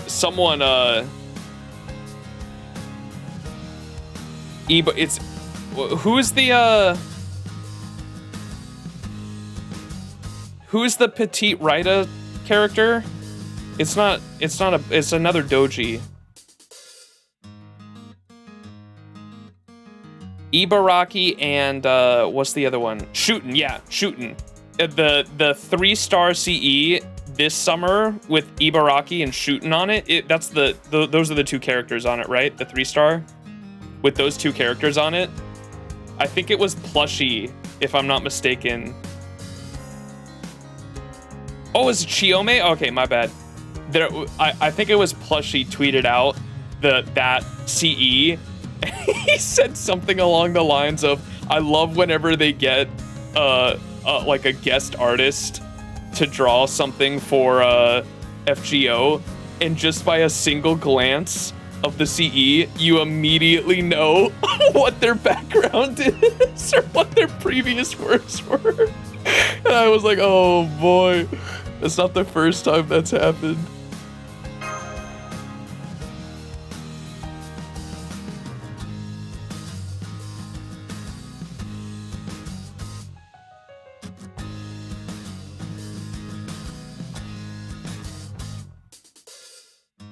That the homunculus CE has their signature tummy, and I recognized it immediately. Yeah, I know exactly what you're talking about.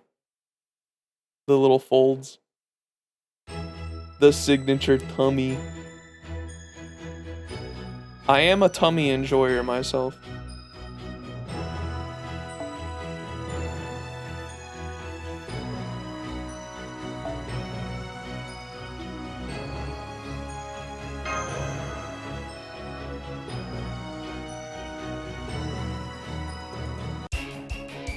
まだまだ未熟者ですが Whoa. 頑張ります Wait, ink incomplete. Oh no, we're back. We're back to summer 3. カードをあげる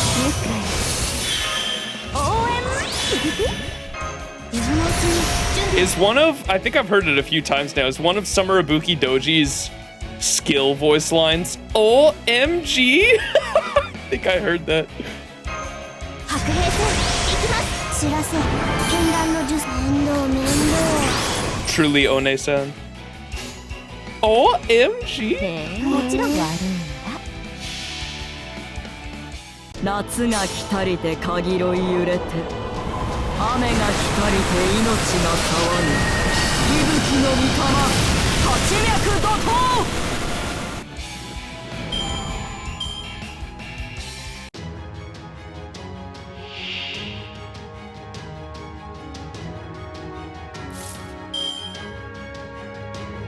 Yeah, you're right. Sorry, Mr. Message You. Yeah, you're right. The localization is a big part of it too. They've been getting really good about it. Like the past few years. I'm so glad because I'm kind of a stickler for fan translations. Like no disrespect to the fan translators at all, but I really prefer to read official localizations when I can.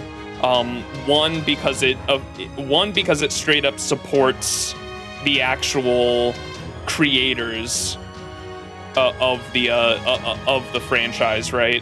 Or of whatever media I'm consuming. And then on top of that, I feel, not all the time, but I'm not gonna lie, some official localizations suck. But typically the official localizations are better than fan translations, at least in my experience. That's definitely not a certain though. I know Fate specifically, or at least Fate Go in my experience has had typos and some translation errors in the past. But I prefer to read official translations when I can.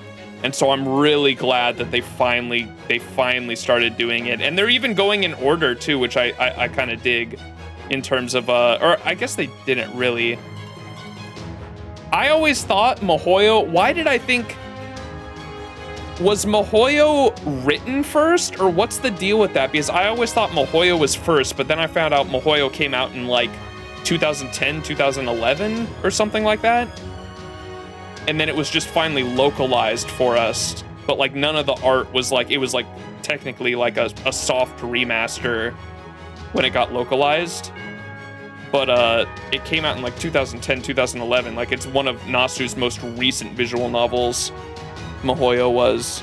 And then the Tsukihime one was a straight up full-on remake that was written again, like a reboot, and new art and everything by Takeuchi. But I always thought Mihoyo came out first. Kara no Kyokai, Garden of Sinners, was first, do you think? Mihoyo is the first story written by Nasu, but it wasn't published first. That's what was confusing me. That's what I think I heard. Okay. Does Mihoyo technically come like first in the Nasuverse timeline? Like, would that be okay to say? Like, am I alright in assuming that like Mihoyo should be like the first thing you experience in the Nasuverse? Also, is Ishtar a Rin variant? Yes. She's a pseudo servant, which is kind of confusing. It's the goddess Ishtar of Mesopotamia, like inhabiting Rin's body, because that's how they make the characters work as servants. So like if you Rin's a master, Rin's a human person, right? So they couldn't just like make that a servant to be playable in game, and so they'll have certain heroic spirits like inhabit the bodies of humans, and that's how they make them like playable characters in game.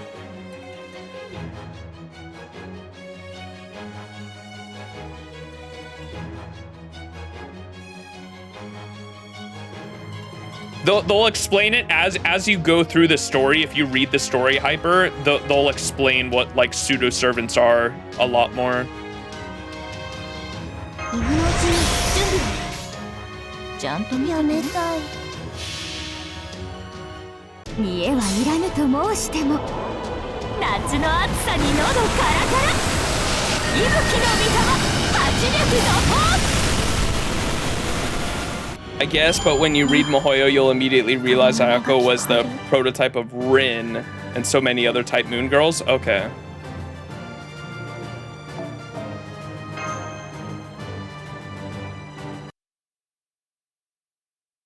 Truly Nasuverse prototype. It's amazing.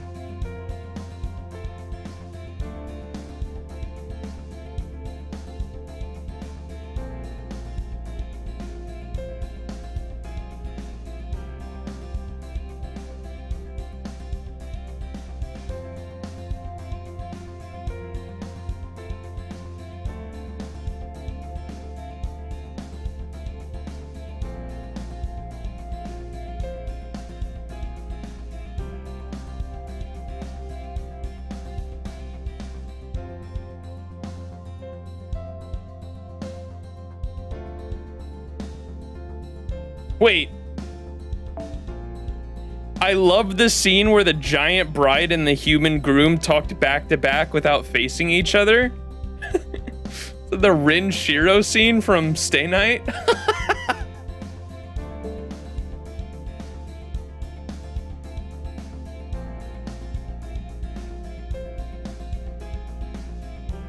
You could really feel their kindness motivating them to understand one another and the pain of not being able to put their feelings into words.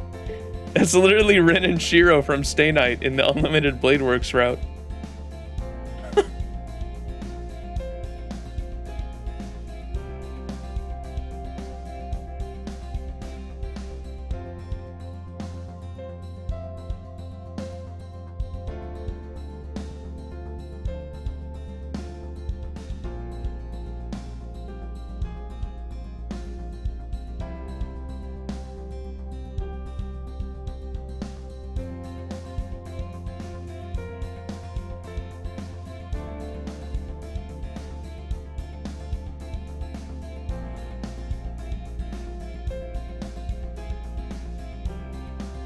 Yeah, Yon King, but also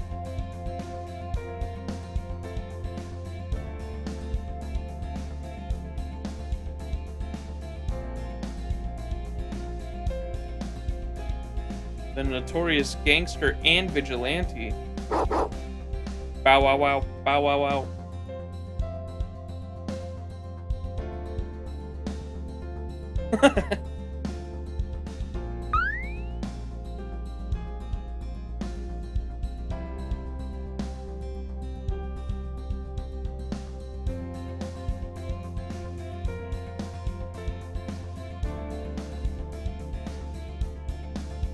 This is more than good enough. It's great!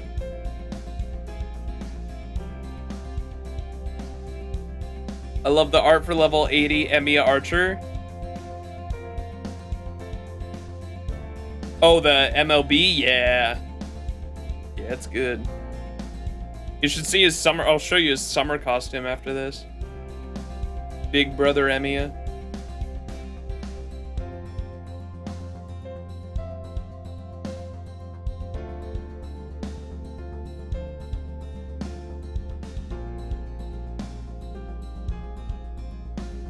Bye!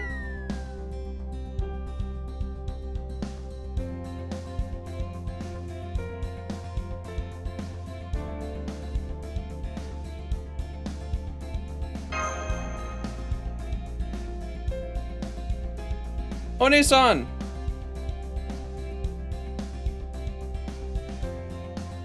I missed Nene chat.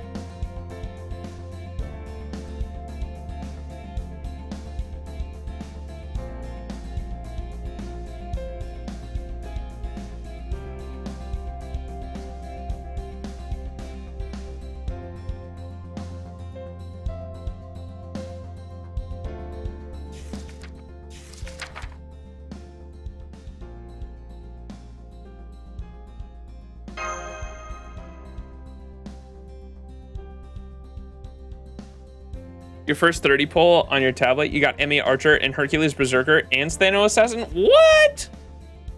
You got two of the free 4 stars? You're supposed to only get one. You got wait, you got triple?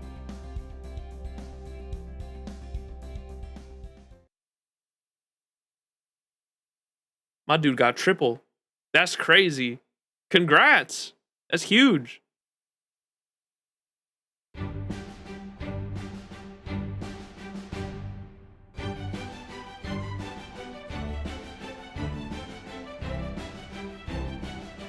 Bro got 3.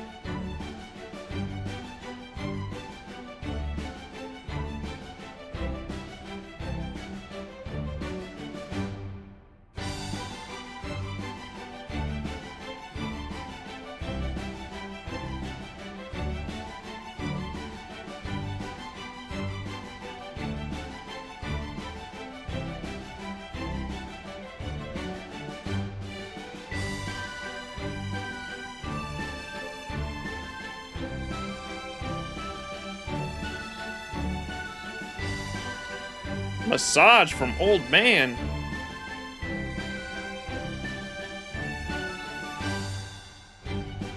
Why are you doing this, Alter?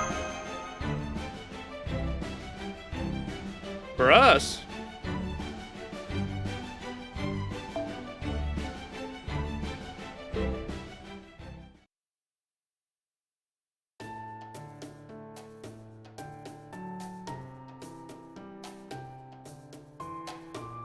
I have never seen John the Ark's younger sisters act like that before.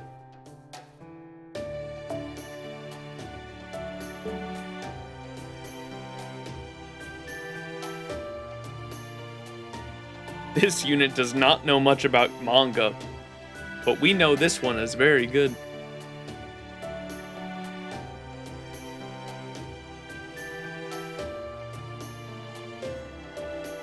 Sent it to you on Twitter if you want to see it later. You can throw it in the Discord too. We have an entire chat for gotcha polls and just talking about FGO and shit. If you have a Discord.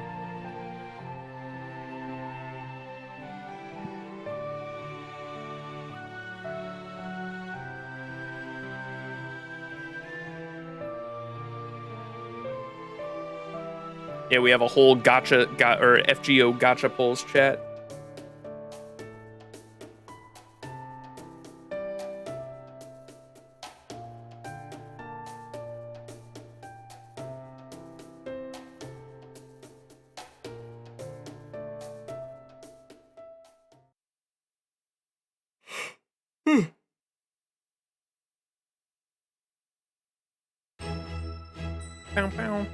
Okay, Hero.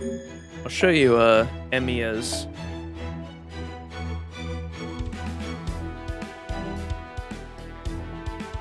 Here's Emiya's so like this is his final ascension, right? And then here's his summer costume. My man is looking scrumptious. And then that's what his sprite looks like in game. He got that big brother energy. And my personal favorite, one of my husbandos in game, who I might 120 one day, is Emiya, or should I say, Senji Muramasa, Japan's very own master blacksmith, the one who created Demon Blades. Cursed demon blades. My goat. I love him so much. Look at the abs on this dude. Holy fucking shit, my man, muscular.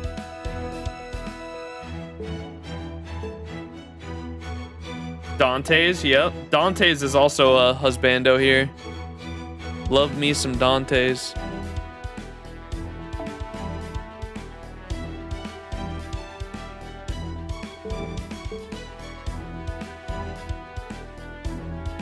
He could bench press UVW, Shiro. True.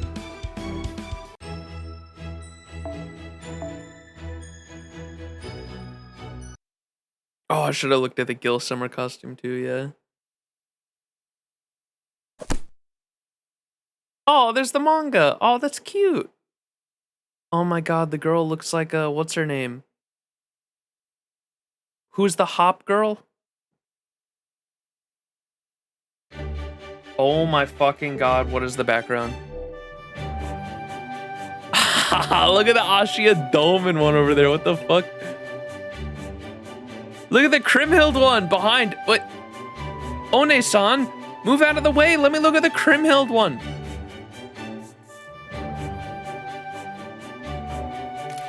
This is way too cute.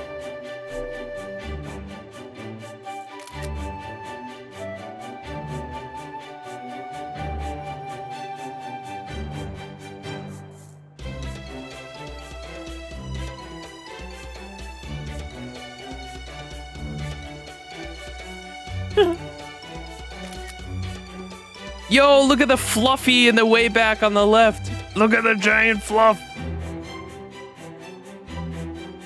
Kiwimi reaching for the star, bro.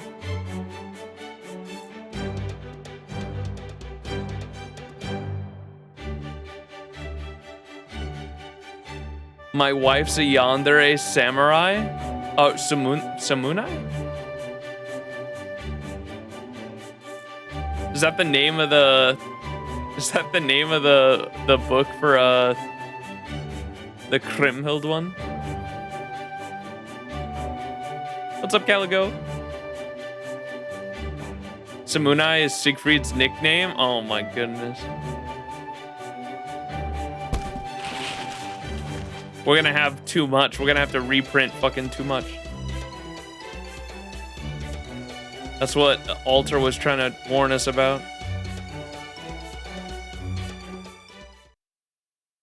Fan mail. Oh no. What's a story? You've made something really... What a story. You've made something really tremendous here. The deception and cruel realities lurking behind such happy-sounding words. Bride and groom. The moment they first see their partner's good sides, after all the time they spent seeing nothing but their flaws. I cried. Hard. Would you mind terribly... if I adapted this into an anime in my mind? Dude, he's such a dork. Oh my god. By the way, is the next part still not out? Oh no. It was so good.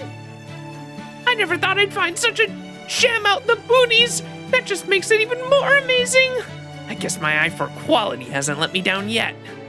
My favorite scene is the one where the human groom tells his dying giant bride through tears, if you die, I'll find someone else and forget all about you. And she sees right through him. Please don't lie to me. You're going to die with me, aren't you? Then don't say you're going to die. Very well. Then I guess I have no choice but to keep living. Seeing a normally cool-headed guy pleading for love of his life is so satisfying. Anyway, on a slightly different topic, I know this first volume's pretty thick, but since there are still some plot threads left dangling, when are we getting the next volume? This was a beautiful story. I was really on pins and needles for a lot of it since it seemed like the bride would never be unhappy. But although it's a really fine line, it looks like she's doing okay so far. Then again, that bomb you dropped in the second half was really ominous, like thunderclouds looming just over the horizon. I found it so intriguing. What's going to happen in the next part? I can't wait to read it. Please give us the next part soon. What a wonderful Mahatma story. I wonder, was the fact that the concept of the bride and groom pertains to the world's creation intentional foreshadowing? Oh, and the title of the first chapter is really significant too, right? Could it be that the human bride and human groom were once lovers in their own right? Though, if they were, then some things don't quite add up. See, I think these two couple stories are actually happening at different times. You can tell from the clocks and the calendars, even the stories they hear on the news. There's so much to think about. By the way, when do you think we'll get the next part? Uh-oh.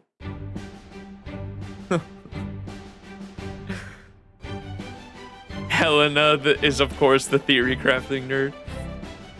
How does wardrobe get unlocked? It's kind of weird in FGO. You have to, one, unlock the costume in the wardrobe via various functions. Some of them you get from events, and some of them you can get right now from the costume shop, Miss Crane's costume shop, if you go to the shop tab.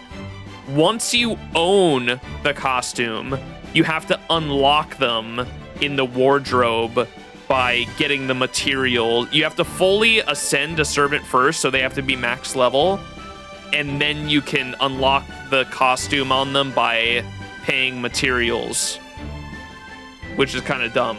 It's a multi-step process. You have to acquire the costume first. And then to actually put the costume on a character, they have to be fully leveled, and it costs materials to put the costume on the character. Kind of dumb.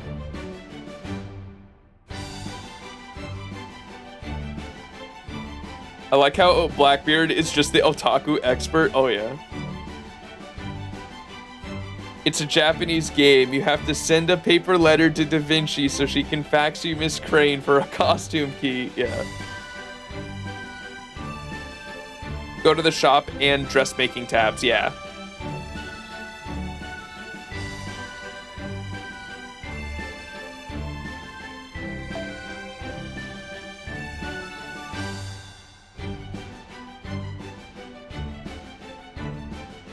The pink beach craft essence got me feeling things. Which one's that?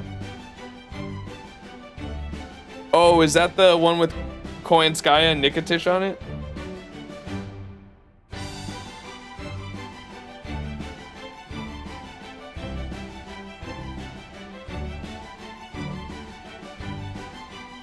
You don't know?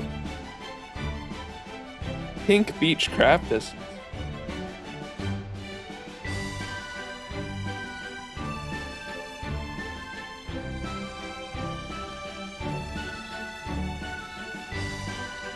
Oh, Pinky Beach? Oh, wait, that's the one with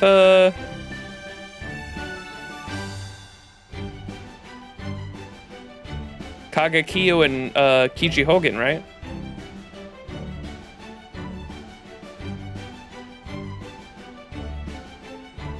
Yeah, okay. Yeah, that's a good one.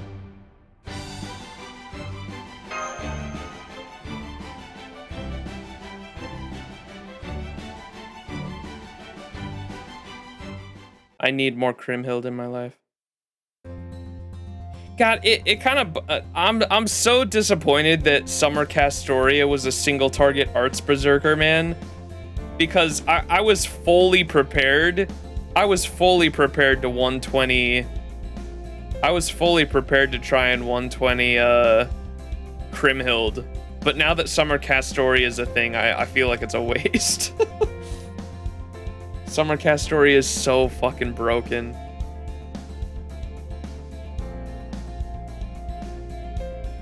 And I'll definitely be rolling for her.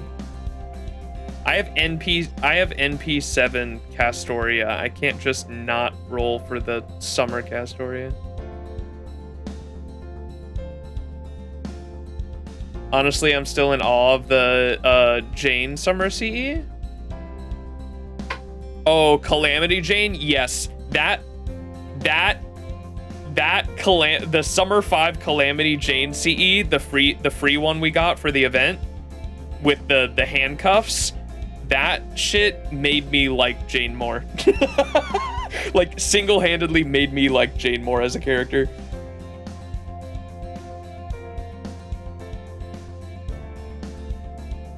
Anything Castori is broken, very true. I love the design for Sei Shonagon Berserker. Yes, she's such a fucking dork too. Normal Sei Shonagon is already like a berserker at heart. Like they just doubled up on her unhinginess by making her berserker. It's so funny.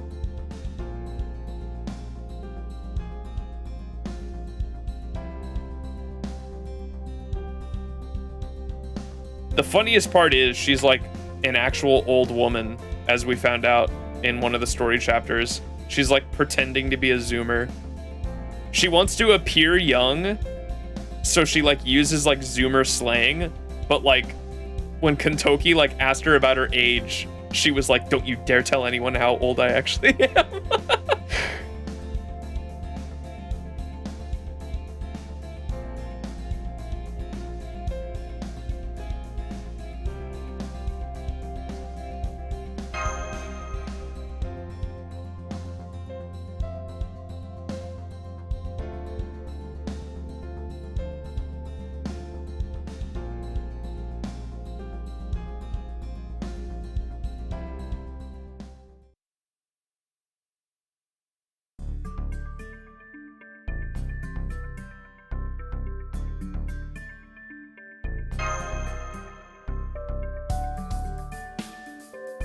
She loves us.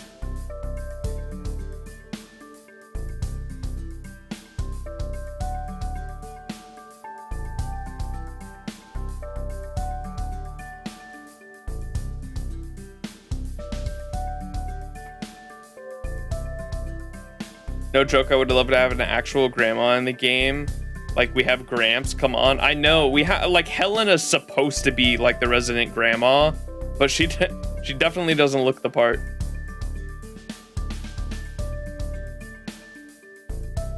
Europa's kinda, I don't know. Europa, I think they mean, like, aesthetically, like, a grandma. Like, we have a lot of aesthetically grandpa characters, but we don't have, like, an aesthetically grandma character, I think is what they mean.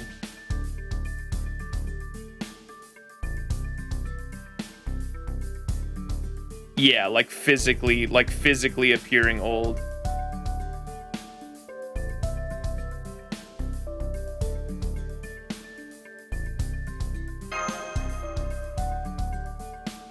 Wait, I have the perfect character. Wait, what's the name of that woman from the US that used to fucking go around during the Prohibition and beat the shit out of fucking people in bars? Oh my god, she would be an amazing servant.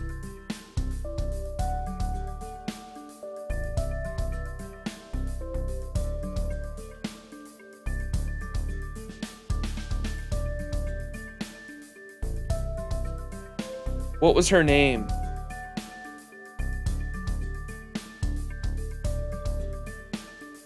Carrie Nation. What was her nickname? Listen to this shit, dude. She was a radical feminist who believed that alcohol addiction caused poverty and domestic violence against women and children, and that saloons during the Prohibition should all be destroyed. In the 1900s, she vandalized saloons across Kansas while serving as the president of the local chapter of the Women's Christian Temperance Union. She would be a crazy funny berserker, dude. Carrie Nation. What was her nick? She had a crazy funny nickname. Carrie Nation nickname. What was her nickname? She was nicknamed the Hatchet Granny. There was something else. The saloon nicknames. The Hatchet Granny. The Saloon Destroyer. The Saloon Wrecker.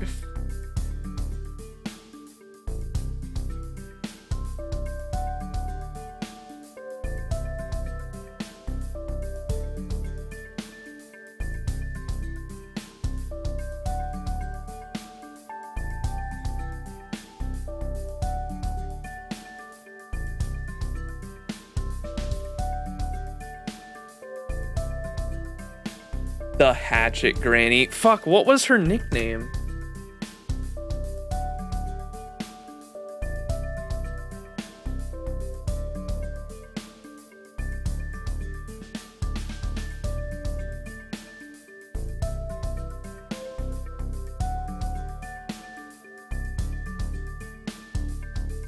I think it was like history. What was that? What's that history channel where they do animations over it? Prohibition Oversimplified. I think this was the video I saw. This video was made possible by governments who are forcing people. Look who's.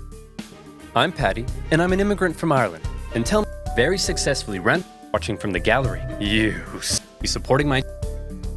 Where's the Hatchet Granny? Right here. Wichita town visiting saloons, but she wasn't there to get smashed. She was there to smash. The men could do nothing but cower as sweet little Carrie hulked out and tore the place to shreds. She went to Kiowa and smashy smashed. Wichita, smashy smash. Topeka, smashy smash. On a couple of occasions, she was arrested, but each time they were like, okay, Carrie, we're gonna let you go so long as you promise to be a good girl and not smash up any more saloons, okay? Screw you, pig! Yeah, I think she's gonna be all right. Smash, smash, smash. By what she saw, decided she would take the law in called smashers. She traveled from town to town visiting saloons, but she wasn't there to get smashed. Terrifying, hatchet-wielding, sweet old lady named Carrie Nation. Armed with her trusty hatchet and a bag of what she called smashers, she traveled from town. That's so fucking funny, man. She needs to be a servant. Smashy smash. Carrie Nation. I think like Smasher, like Carrie Smasher maybe was the nickname I was thinking of. Smashy Smash, dude. That's so fun. Like, that's such a bizarre story, man. I want her to be a berserker so bad. Make her a servant, Nasu. Come on. Carrie Smasher. I want a badass grandma who can beat the shit out of everyone and make Gil say yes granny to her. That'd be Carrie. She'd be the perfect character for that. We do have Nightingale. Nightingale kind of fits that archetype, but she doesn't look like a grandma, right? I mean, have you seen some of her fucking art? Oh my goodness. If that's a grandma, she's a gilf. Smashy smash.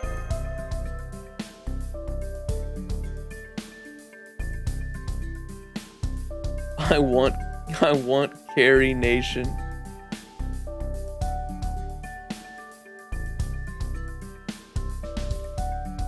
Oh man, there's so many good American servants I want.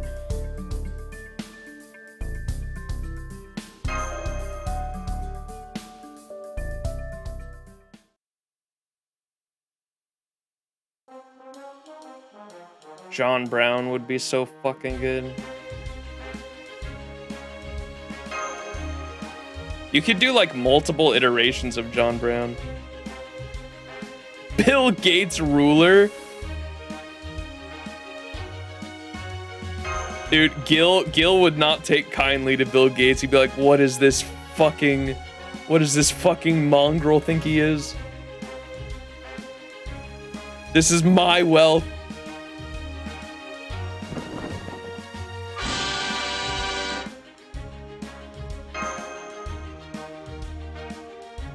Who, Doji? She said, who, Doji?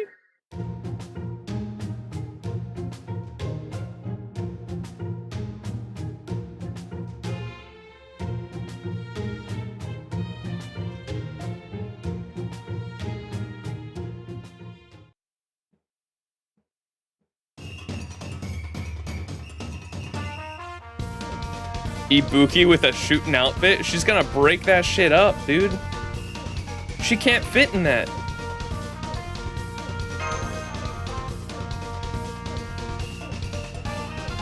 What?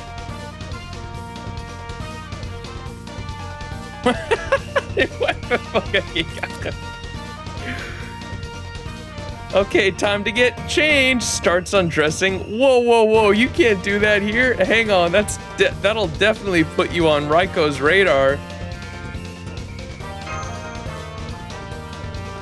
Oh, come on. Please, not here. We gotta double down on it? Damn, Ritsuka.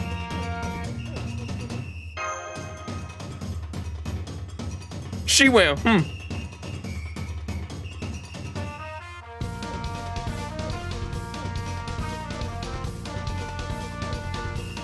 Oh, she's drunk. She's hammered. Hitting the sauce again, that explains a lot.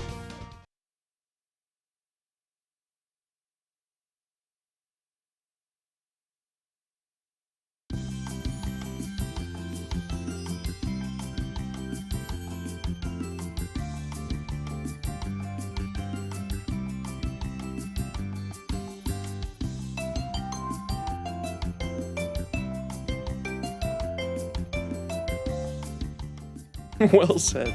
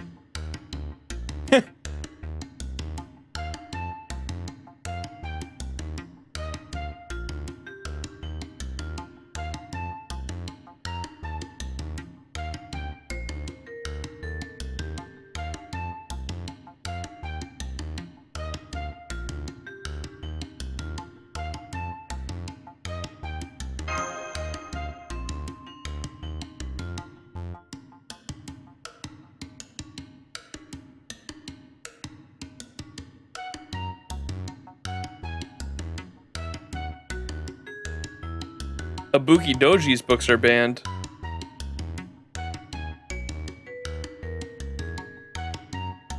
What's Tomoe's husband's name? I'm spacing on his name.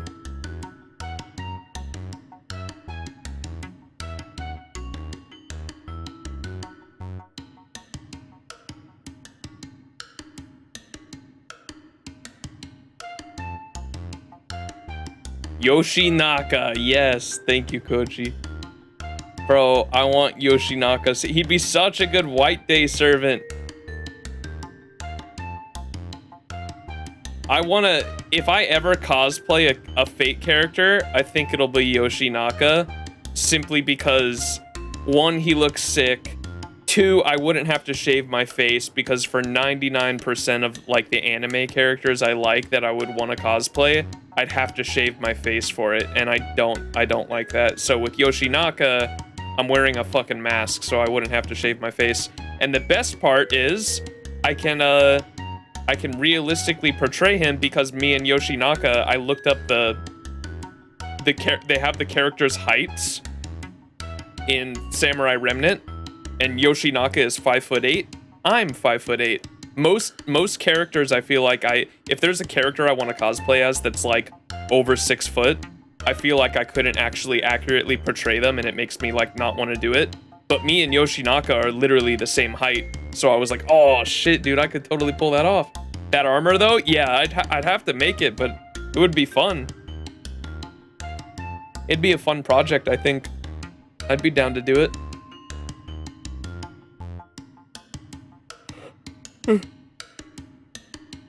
The sword, I think the sword and the mask would probably be the hardest parts. I don't think the armor and the cloth and shit is probably like, it is probably not too hard, I don't think. It'd be the helmet and the details on the mask, and then the sword would be the hardest part, I think.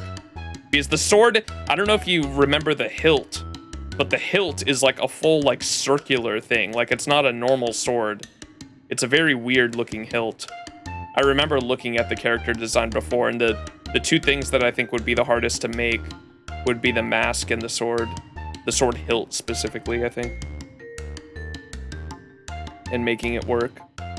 The feather cloak might be kind of difficult, but I guarantee you I could find like just a basic like feather cape somewhere somewhere on the internet, and then just like a basic white feather cape somewhere on the internet, and like just use that like with it somehow. Like I'd probably have to cut it up and move it around a bit, but it wouldn't be that difficult.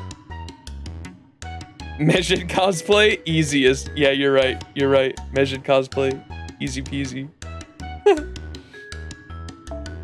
Yeah, I really want to do a Yoshinaka cosplay. Like out of any Fate character, I think he'd be the easiest one that I could like accurately portray myself with both my height and the fact that I like refuse to shave my beard for cosplays.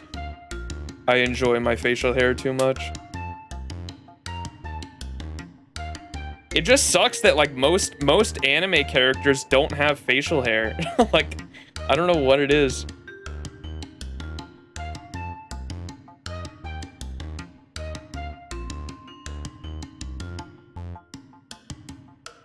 Wait, why did Ibuki Doji's book get banned? Oh, it was the Shootin' Doji cosplay.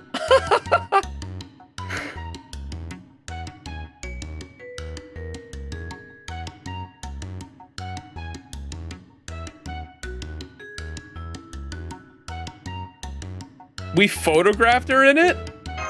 It wasn't easy. Wait, Lady Avalon did ASMR and it was banned? I will tell you why. One product tester complained that it can cast an illusion spell on him. Another complained that he found he was missing QP after he listened to it. What? One said it was the most nightmarish, soothing sound he had ever heard. And then it just was a small... that is just small sampling issues. Whoopsies. I'll have to be more careful next time. What the fuck? Lady Avalon whispering sweet nothings in my ear. ASMR and Merlin, what could go wrong? And if you can't picture it, there's a bunch of different fan art. I will have to do some research. Picture a Buki in Shuten's outfit, and there you will have your answer. Yeah. Big girl, small, very, very, very small clothing.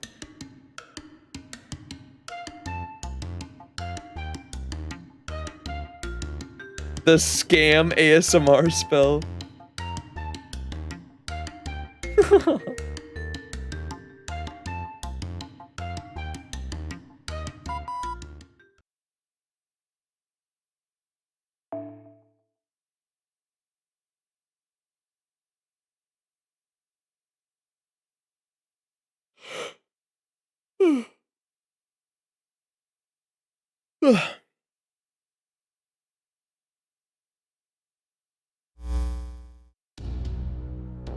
Scotty's dying from deadline exhaustion.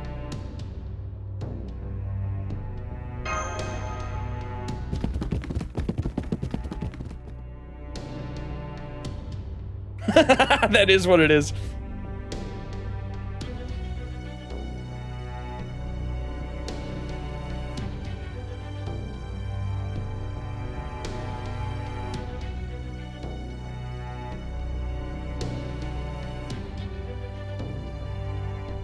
I love how Valkyrie evolves like a Pokemon when you ascend her. Yeah, she's a unique character.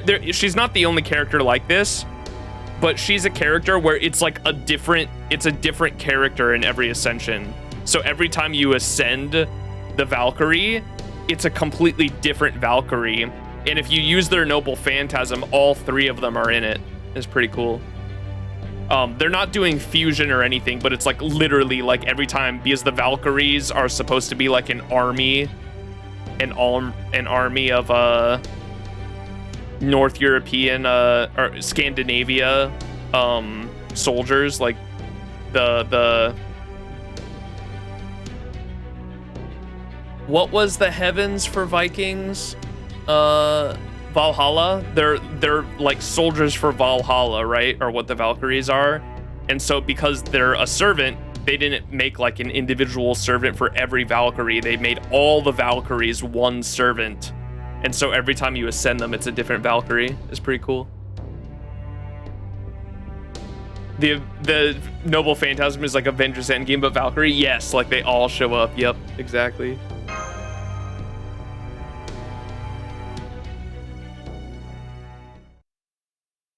And in the summer event that's going on currently, they added 3 more Valkyries and the original ones, and like you can only pick one out of the 3, and then each one of the 3 has a costume that is like an additional Valkyrie, so there's like 6 total.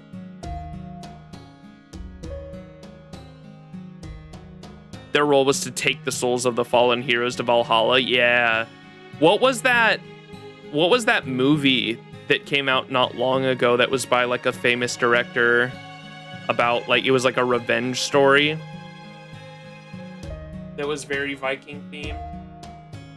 And they had at one point they had one of the Valkyries come down and they had like braces on their teeth, and I was so confused what it was, but it wasn't braces. What was that movie?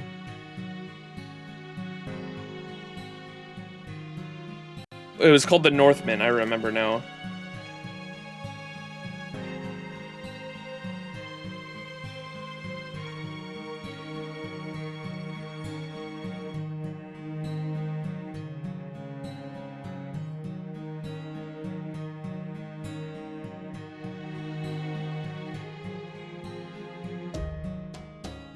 So in Norse mythology, the Valkyries had teeth tattoos. They had tattoos on their teeth. And that's what that was. But when you see it in the movie, you're like, are those braces? Why the fuck does the Valkyrie have braces on? They're not braces, they're fucking teeth tattoos. That's crazy. Threw me for a loop. I had never heard that before.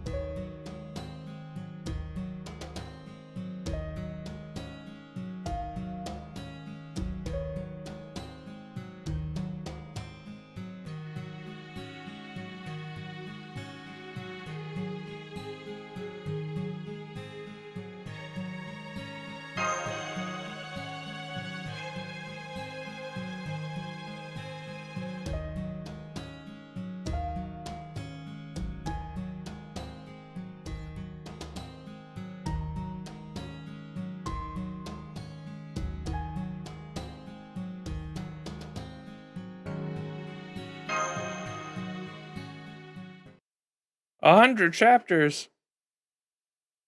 Scotty!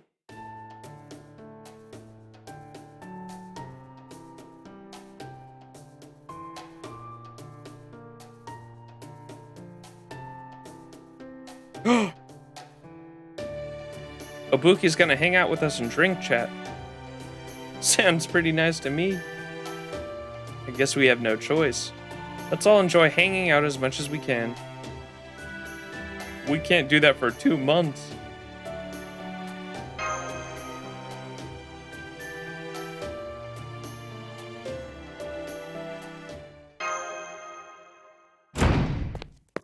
We need altar. She just barged in as soon as she heard us. My wife.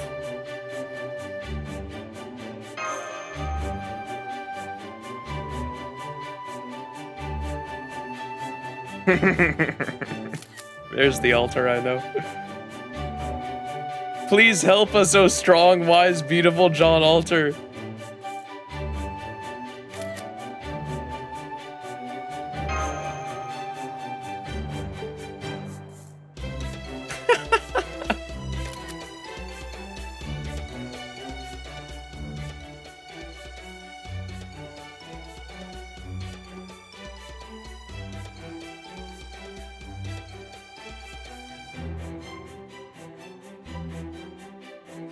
NA's gonna sub the LB6 drama log and show it in Anime New York City? What? That's pretty cool.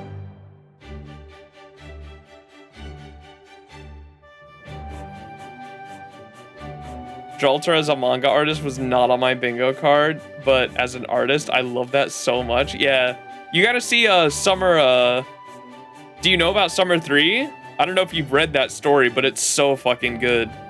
The entire, like, from start to finish, it's about, like, Jalter, like, going through rough drafts and, like, having to fucking figure out, like, what works and what doesn't. And, like, she literally goes through, like, 10 different fucking ideas for stories before she finally nails one. And, like, you get to keep all the stories she makes that she throws away as CEs. It's so fucking good. What character is the best to claim after clearing Fiyuki? Wait, do you have a choice? Is this the free 5-star? I didn't finish it, sadly. I think I remember it was the one with CEO Master Gil and Amnesia. No? Yes, that was the event. Yeah.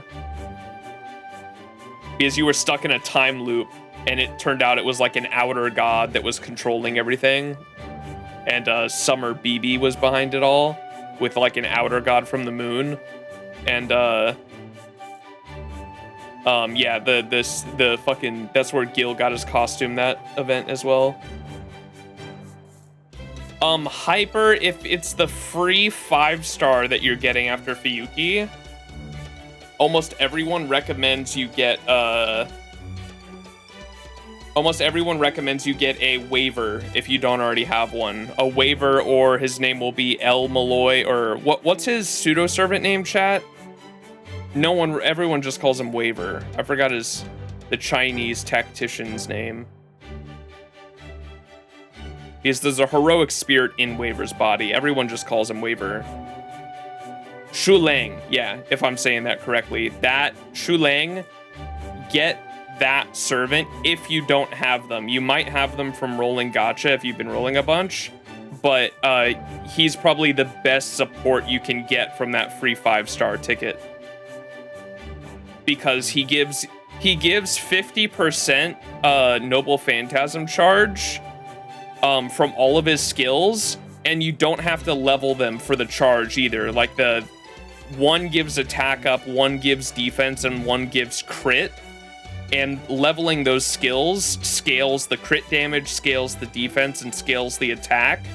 But the 50% Noble Phantasm from each skill doesn't scale. You get that flat out. So if you just level the unit and get the skills just unlocked at level 1, you can just start charging your allies' Noble Phantasms with the unit right away. And so he's a very, very strong support unit for new accounts. He's very low investment and really good bang for your buck if you're starting out. Every time Gil calls Emiya a faker, I thought it was the funniest thing for no reason in particular. Faker.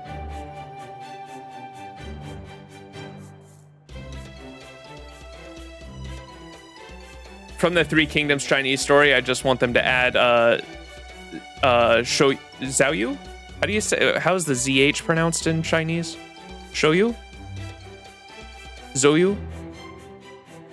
From Samurai Remnant to have those two shenanigans in FGO, it would be so fun. Yes. He was one of my favorites in Samurai Remnant too, man. He's such a cool character. I want all the Samurai Remnants in Fate Go, though, to be fair.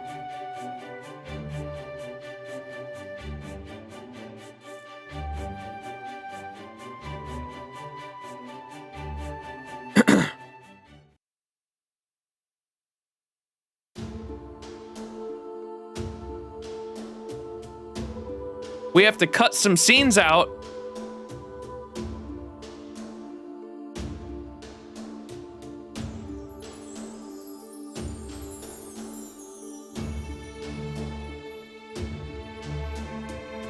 I guarantee you.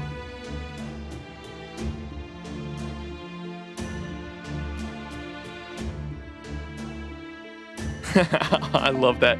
She'd rather chip away at her own life than leave something she cares about unfinished. That's what it means to draw manga, damn it. I love Jalter so much.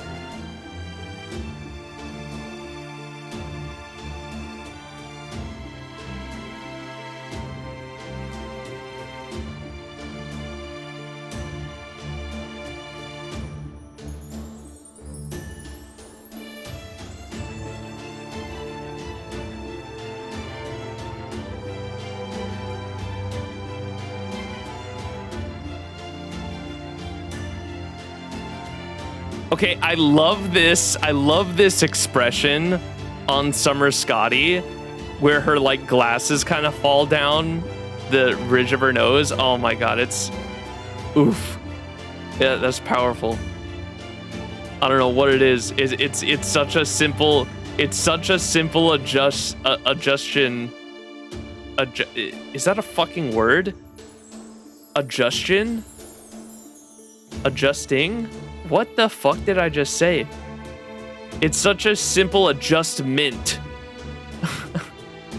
It's such a simple adjustment to the glasses, but it enacts some feelings in me that I cannot explain. Glasses really do make every woman hotter. It's just, this sprite edit though, where the glasses are kind of like, you can see like the top of her eyes. It's like the glasses are falling down the ridge of her nose. Ooh, ooh.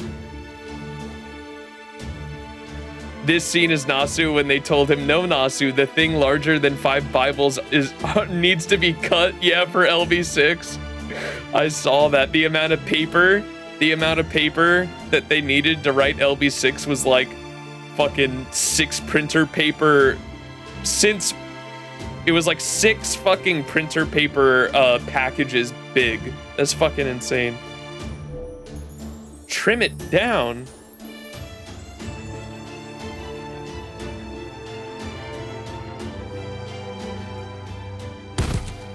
She fainted.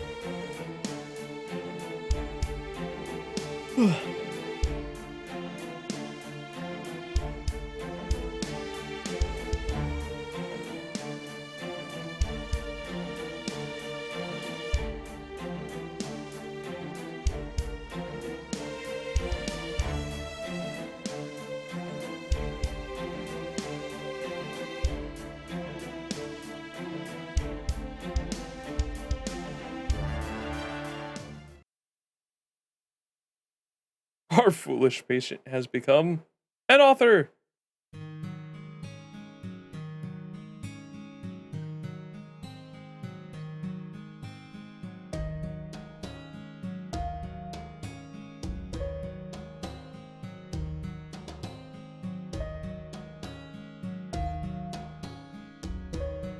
This is literally Nasu with fucking Oberon.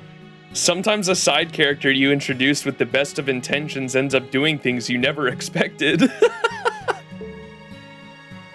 And before you know it, you've drawn a whole book's worth of chapters just to see that thought through. That happens? All the time.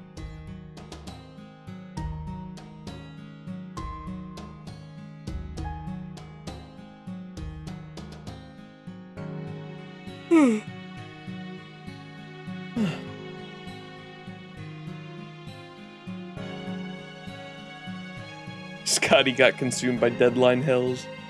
F.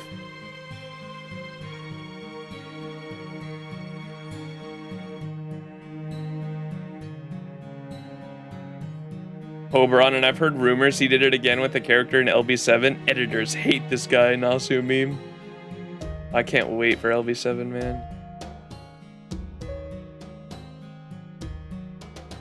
There's so many questions I have that I hope get answered, but knowing that there's more story, I know it's not gonna happen.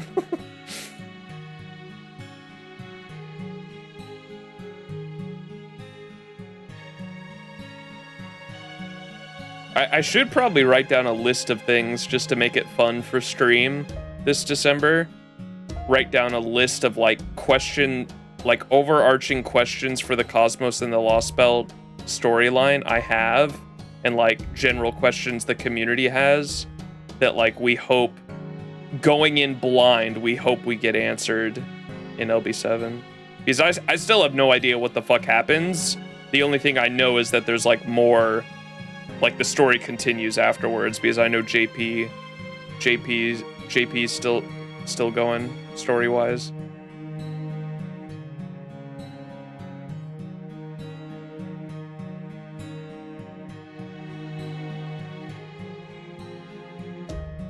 The game with the most dialogue is Genshin and Sumeru. I've never played Genshin, and I still find that hard to believe compared to LV6.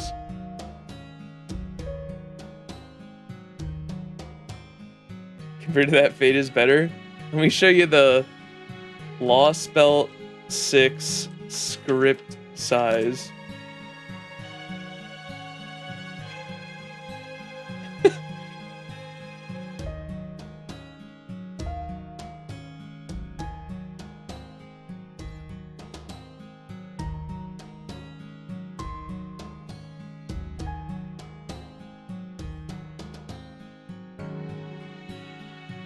So on a live stream,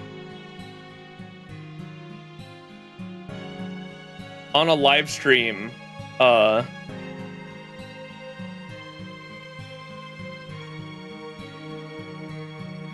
don't know if it's kind of small. On a live stream a long time ago, they brought out the script size for Lost Belt 6. This is one story chapter right here in Fate Grand Order, the longest story chapter, to be fair.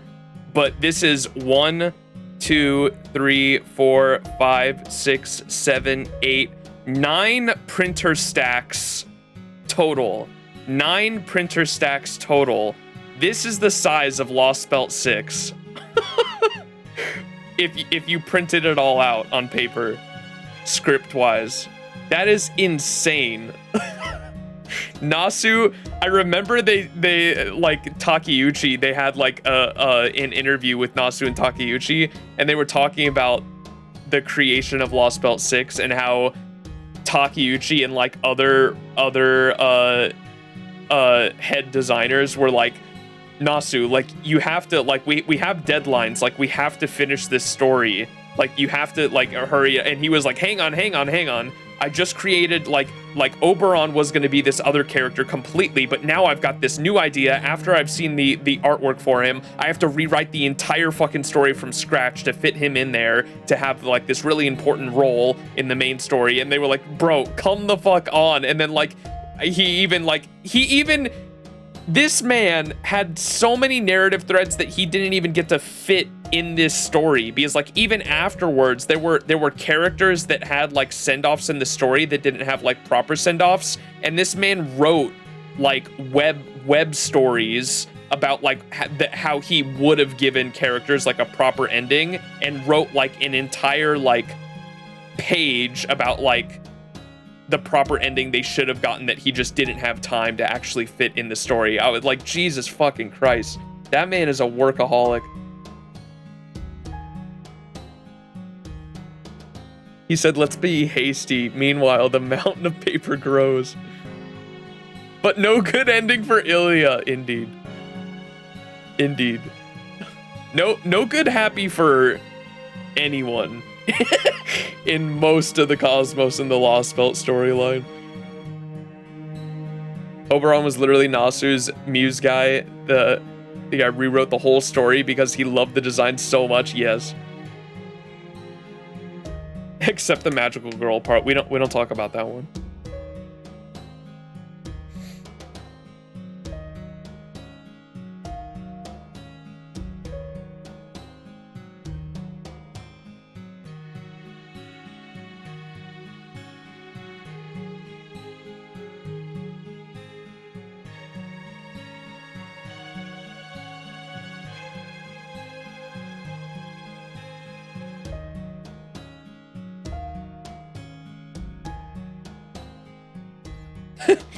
I just want to draw those 4 characters and their happy lives together. I do not actually care all that much for the society in which they live.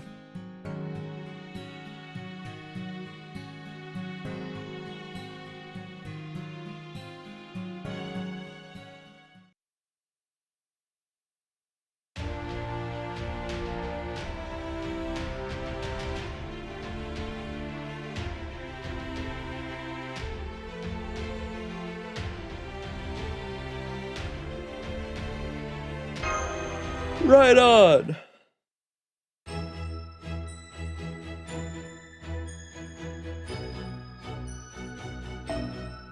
More attacking paper.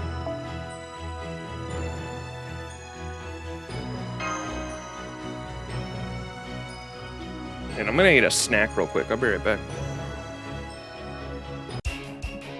やだやっぱりやめるダメやだ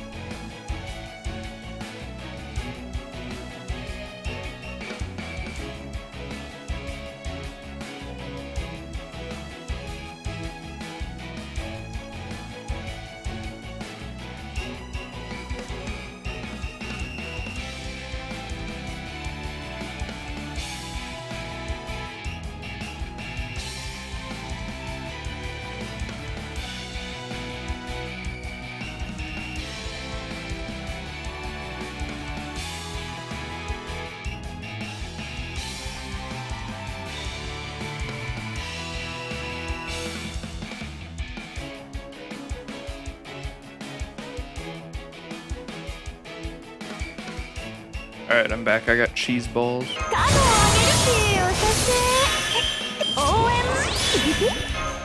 OMG? 軽めの運命をかけた戦いである運動の運動を知らせ禁断の呪詛下がっているように Kagetora has quite the noble phantasm. She just keeps throwing herself and her horse at the enemy.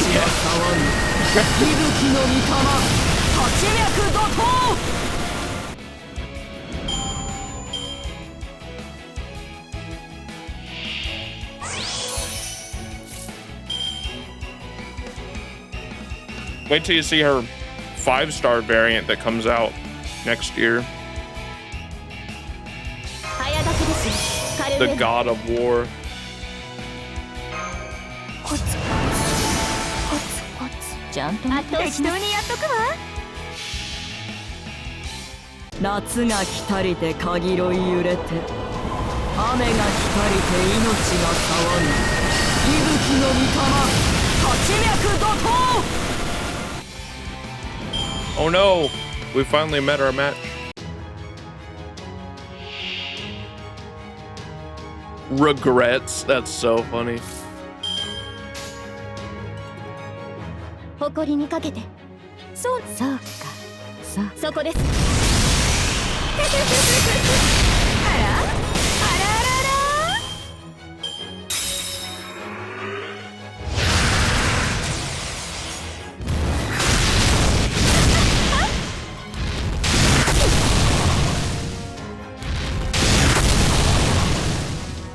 Oh. そうか夏が来たりてかぎろい揺れて雨が来たりて命が騒ぐ息吹の御霊八脈怒涛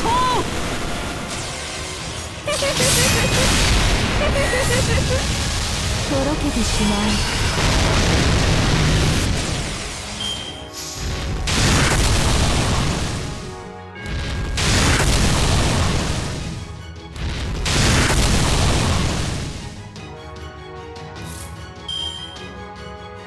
Is Fate the game with the most voice actors, or am I wrong?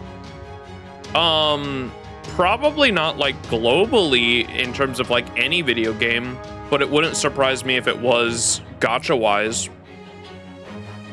Because there are a ton of voice actors and voice actresses that work on this game.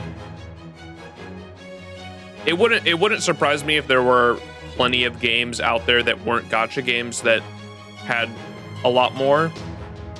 But gacha game wise, I feel like Fate would probably be at the top, if not one of the most.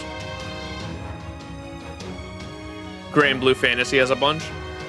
Yeah, it's mainly just because of how long it's been around. I mean, Fate's coming up on its 9th anniversary on JP.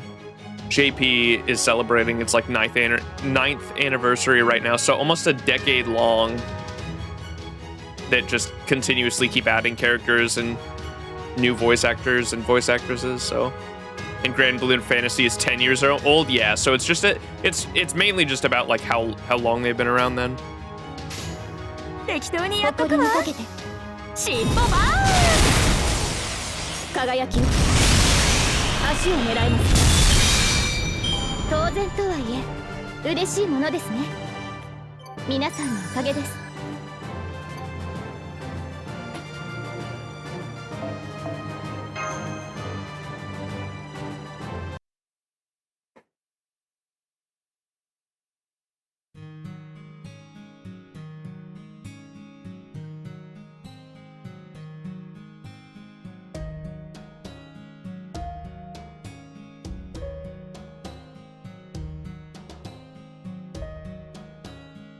What are you, stupid?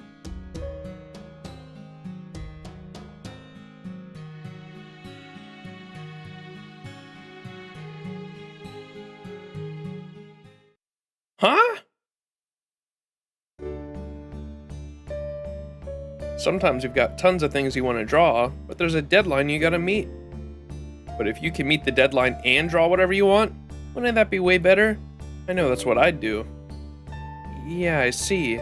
I could just draw it all later. I'd love to see the complete version of this story too. I'd be happy to help you with it. Yeah, that sounds like fun too. Even after these 4 character stories are over, there are still plenty of stories of your world to tell. Sounds like a pretty good plan to me. Dub. Is Kiritsugu playable? He is. You won't recognize him at first, though. He's an assassin. He's Emiya Assassin. If you want to look him up. Emiya Assassin. And he's very tragic. As is Fate, his Fate Zero story. But Emiya Assassin is a pretty tragic heroic spirit.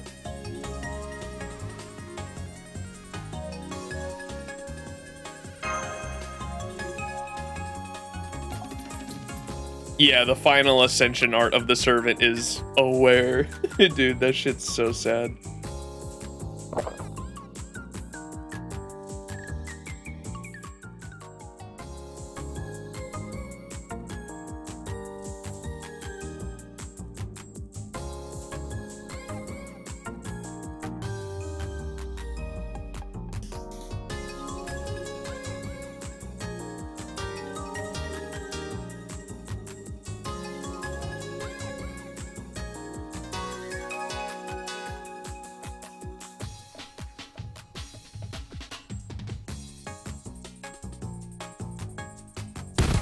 No! She passed out.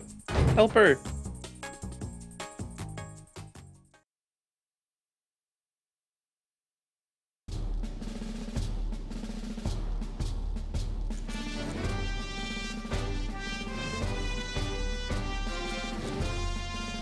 Oh my fucking god. Scotty actually ordering all around all of her Valkyries to come draw manga with her is so funny.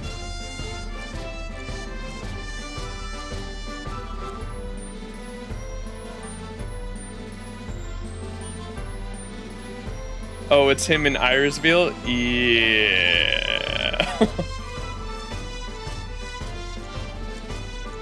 Let's make a man known as a mage killer be a servant in a class weak to casters.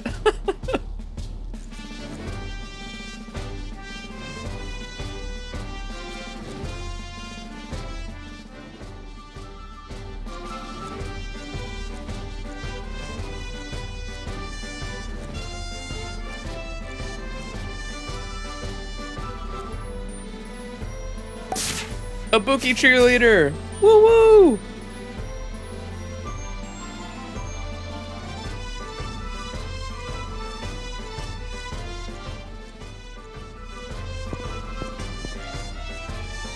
One-san.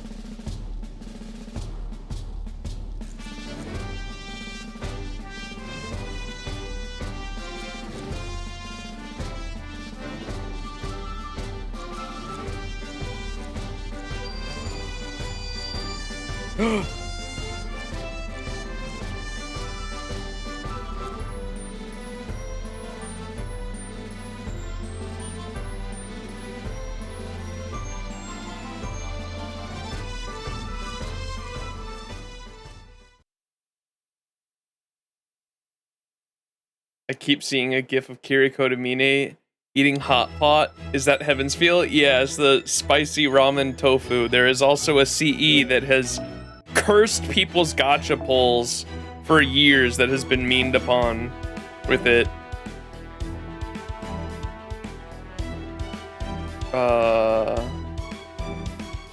Right there. This one. The extremely spicy mapo tofu. This is what he eats in Heaven's Feel. It has been memed upon big time. Yorokobe Shonen. Oh, so it's cursed you too? Yeah, big time. It curses everyone. Is a meme. We're getting him, fun fact, we're getting him as a servant this New Year's, and one of his skill animations, like when you use his skill animation is literally eating mapo tofu. It's so good.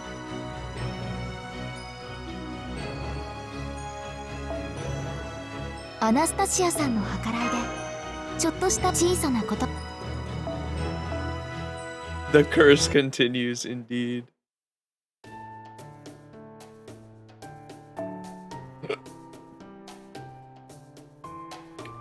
Imagine talking to your edgy version in a bikini. That sure would be an experience.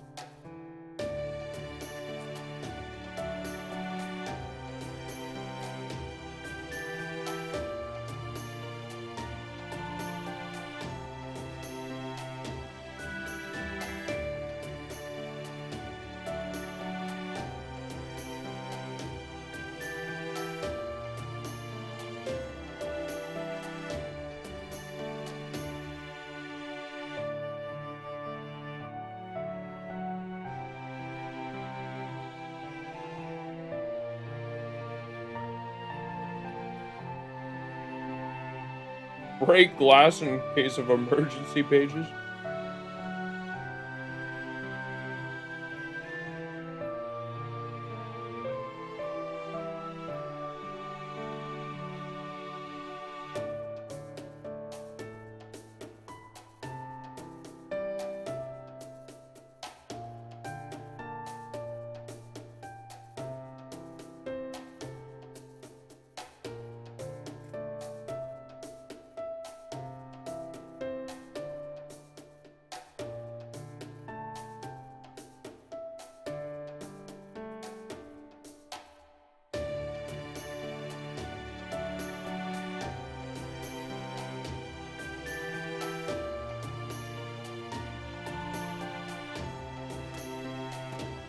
Is it worth it to do the start dash paid summon?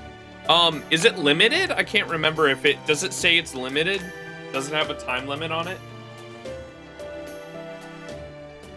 I probably would if it's limited. If not, you can just do it whenever. No rush. 30 days? Ooh, yeah, I'd probably do it. Yeah. It's a GSSR, isn't it? I can't remember what exactly it is. Is it a guaranteed 5-star? Yeah, I would definitely do that then. GSSRs are always worth the money.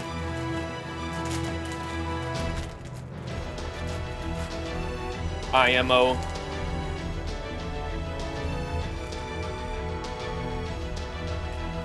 I got my first gold archer servant from that GSSR. Oh, shit. Which ones do you get?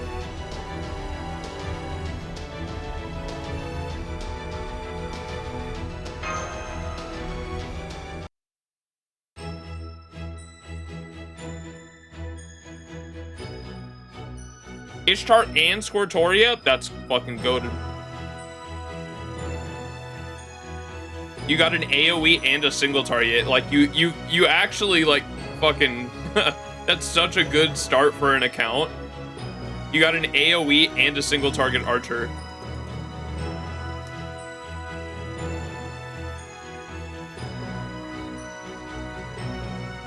You got Sei Shonagon, let's go! Nagiko!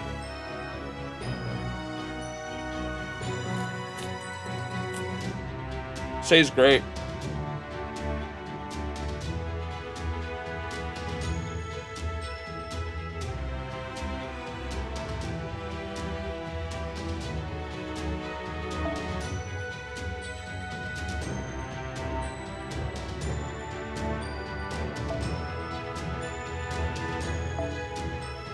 Oh, you have to have like, all right.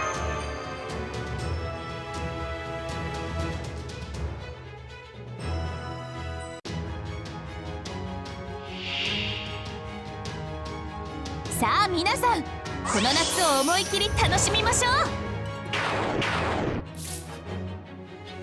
羅刹とカスは内緒ですよ。こちらですね。私のイルカは勇敢ですよ。白兵戦行きます。 They're not even fully skilled, man. What the fuck? 白兵戦行きます。では行くわ。眩しいですよ。はっ、それ。ここでまっすぐ。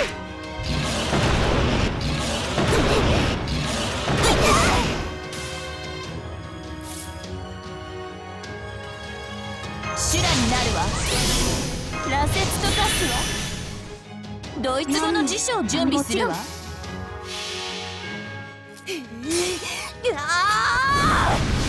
目障りよ、もろとも死ね。サーモルト追いやったらへん。修羅になるわ。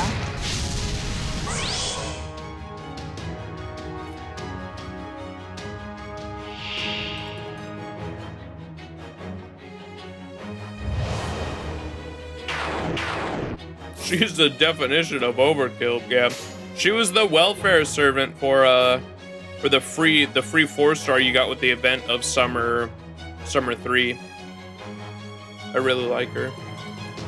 運命来週ではそれはいつか来る兆しの星。誰に呼ばれるまでもなくあなたは星をかざすでしょう。アラウンドカリバーンショータイム。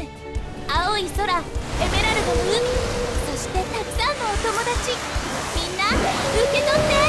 デオセアダレグレス。羅刹とカスは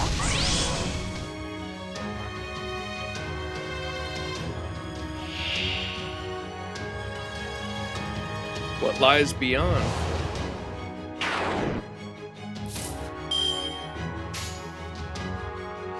叩くわ。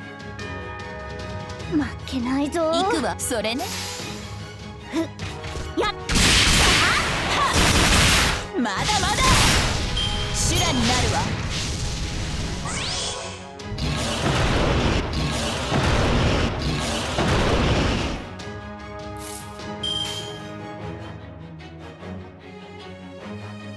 息巻き一息入れましょう。叩くわ。せーの。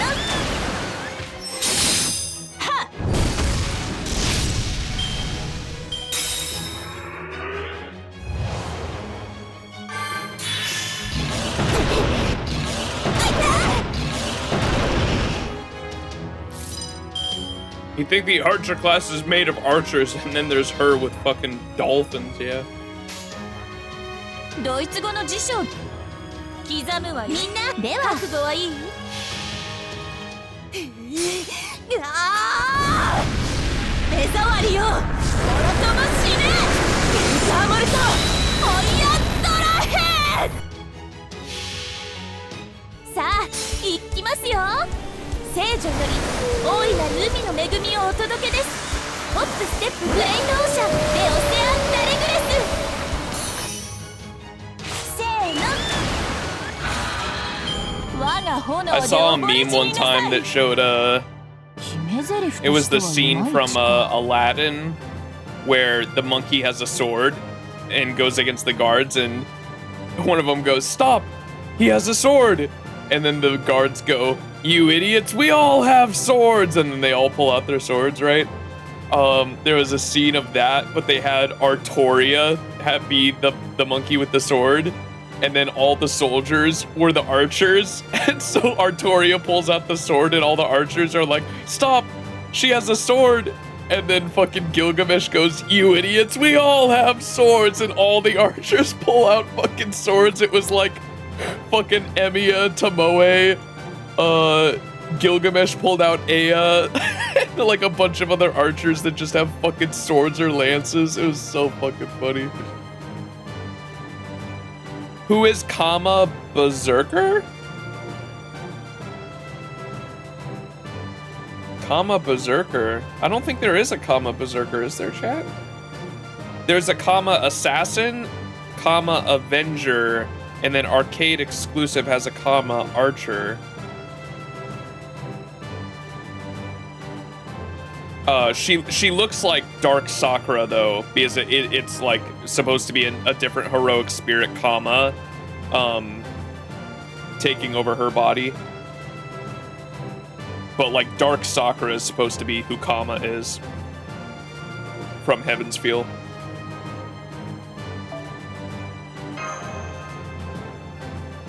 There's an assassin version, which was the original. Then the summer version is an Avenger. And then there's an arcade exclusive one with her in a maid outfit. And that one is arcade exclusive.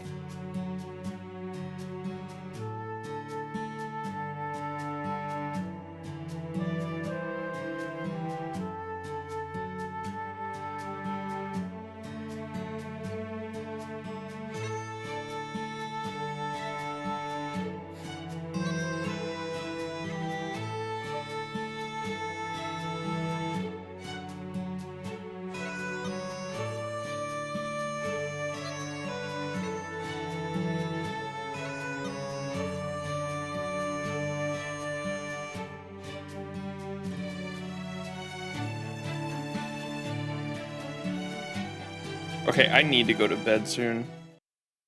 Fuck. I did not think it was going to take this long to catch up.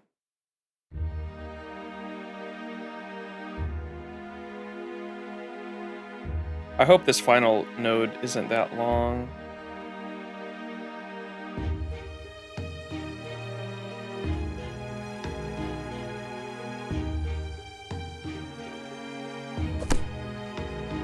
Oh, there it is. And so, having successfully completed her story in only 2 volumes, Skahak Scotty was so overcome with relief that she collapsed once more. Good job, Scotty.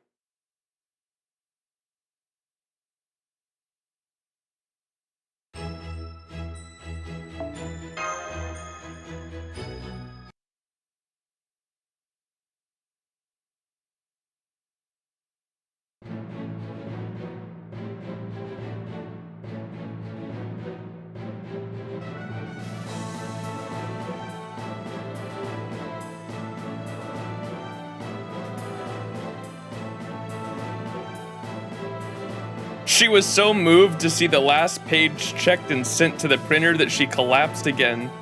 And then the Nightingale insisted very firmly that we let Scotty go back to the castle. That's funny.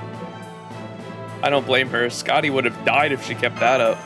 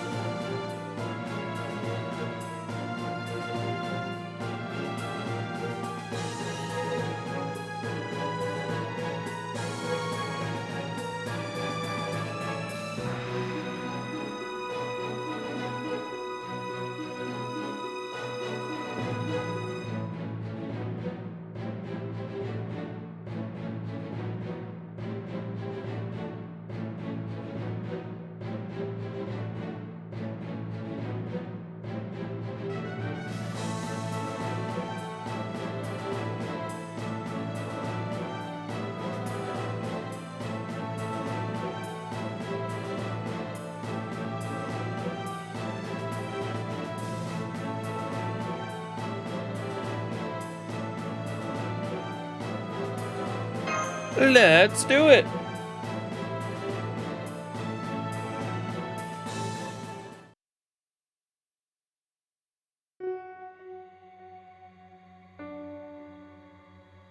Monka. Oh, we're gonna find out what the fucking sun is?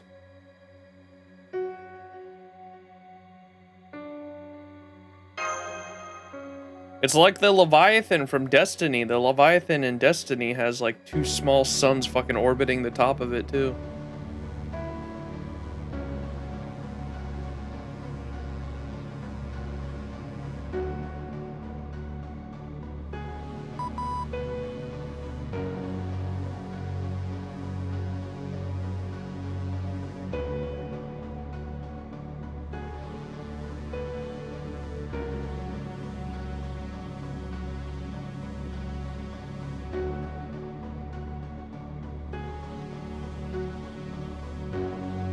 I love the sun. I really do. Thanks, Gareth.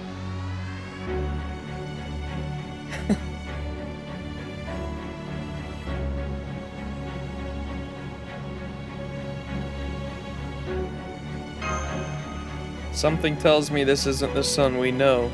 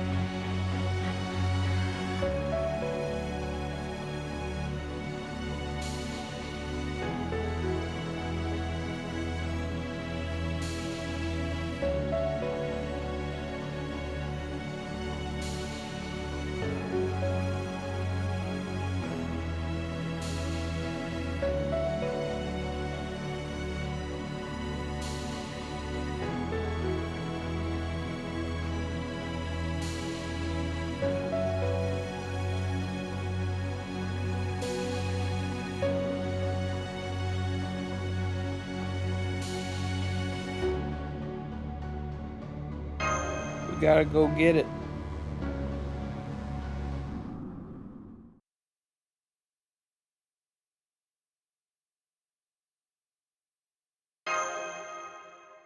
Dolman? Ah! Trigger warning, chat. Dolman is on screen.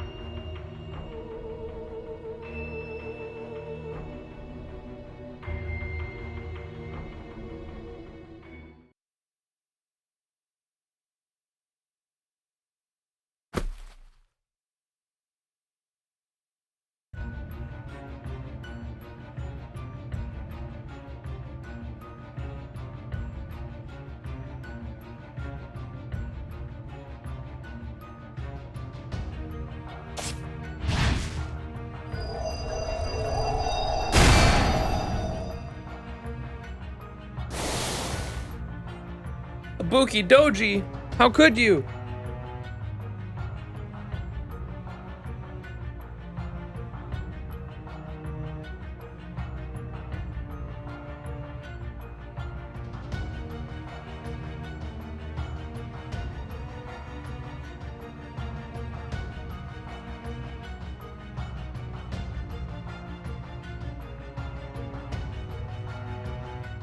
On one hand, I can't believe it. On the other, it makes perfect sense.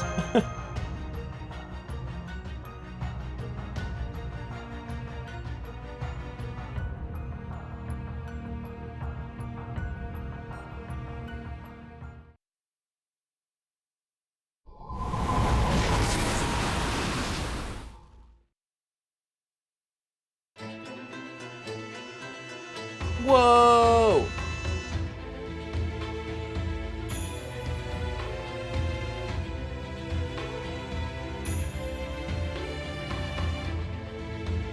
Mamma mia.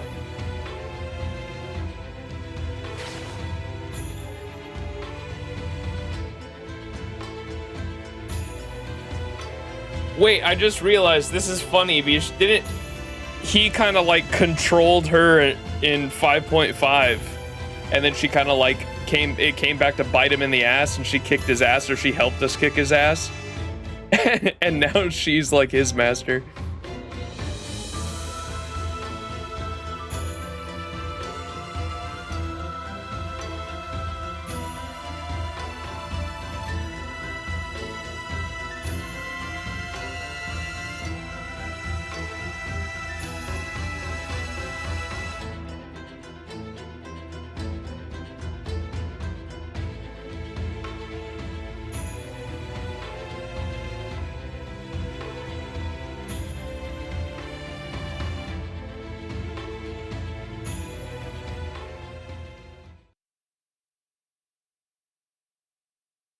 Are we cooked, chat?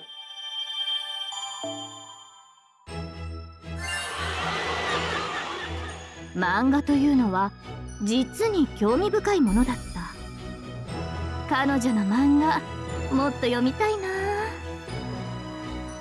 さて、いよいよサマーワールドの夏も佳境。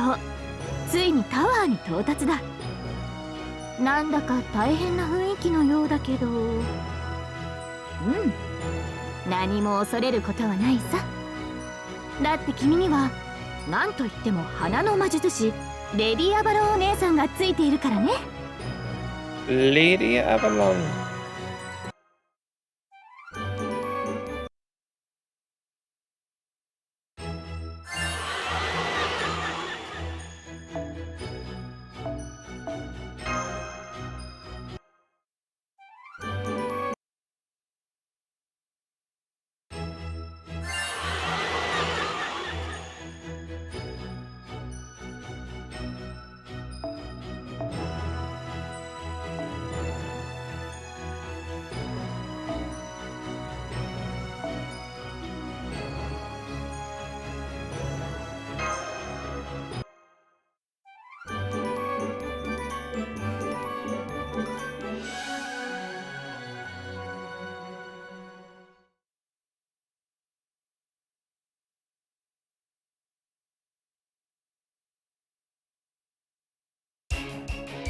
では粛々と殺害を開始。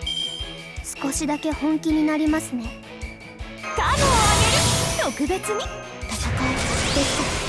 面倒知らせ絢爛の呪詛。愉快応援やだな。じゃそうなの。夏の女神が主情に告げる。踊りなさいだ、騒ぎなさいだ。すっきり。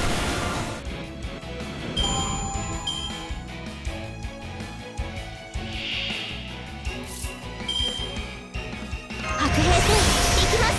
ちゃんと見てもいけないぞ。見えはいらぬと申しても、夏の暑さに喉カラカラ。息吹の御霊、800怒涛。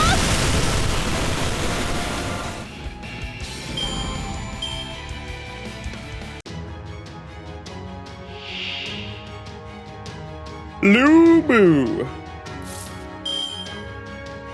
What? The guy's name is Fearsome General, programmed by Chengong to wait all night. Oh, just short.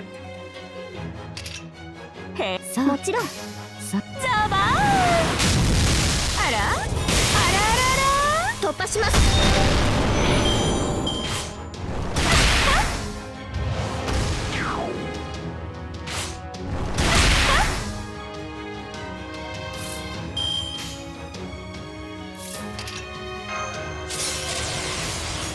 もちろんね。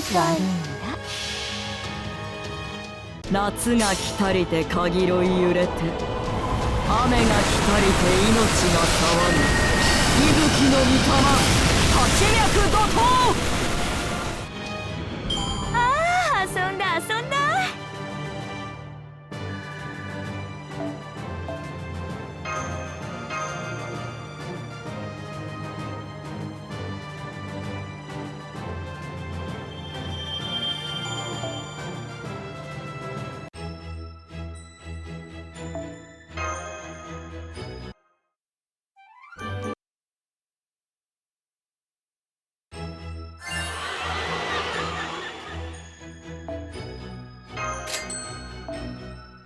Ching. Oh my god. So long.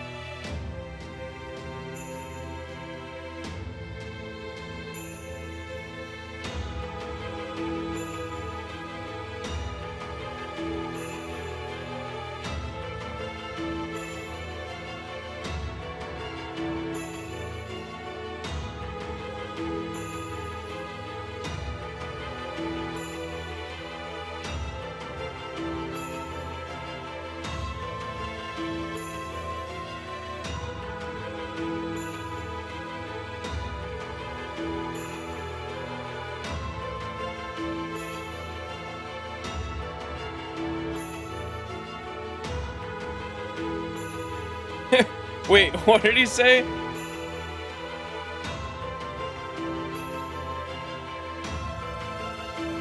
I would never dare compete with Lady Kama. I thought he was just referencing the fact of her being Beast 3.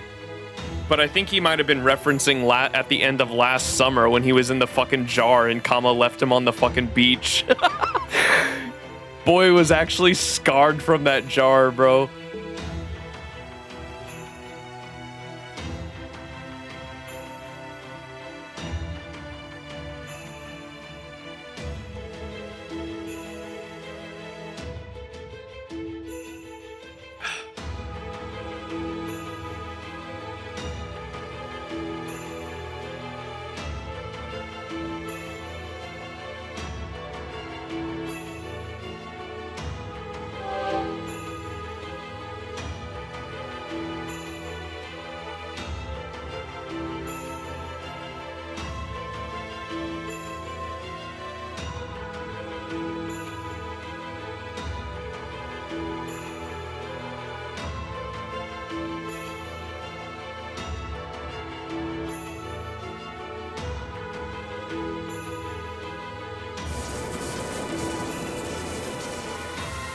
Foo foo foo foo foo.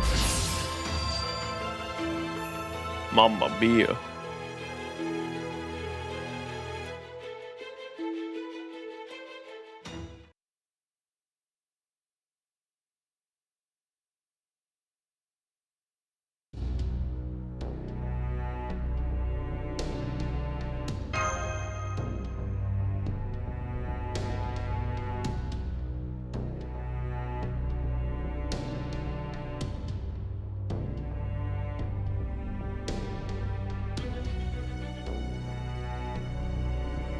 Ibuki Doji.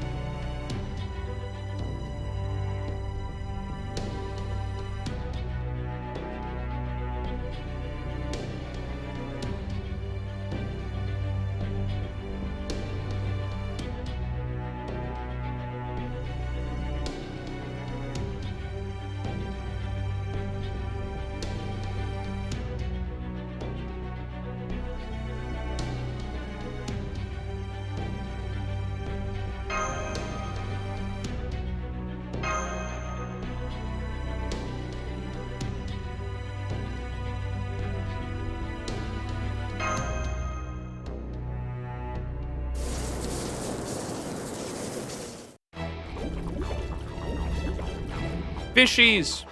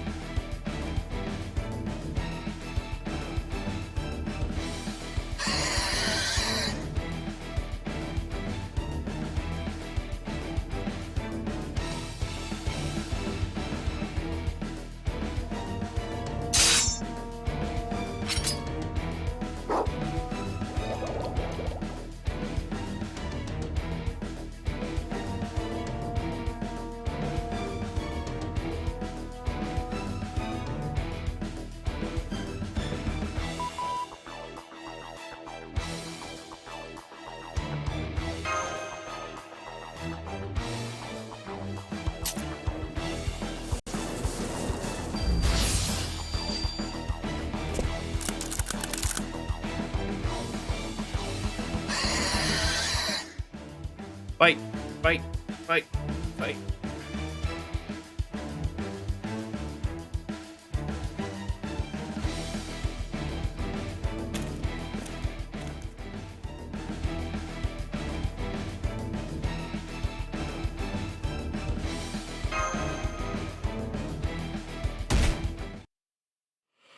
Yeah. Fuck.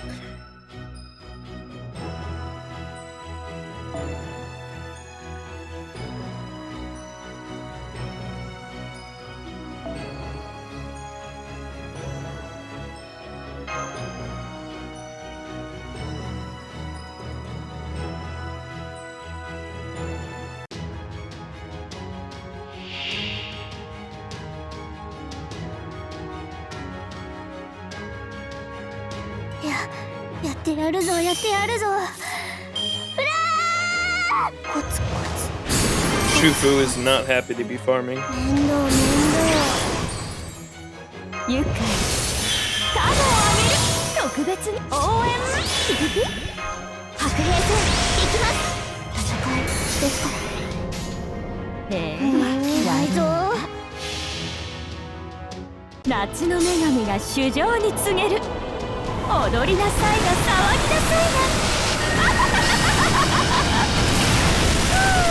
すっきりダンク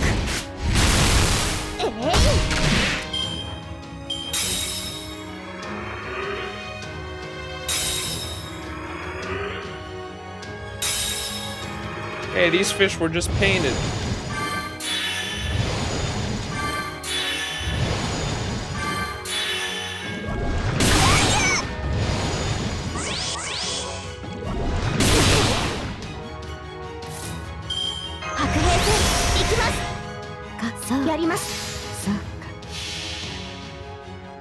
夏が来たりてかぎろい揺れて雨が来たりて命が騒ぐ息吹の御霊八脈怒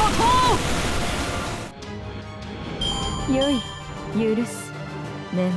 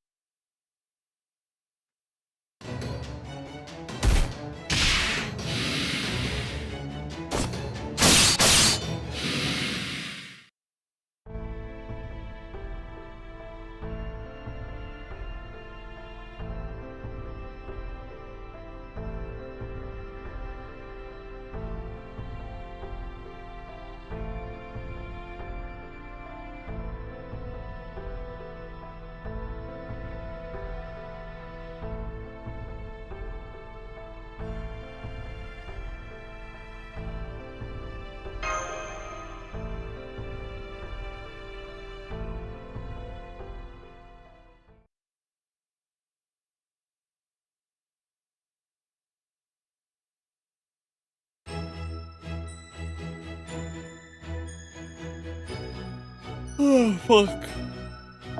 There's still an epilogue after this shit, too.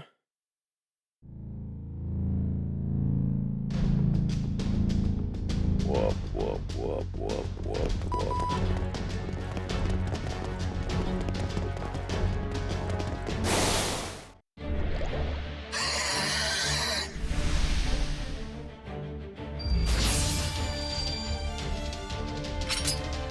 Fight, fight, fight.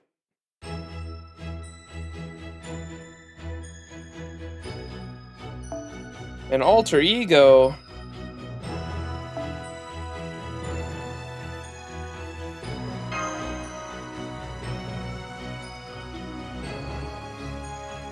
It has two epilogues, but they're pretty sure truly one of the FGO summer stories of all time. Fuck, dude. Last year's I wasn't a huge fan of either. I loved Kama, so like everything with Kama was great. And I guess the ending with Da Vinci, I mean, Da Vinci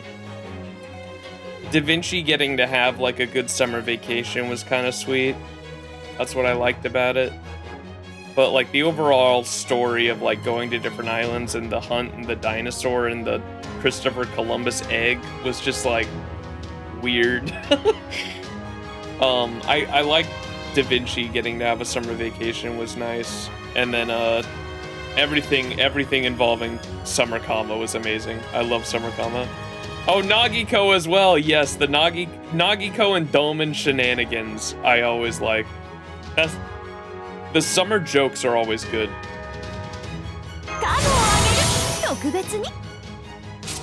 I don't know. I am checked out of it this year, man.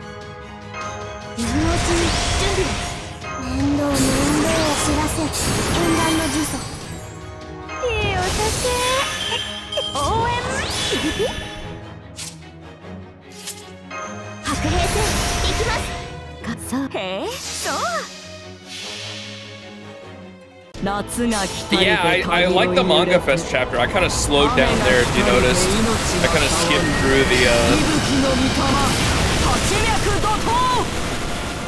I skipped through the Woo one pretty fast, but I slowed down on the manga one a bit because I love that shit.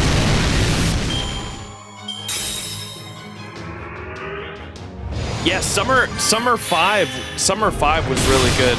I enjoyed Summer 5 a lot. Summer 3 and Summer 5 were great, yeah. Summer 4 I remember liking the beginning and then like skipping most of it. I think once I got past a certain point in Summer 4, I remember I skipped the story. And then I tried again on the rerun because we got a rerun of Summer 4, the Las Vegas event. And the same thing happened. Like I started reading it and then like I just got bored and skipped through a lot of it. Summer 4 like started off all right and then like got boring really fast. Summer 5 was good. Summer 3 was good. And then this one, honestly, I think it's when they have all these like kind of side or Summer 5 was kind of structured like that. I'm not a huge fan of having these like little side plots at every single area. Like I'd rather it just be like one big overarching story, if that makes sense. Like it seems like Summer 4 with Vegas, and then this summer did that a lot where they kind of had like big side plots at each area that you go visit. I don't know, maybe they just didn't hold my attention. I'm not sure what exactly it is.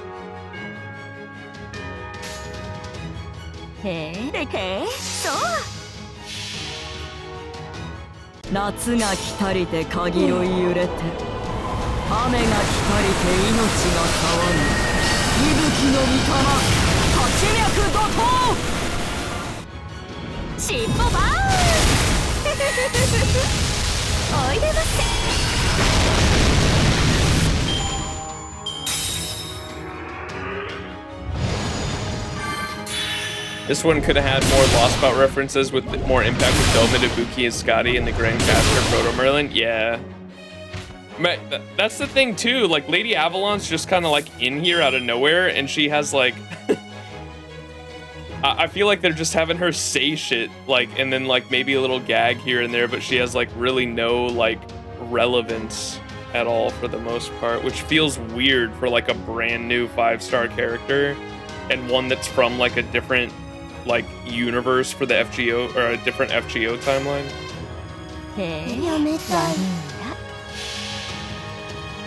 夏の女神が主情に告げる。踊りなさいが騒ぎなさいが。すっきり。ダンク。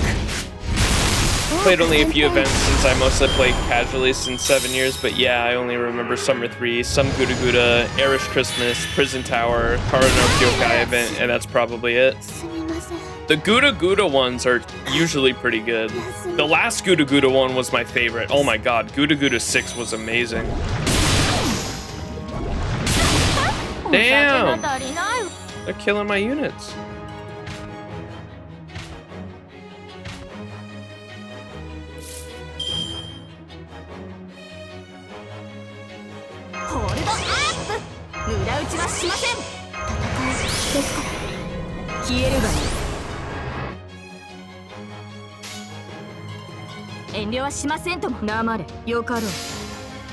えいと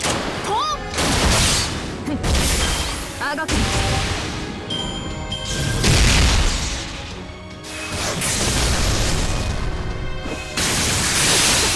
What's up, Manta? I didn't like Summer 4 during its original run, but during the rerun, I liked everything except the Big Sister John and Hokusai herself. Yeah.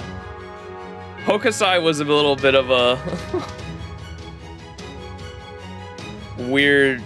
I felt like it was like a really weird. I mean, I understand the spirit origin change, but I felt like she was like way different than her normal self. Like they made her like a huge airhead, which I usually don't get the sense that like normal Hokusai is like that, right? Like they made her like a childish airhead, which I understand they kind of explained in the story, but it still felt weird to like go from the normal Hokusai to Summer Hokusai, personality-wise. We at least got a design that foreshadowed upcoming foreigners. That's true.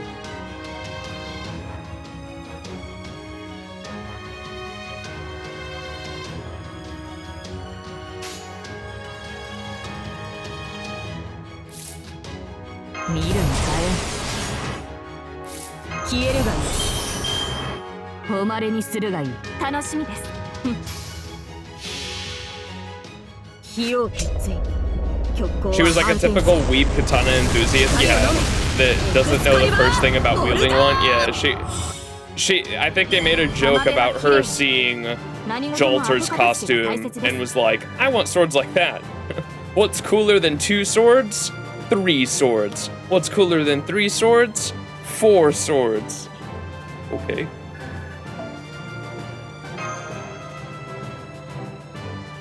There was the Iori thing too, how Musashi called herself Iori. And then that got called back, or that was supposed to be a tie-in with... I thought there was going to be way more relevance with that in... I thought they were actually going to reference it somehow in Samurai Remnant, but they didn't. It was just Nasu. Nasu just offhandedly in an interview said that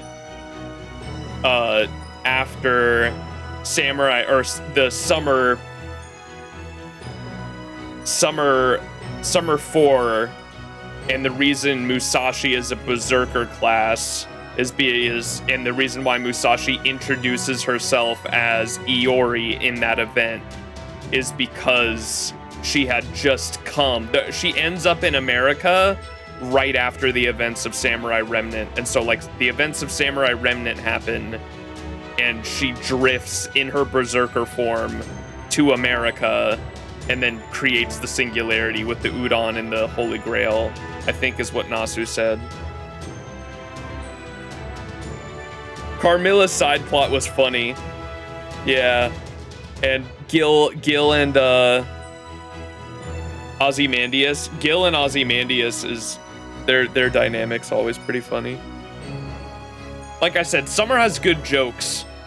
I like the jokes that usually happen in Summer. It's just the overarching plot is typically such a slog fest because you're just like going from place to place to get introduced to all the new like swimsuit characters that I usually just like fall asleep and then like giggle at a joke here and there, which isn't like a terrible thing. It just doesn't make for good streaming content unless I'm like really interested in like a mystery, such as Summer 3 I read on my own time and I just enjoyed it. Summer 5 was actually really fun to read because of the mystery and the horror behind it. Summer 5 I felt like was a good streaming event. Summer 6 was kind of a slog fest, but I at least like Kama. This one I'm just like falling asleep in.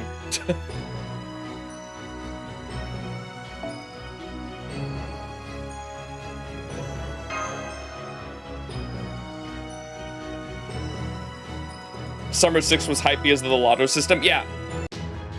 They have good gameplay. Or the summer events typically have like good farming at least.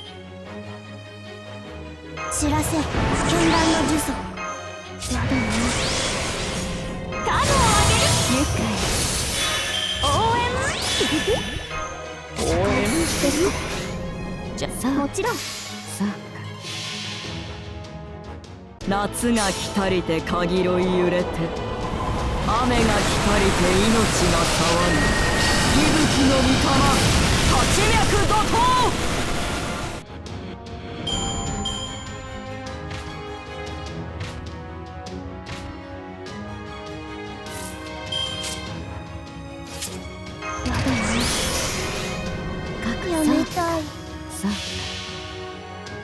夏の女神が主情に告げる踊りなさいな騒ぎなさいなすっきり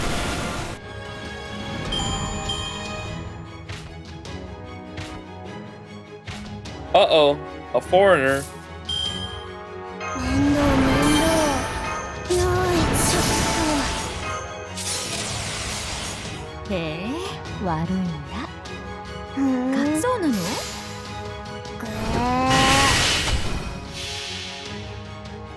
夏が来たりてかぎろい揺れて雨が来たりて命が騒ぐ息吹の御霊 Oh, it's only 100% damage boost though. It still got it.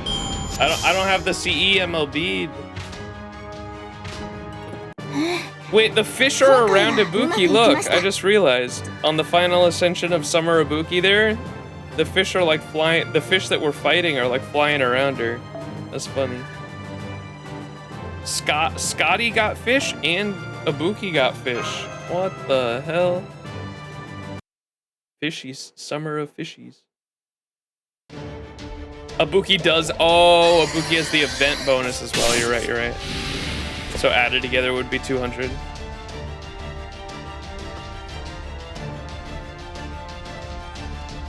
Yeah, it has a little bit of story relevance. Alright, let me just skip through this. This is just fight, fight, fight. Ducker, you'll get burned. Who could that be? Dante's! It's Dante's, isn't it? I recognize that poison black fire. I was wondering when you'd show up again. Is it Dante's? Yeah, my husbando.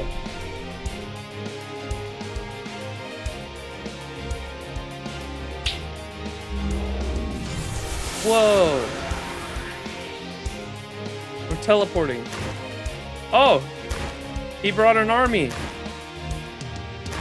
Oh wait, we were fighting shadow servants of everyone we had met so far. There's so many. You're all here. Wait, he actually did the Avengers Endgame thing. He said on your left.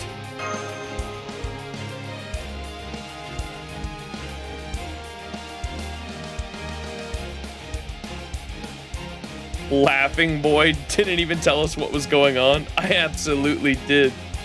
Whatever shit you said didn't count. Explain it better, damn it. Oh, fuck. No one can ever understand Edmond Dantes.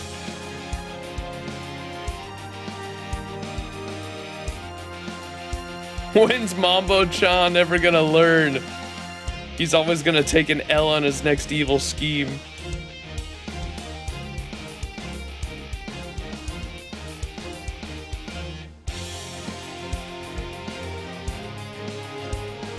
He did what John did at Solomon, no way!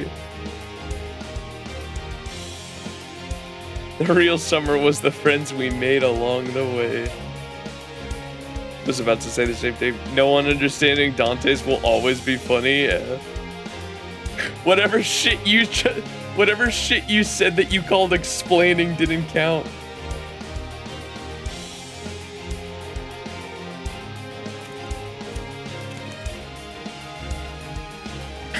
Did Canis have to run here?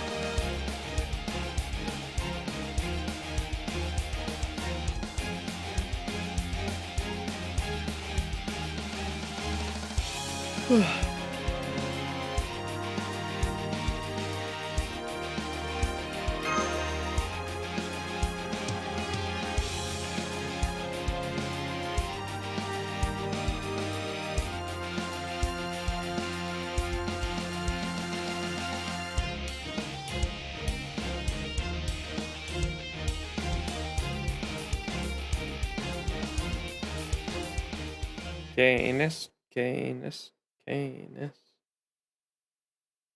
Oh my god, I'm like falling asleep in my chair, chat. Please. Whoa, we're at the top. The tippy top.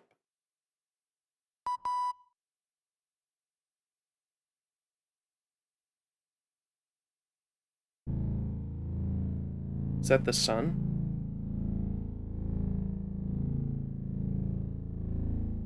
This seems more like a reality marble. More like almost a divine what? Oh, it seems almost divine, maybe. Domen! Ashia Domen! Mmm!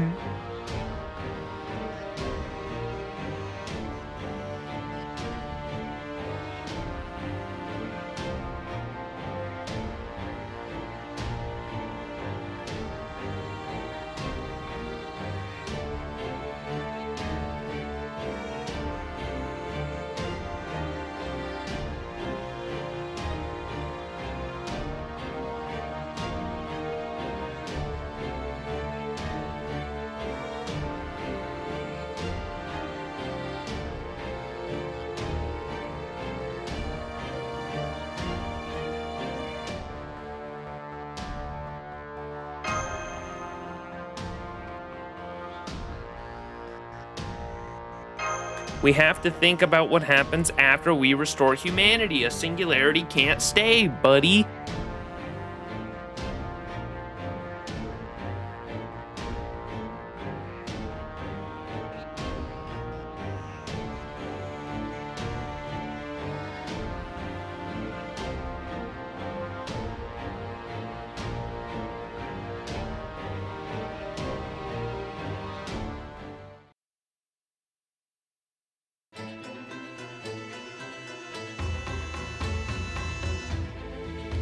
Monka. Oh my goodness gracious, chat.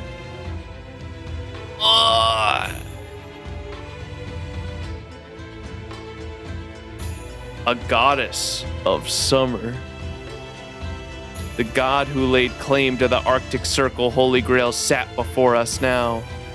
Her mere presence stated clearly that this was her divine realm, and had been so since this world had began. Somehow, or someone whispered that the various Torii gates here proved this was a divine realm belonging solely to her. Which meant the sun hanging just above her head belonged to her as well. They only lived because she permitted it. It is said that one day, the world will disappear in a torrent of white. If that is so, then I shall begin it anew. That was my thinking. That is what I told Skahakskari. It is why I created this eternal summer. Why summer? The boy's lips moved, his tongue too. That could only mean she was allowing him to speak. You are the reason. You always seem to enjoy it very much. The summer spent on warm tropical islands, the summer where you met and parted ways with an ancient being. Yes, it was just about a year ago now. I appreciate that you did this for me, but I can't accept it. I'm glad you wanted to make me happy, but this isn't what I want. I see. Then I will end this now. Yes, I think I will try starting over from the age of gods then. Ha.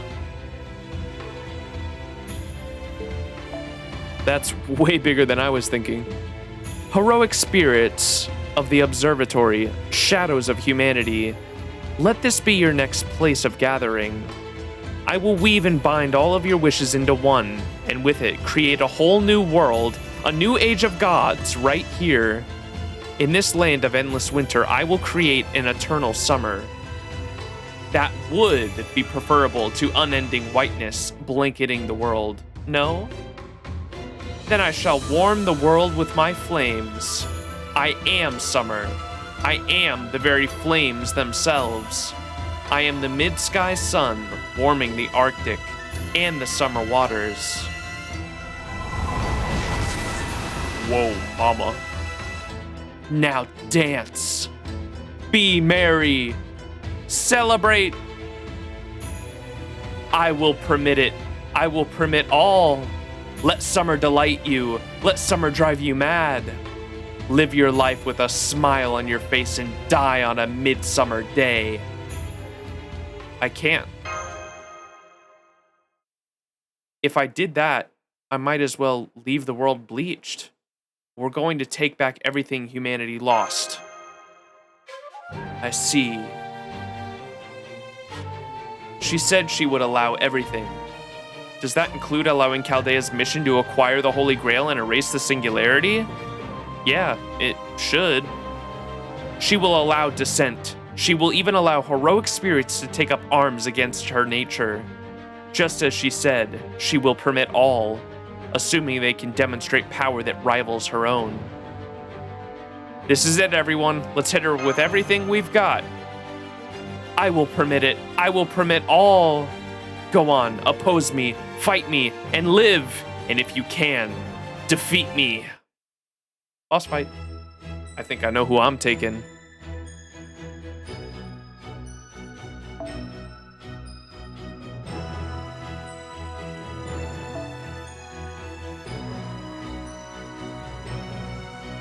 Oh yeah. My Arts DPS team with my MHXX. Perfect for a Berserker. Does she actually have like a unique sprite for the boss fight? Oh, she does. 夏に喜び、夏に狂え、そして笑みのまま生きて、生きて、生きて、真夏のままに死ぬがいい。コードネーム WX 出勤。You can get this in the shop. What? Oh, you can wait. Summer Ibuki has a costume? I didn't even know that. Honestly, I deadass did not know that. She is. It's just like a simple color change of the Ascension 3, but it's still cool. Where the fuck is my purple comma, bro? Where is my purple comma? 熱を帯びなさい。丸みアドワーズ。今のうちに準備やだな。セットアップ。行くぞ。アクトーン。かけた戦いであれば、エーテル宇宙の剣技をお見せし、ズバッといきます。控えめに行って本気を出します。 You can hear sparkling noises on her NP as well, and she doesn't have the clouds on her hands as feet during the NP.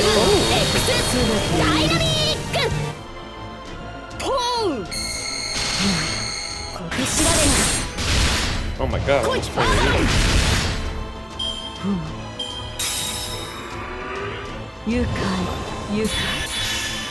Uh-oh.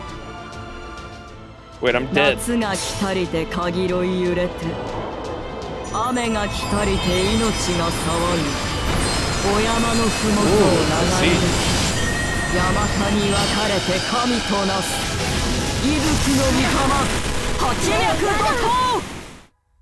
Wait, that didn't kill us? The follow attack. Nami. No. That's fine.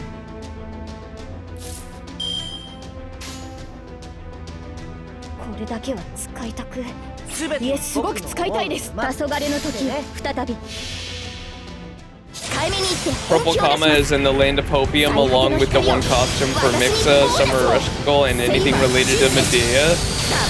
Listen, they have all the assets though. The thing that pisses me off so much about Purple Kama is they have all the assets. They have the Noble Phantasm animation, they have the in-game sprite, and they have a plethora of different, like a set of different sprites for the, like, talking in game with expressions and everything. They have all the assets, literally all of them. They have all the assets for Purple Kama, and they just refuse to give us them. It makes me so mad.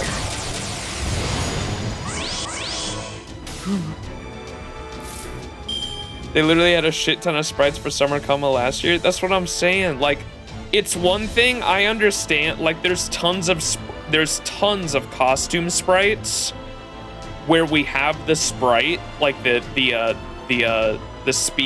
story speaking sprite, right? But they don't have the in-game assets, right? That's understandable why they won't give us that, because they probably don't want to. They probably don't want to give the dev time to developing the in-game costumes, right? That's one thing. But the fact that Purple Kama has everything is done. They have the Noble Phantasm animation. They have the battle sprite in-game animation, and they have the story sprites. They have a plethora of different outfits for the Purple Kama story sprites with like 3 different fucking dresses. So why the fuck can't they give us that? They have all the assets are done. What? Oh, it hurts. It hurts so bad that I know they can just slap that on a fucking Final Ascension card and just hand it to us. That's all we need.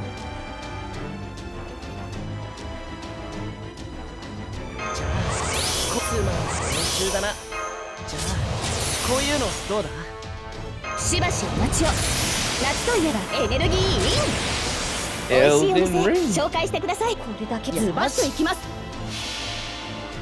早期銀河すなわちコスモス。エーテル宇宙。光る秩序。Go notes. Notes attack. ツインミラーディザスター。 2 million damage. あれくらいのココナッツケーキは最高ですね。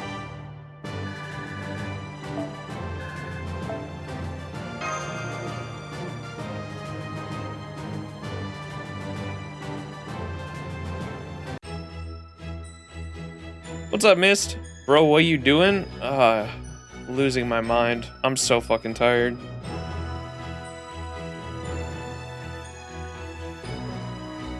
Mist, you want to see something hella degenerate?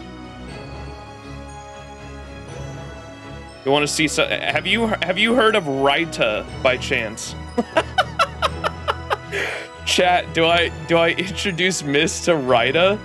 You're not ready for Raita, I don't think. Raita is the name of an artist.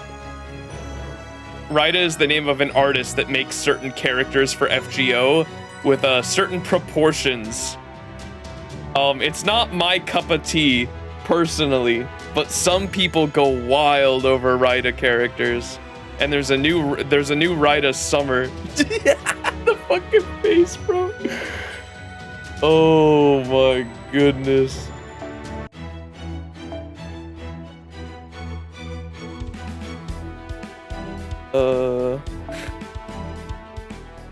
Oh, you can't even really see it because of this. I hate this. I hate this because the butt is not proportioned correctly. Bro, what is that? Okay, hang on.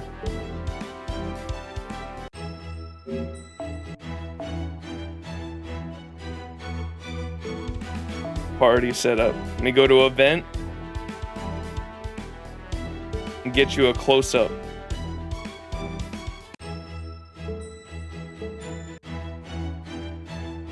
No, why is she still there?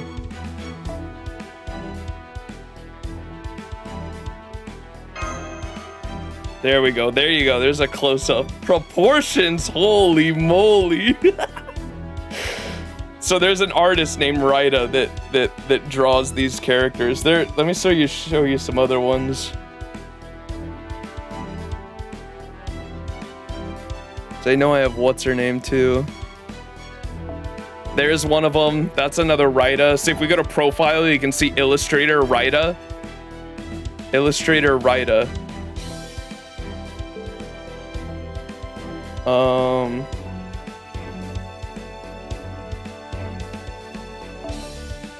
This is the one I just showed you. Illustrator Raita. I don't think I ever leveled up. Here's Raiko, illustrator Raida.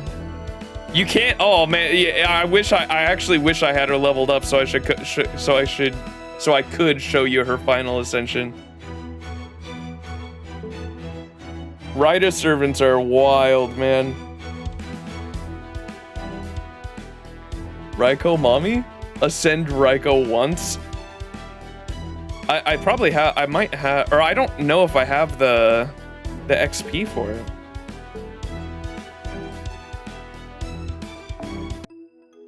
Ha!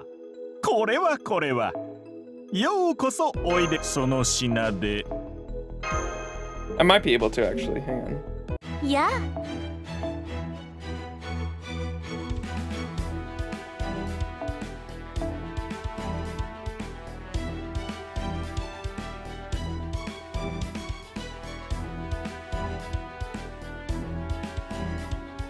Where'd she go? Oh. Went too far up. There you are.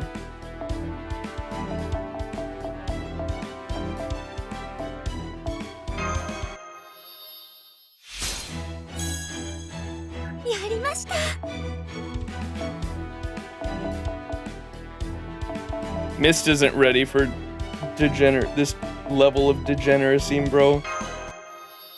My boy, my man knows nothing about FGO and just pops into chat like, bro, what the fuck are you doing?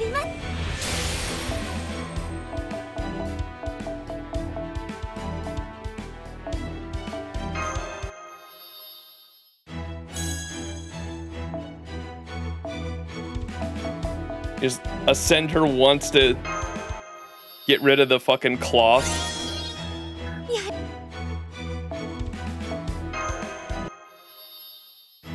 All right, first ascension.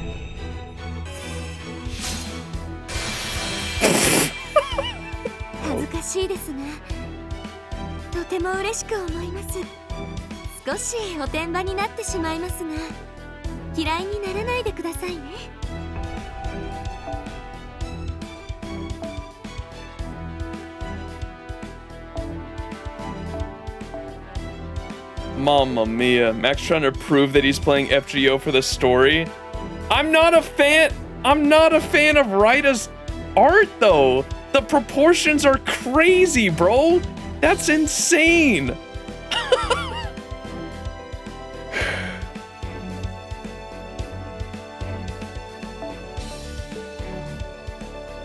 Hello, my friendo. I love this art. I love boobs. Dude. The proportions are crazy. Oh man, this is my waifu. This is her right here, John the Arc and Salter. Give me my goth girls. The goth girls are where it's at. Or, you know, Musashi, America.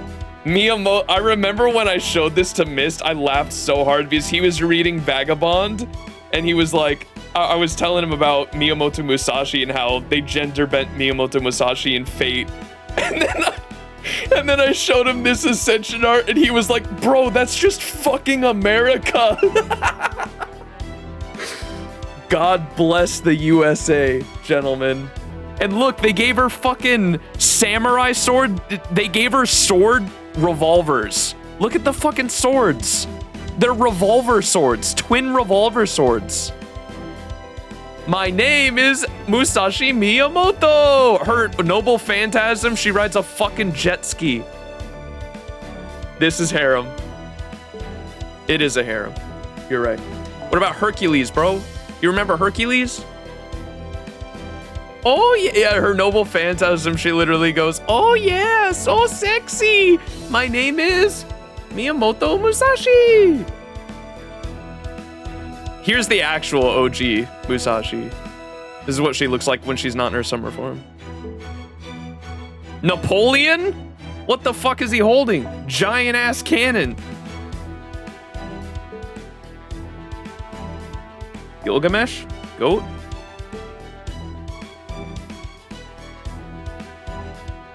Yeah, dude. Fun game. Oh, fuck.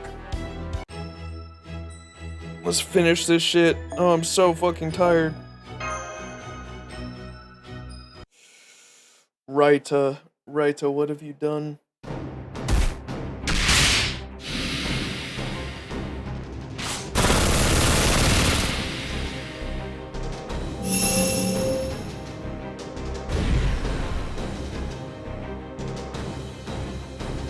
Finisher. The power of friendship.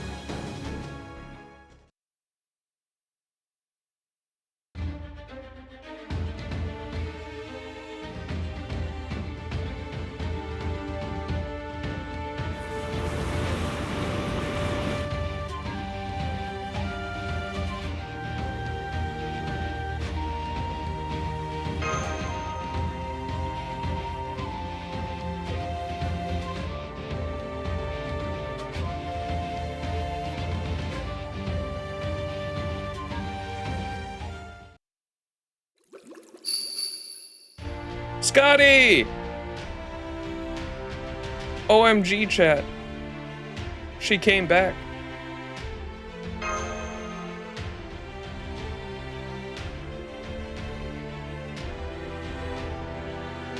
Now they can have each other. Scotty's fishies and Ibuki's fishies can fight.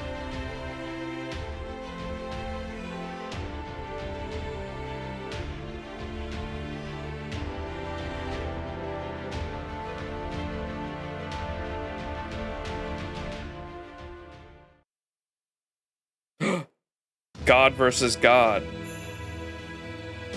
Eastern Japanese God versus Scandinavian God, chat. Who's gonna win?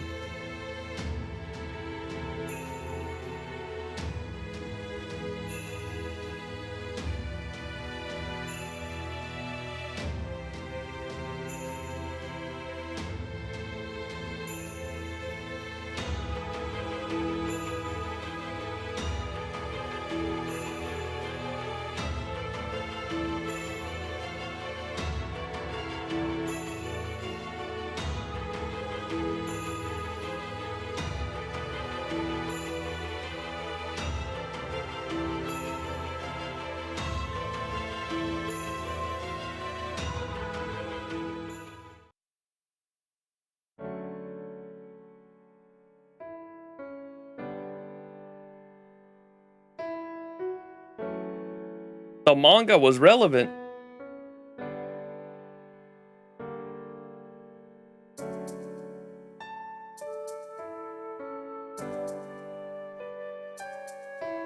Turns out, chat, Scotty only wanted to make manga all along.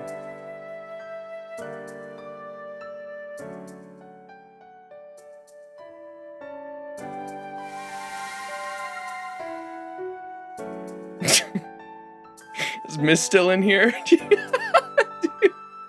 Raita's art is so unhinged, dude. Holy fucking shit.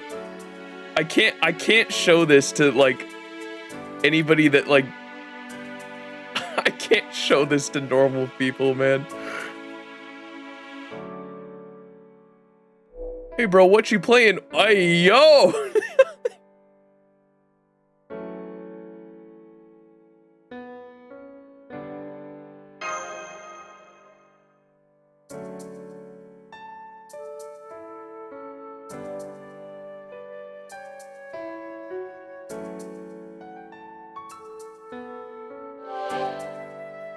Wait, you're giving up just like that? What the fuck?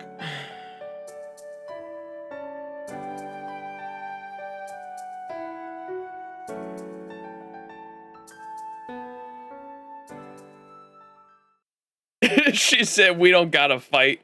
My fault, G. That's it. Well, all's well that ends well, right? Okay, yeah, this summer was not written well at all, man. I had a hint of hope there when we got to the tower. Wait, what the fuck was the sun then? What the fuck was the big sun?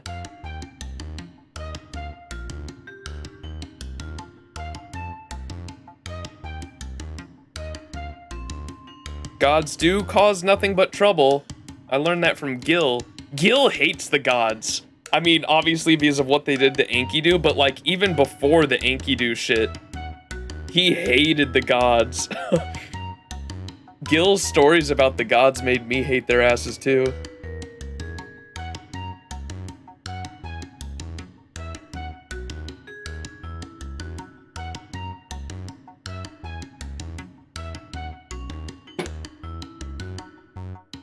The sun was just a mess with Asclepius. Oh my! I this whole time I was thinking the sun was gonna be like some cool fucking like, I don't know, Lovecraftian thing because it was like a sun that was like way closer to us than it should have been. I was like excited to find out what that was.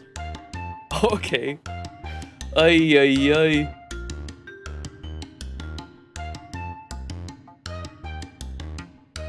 You thought it was gonna be Shutner again? Yeah, they kind of dispelled that early on in the story. They said they definitely knew for sure it wasn't Shutner because the magical energy readings were like definitely super fucking different.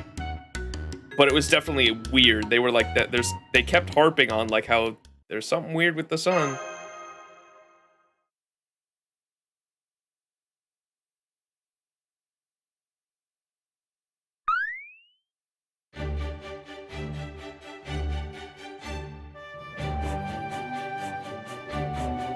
Nagiko.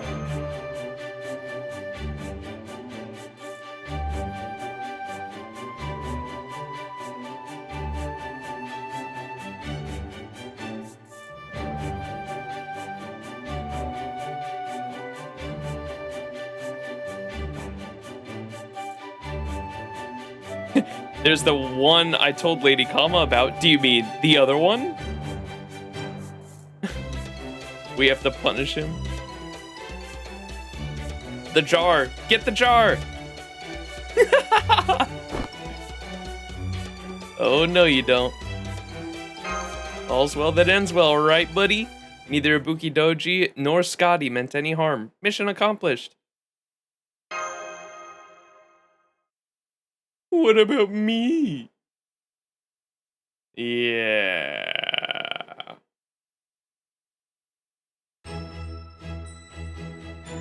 Time for the jar. Dude, Nasu wrote next year's summer. It's going to be good. Don't you even worry about it. Not only is it LB6 themed, fucking Nasu wrote it. It's gonna be a good summer. The only summer event I think Nasu has written was Summer 3, if I'm not mistaken. Nasu wrote the Hawaii summer with Summer John, where they were all drawing manga.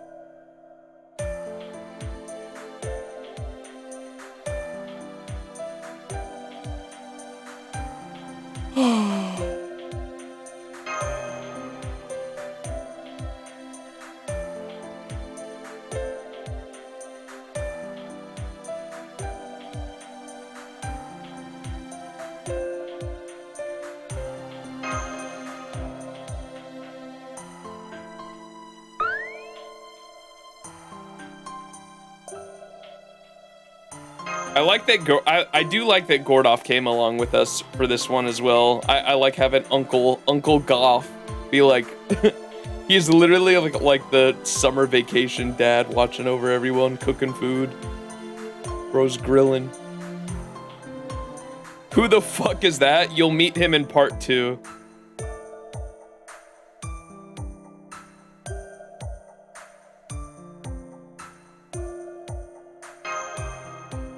Gordoff carried Summer 3. I wanna.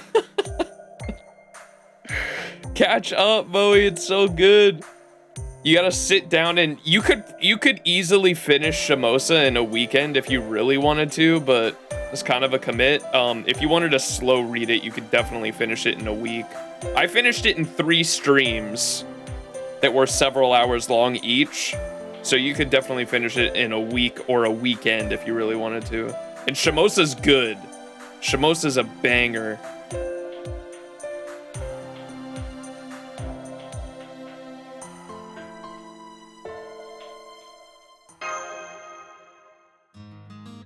Or at least the climax is fucking insane. I think it has kind of a slow build at the start, but it's where you get to meet Musashi. That's what's so great about it. It's like where you get to meet Musashi for the first time, and it has some preludes into the Cosmos and the Lost Belt storyline. And you meet Musashi, and then the climax is fucking dope. Okay, mommy, Musashi, yeah. Mommy, you mean Musashi? Oh, Mash is coming in her swimsuit. Let's go. Get Mashu out here. Abe no Seme build up? Yeah. When's that guy coming? He'd be a good anniversary or New Year's servant, honestly. Just drop Abe no Seme out of nowhere. Foe! Get her, Foe! Foe?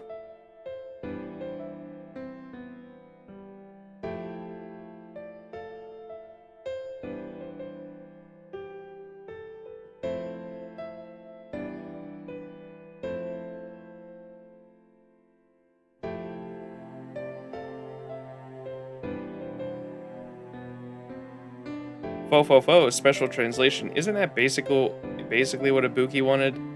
Yeah, it is. And so what if it is? I don't want the fun to end any more than she does. I honestly never cared whether an ending was happy, beautiful, or even meaningful. I've never even liked endings. Get her, Foe!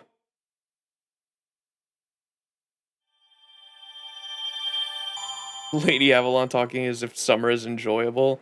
Well, if you know anything about the Merlins never give a fuck about how a story goes. They eat feelings. They literally eat feelings. So long as emotions are being had, they fucking consume that shit. Nom nom nom nom nom. I genuinely thought that Caster Seme was gonna appear as playable Grand back when Scotty's... Yeah, I think a lot of people did. You definitely weren't the only one. What is this? This is the 90 plus.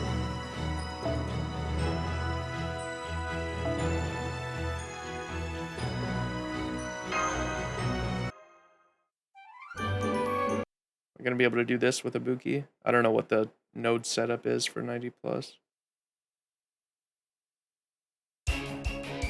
なるべく長く遊ばせて。知らせ、絢爛のジュースコツ。いいお酒、タブをあげる。特別応援。ピピピ。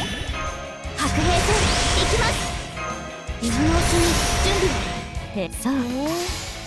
3, 2, 3, I think. Okay. 夏が来たりて鍵ろい揺れて。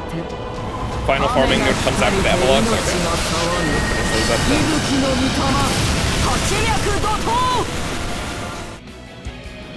I want to do the farming. I want to do the 90 plus node once, and then we'll probably do my daily disappointments and maybe a multi, and then we'll hop off. And then I won't see you guys until next Wednesday probably. No stream this weekend. I was planning on doing a Honkai Star Rail stream this weekend, but probably not going to do that now. I'm going to be a little bit busy with some apprenticeship stuff, but we'll definitely do it the weekend after that. So next Wednesday we'll do my actual like summer pulls, because I'll have the funds for it, and then the weekend after that we'll finish up the Honkai Star Rail Yurilo 6 storyline. That stream should be fun.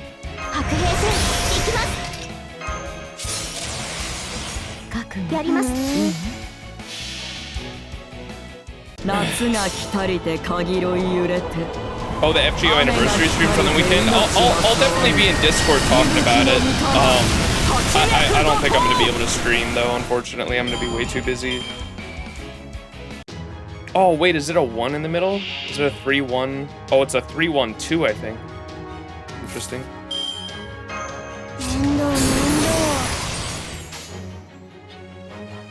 Hey, 適当ささザバーンあらあらあらとろけてしまう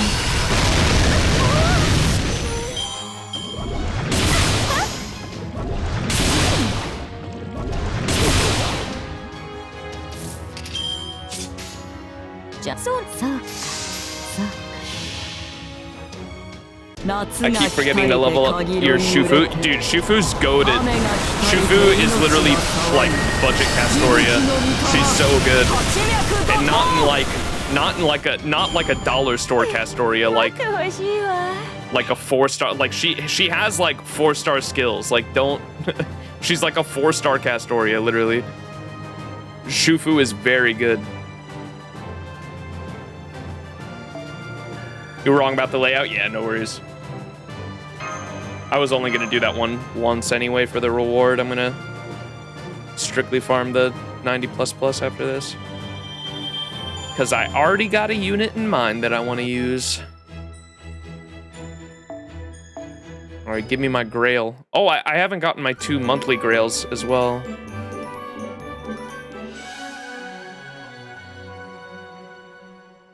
Cleaning up. Epilogue 1. Please tell me we stuff Dolmen in the jar again. A female incubus who kind of resembles me and calls herself Mage of Flowers. I guess it's no surprise there could be a world like that out there. Plus, people interpret legends in all kinds of ways. So no, I don't have a problem with her. I wasn't even jealous when she showed up in a swimsuit spirit origin like it was no big deal. But I would like to say at least this. She could never, ever be my sister. No chance. A secretive girl who loves playing pranks and genuinely thinks that even people's psychological suffering is intriguing? I sure don't have any blood relatives like that. I'm honestly not sure who ever would. Fo. But was like, look at a mere jackass. No one had bad intentions. Each of them was thinking only of others. Well, that is certainly a lovely story, isn't it? However, this place, a paradise? Each area seems far too individualistic, noisy, lacking in cohesion to qualify as a paradise. Well, yeah, of course. That's always the case with human societies. They've always been noisy and incohesive. But that's the very thing which makes them so precious. I guess you'd never see it that way, though, Not as you are now, at any rate. That's your whole problem right there, isn't it, Dolmen? Kanra, I hope you've... Oh, Moe, do you know who this is? Kichi Hogan? You missed her event where she was a welfare servant, but she's really cool. She's Ushiwaka Maru's master, and is constantly on Ushiwaka Maru's ass every time she fucking steps out of line. I hope you're ready because I'm not about to let you off the hook so easily like Max did. Looks like I won't have anything to do about you after all. Kishimania is about to run wild, brother. Oh boy. No thank you. I'm here too. I could call Kororo and Danzo as well, but but they probably wouldn't be satisfied with anything short of your death, so the 3 of us are going to give you a well-deserved dose of tough love. Love is not any part of my treatment program. Whoa, now everyone just hold on, please. What terrible crime have I committed? Do you truly believe I had any choice as whether or not to obey a divine spirit with a holy grail at her command? And a divine spirit of a Buki Damyojin at that? You are aware she's one of the heads of the Yamato no Orochi. one of Japan's 3 greatest monsters ever. A humble monk on Myoji like myself could never dare. Kanra, as if you think gods and elementals as anything other than food. No, I'm quite certain you had your own reasons for obeying her, and that can only mean there is more to this than meets the eye. Though I cannot claim to have been aware from the start. May I have a word, Asclepius? Scotty's condition is getting worse. Her magical energy loss hasn't slowed down at all. If anything, it's only getting worse, though only slightly, with every area seal that it's broken. Odd, even under normal circumstances, she shouldn't be losing this much magical energy. It almost seems intentional, like something or someone is getting more anxious with each broken seal, so absorbing more magical energy from her in response.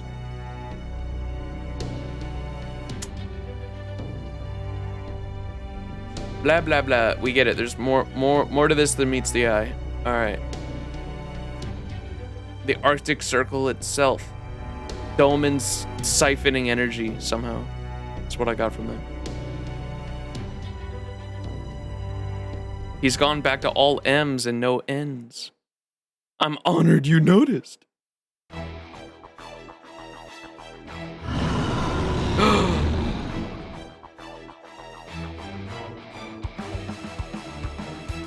All right, let's get this cleanup detail sorted. This isn't getting you out of Kichi's lecture, Dolmen. So you're here too, my master. This is quite the turn of events. Very well then, if you think you can truly put an end to this banquet, go ahead and try. Dolmen fight? Dolmen.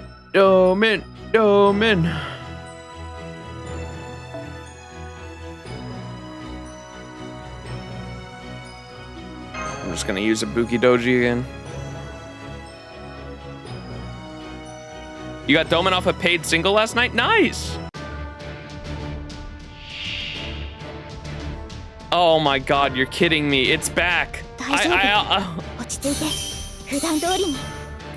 deadass thought I'd never have to fucking see this thing again. You're kidding me. Wait, where did he even get this thing from? He drag it here from last summer?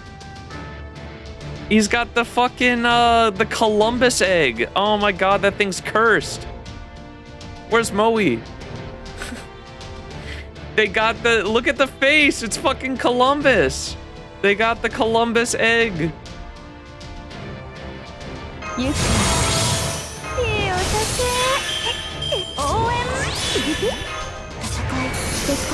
I never thought I was gonna have to look at this thing again. Aren't its attacks like hella creepy too? If you pick Kichi Hogan for support, she switches to Pretender class for this fight? Wait, why? Just to counter Ashi Dolmen or what?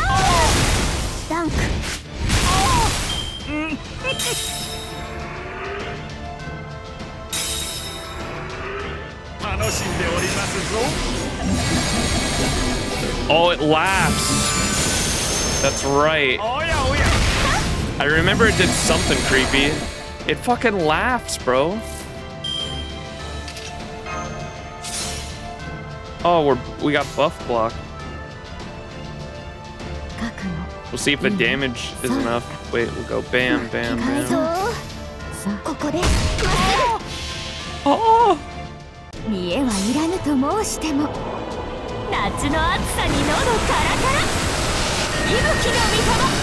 It's just counterclassing? Gotcha.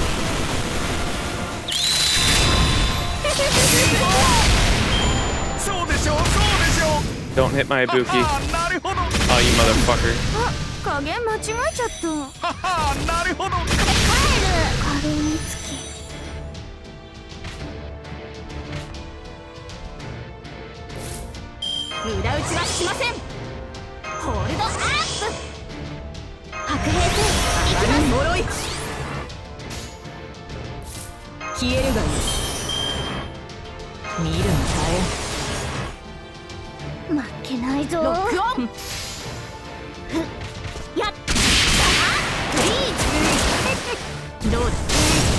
You're kidding. なるほど。ははなるほど。ははなるほど。 Narihoro. よけないぞ。Bonk. つまらん。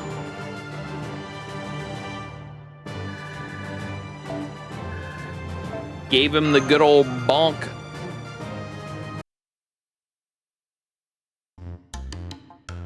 Please tell me we put him back in the jar. Got you. Haha, you've got guts leaving me out of this summer fun, Dolman. In fact, I had so much fun on my hands that I already read the book I got at Servant Fest. Okay. It was a selection of 100 methods of torture. Oh my god, that's a funny callback. She got the book from Wu. She got Wu's book. I see. That sounds like a most captivating read. I'm just kidding. But I am about to make plenty of time to give you the lecture you so richly deserve. Have fun with that. Thanks, Kichi. You better think about what you've done, Doman. Nice try, but smiling won't get you out of this one. Very well then, if I must. Dude, he's such a failed villain. I love him. That should do it. Go on back to MASH, Master. You've spent plenty of your precious free time with us as it is. I have no objection to you cutting loose, as they say. If you come away with an interesting injury, then I will treat you. I'm coming too, of course. Don't worry. I'll make sure to stay out of your way. Okay then, let's all go together without any injuries. I'll make sure to have fun without getting hurt. That would be best. Now go on, get out of here. Hell yeah.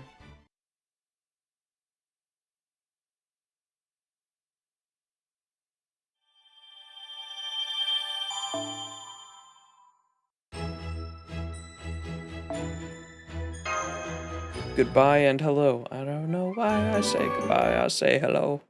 Hello, hello.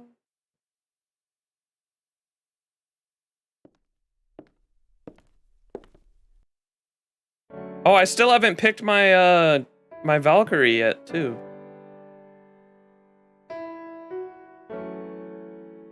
What's up? This event made me really like Asclepius. Yeah, I already liked Asclepius in general. He's a chill dude. He's my favorite out of the... What are the three doctors? There's Nightingale, Asclepius, and there's one more. Out of like, there's a doctor trio, if I'm not mistaken, of characters at Chaldea, right? Isn't there one more doctor?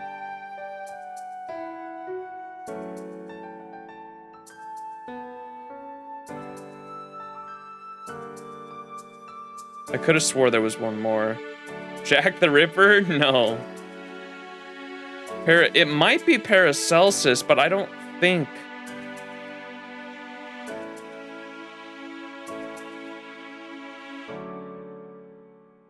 Because they're all, usually they're hanging together. Like I remember like whenever an injury comes up.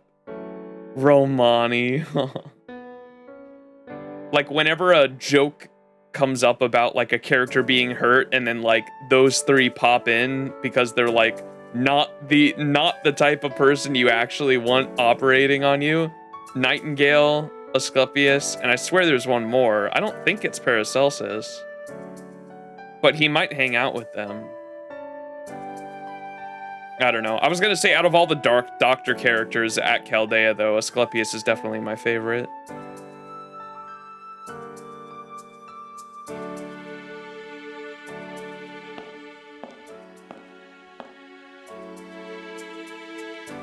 Sanson? I don't think so.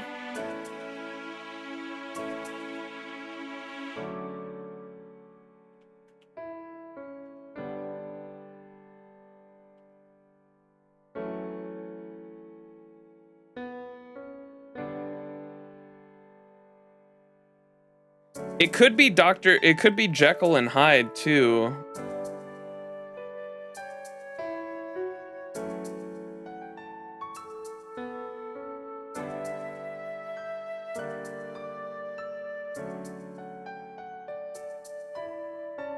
I'm not sure.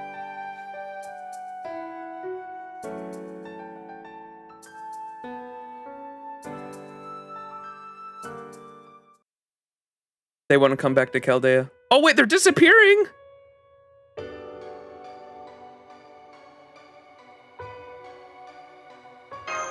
No! We need to contract them.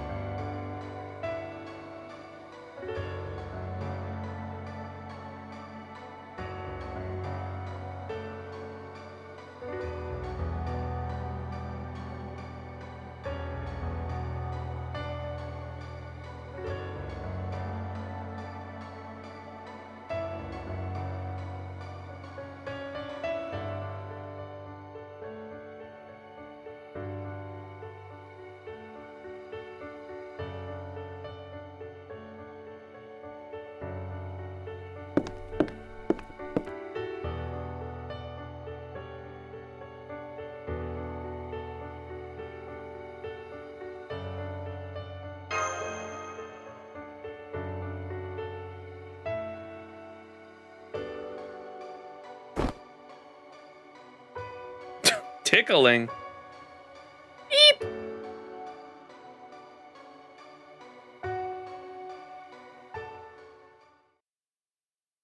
We're gonna contract them, surely. What the? Flowers.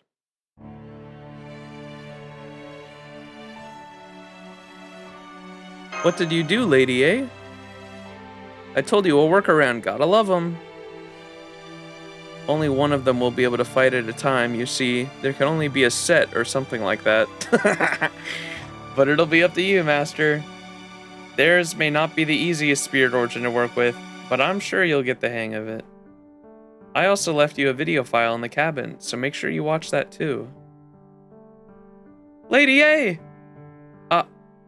Lady Avalon.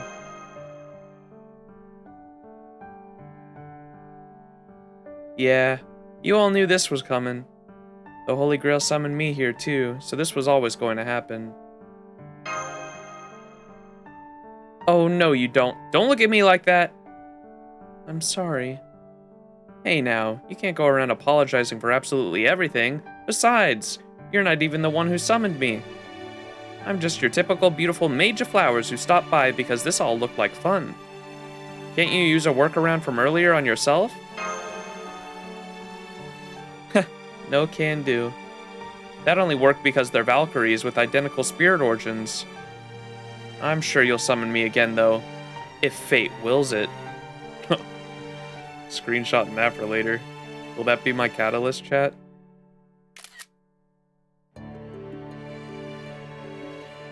In fact, I'd prefer if you did.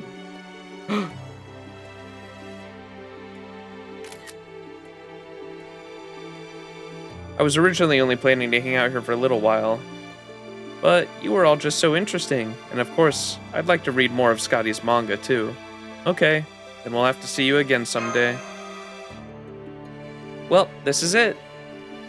Make sure you give the Valkyries plenty of big sister love on my behalf, on behalf of everyone's little sister. As for me, I swear on the Tower of Avalon that I'll be praying for the paths you walk to be blessed with clear blue skies and flowers as far as the eye can see. She dead! That was Merlin's line at the end of Babylon. Aw.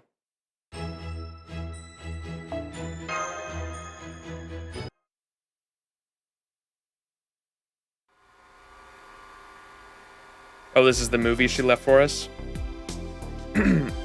Okay, let me explain. I'm just gonna skip over the bit about the Valkyrie's temperament, if you don't mind. Basically, my workaround is a special spirit origin synthesis that takes advantage of the Valkyrie's particular traits. This only works because you already have units from the same manufacturing period registered at Chaldea. As for exactly how the workaround works, it takes one of the new Valkyries and registers her as a Spiritron dress for the unit you already have at Chaldea. This also results in the other Valkyries being automatically registered as Noble Phantasms. I mean, all the Valkyries have similar Noble Phantasm regardless of their class, right? So this formation allows to temporarily summon multiple Valkyries and release their Noble Phantasms all at once. We then tie this directly to their spirit origins. All this means that your first step must be to select just one of the Valkyries already at Chaldea, which is to say Thrud, Hildur, or Ortlind. Once you've done that, the Valkyrie who was manufactured at the same time as the Valkyrie you chose will be registered as a simple Spiritron dress. For example, if you chose Thrud, then Rindir will be manufactured at the same time and will be registered as a simple Spiritron dress for her. If you choose Hildur, the simple Spiritron dress will be Rune. That's the one I'm choosing. I want the pink hair and the green hair. And if you choose Ortlind, you'll get Iris. Too complicated? Yes, it sort of is, yeah. Sorry about that. If I had more time, I could have set things up so that you could have switched between any of the Valkyries you wanted between the original 3. What the hell, Lady A?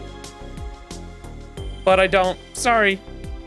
I'm afraid this is the best I could do under the circumstances. Parts of me already is starting to disappear. So, I hope you can forgive me for not doing a better job. But of course, you will. You're nothing if not a kind master. Anyway, that's it for me. You can hear the rest from the Valkyries themselves. Bye! Foe! Foe? Hey, you didn't rush at me. I was expecting you to jump into my arms like this. What are you, going to miss me? What a cute Cathpullig you are. Foe. Yeah, you're right. If fate's on our side, we'll see each other again soon. So cheer up, okay? Make sure you be a good boy and do what Mash and Max tell you. Foe! There you go. Okay then, bye for now. It seemed like Foe liked this Merlin more. What? Foe wasn't smacking the shit out of her.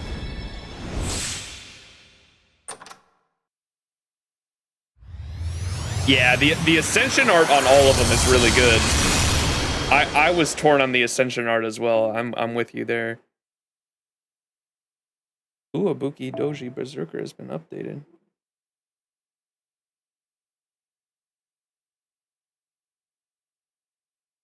Huh.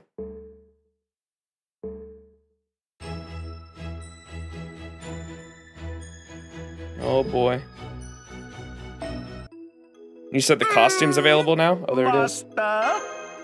わざわざ節操の顔を見に来られるとは。なあ、お目が高い。Gimme. やあ、いらっしゃいだ。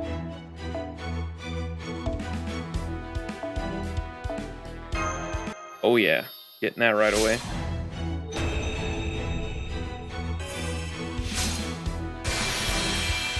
Hell yeah. The wild midsummer goddess. Dub. 我ながらいい調整だ。惚れ惚れし。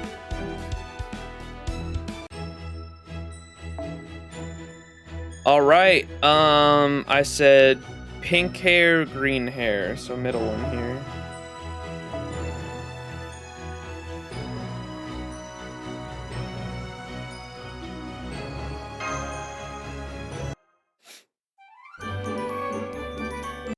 Let's get this over with. I got like a few, like 2-3 hours before I go to sleep.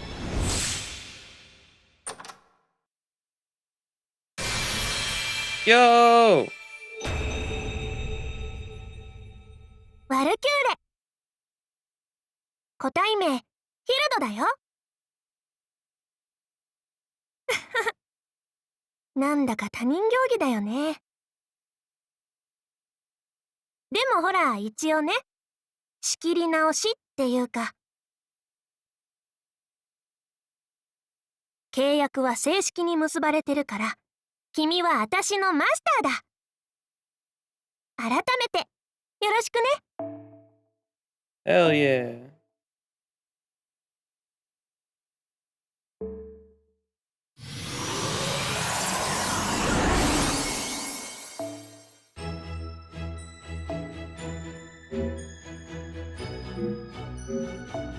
やあ、いらっしゃいだね。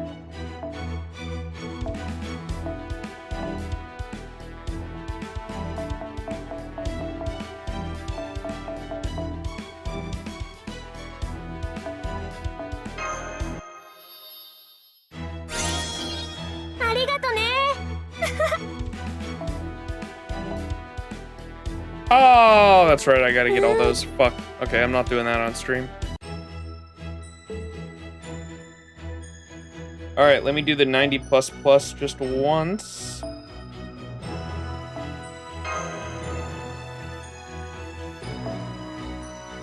Let's see.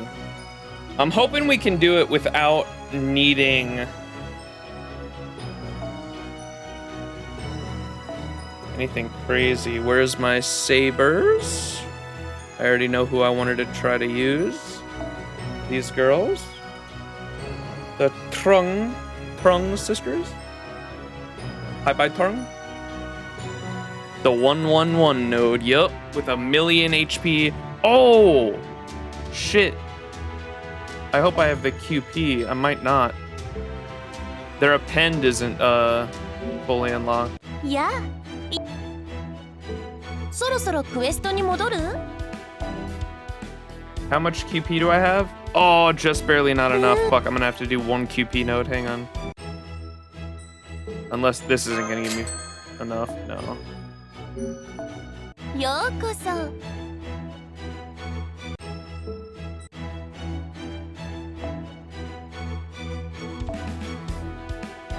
To do this once real quick.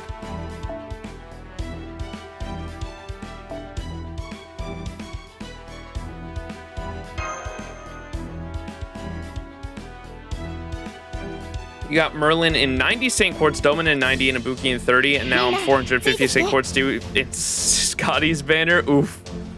It do be like that.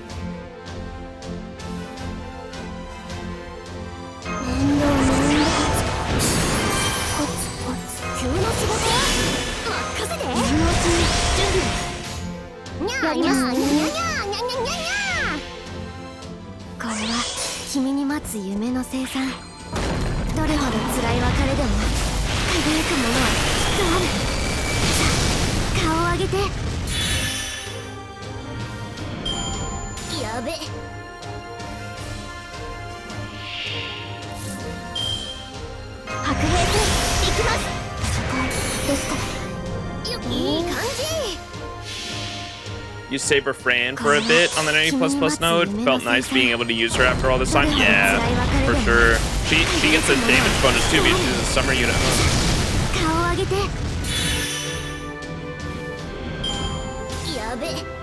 And bond and damage bonus. 知らせ剣断の呪詛もちろんこれは君に待つ夢の生産どれほど辛い別れでも輝くものはきっとあるさあ顔を上げて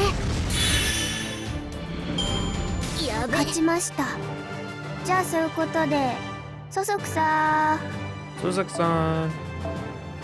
Alright. That should be enough to lower the append. やあいらっしゃいだねマスター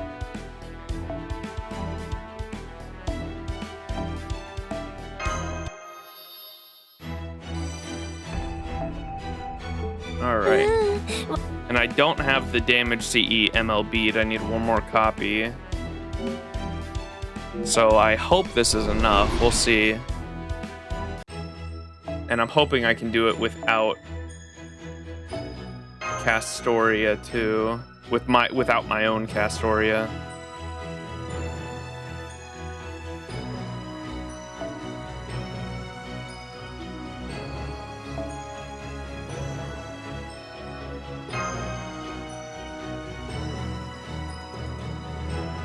Alright, we'll see if this is enough. May or may not be.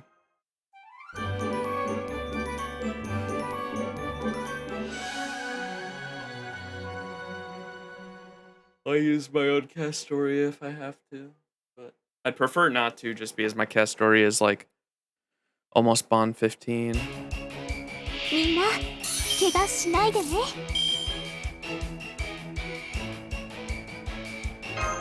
白兵戦行きます。知らせ禁断の呪詛。面倒面倒。こんな時間ずっと体が軽いよね。うん。動き準備。白兵戦行きます。我らの刃を負けないぞ。悪辣にして無法なる者たちよ、聞け。願いただ皆が正しく生きられる安寧の地。そのためなら私たちはどこまでも進む。Ooh. Yeah. Shit, man. 立ち向かうんだ。二人でコツコツコツコツ。ゼカバのせせらぎ。 We're gonna need that CE or the MLB 女王 CE. の名において命じます。立ち上がれ。虐げられし神たちよ。みんなの力と強度を形。65条の奮起へと至る。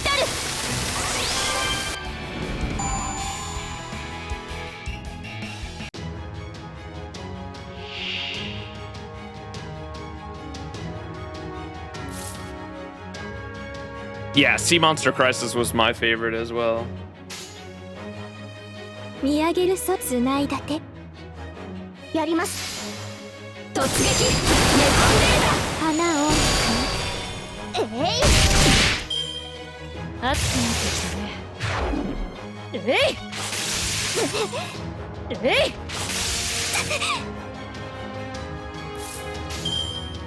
運命カバの見上げる空。それはいつか来る兆しの星。誰に呼ばれるまでもなくあなたは星をかざすでしょう。アラウンドカリバーン。 Yeah, Sea Monster Crisis seemed like a summer event in general. Maybe it's just because of the vibes of the beach and all that. Yeah, it was sick though. I enjoyed it. Did Nasu? I think Nasu wrote it as well. Am I mistaken, chat?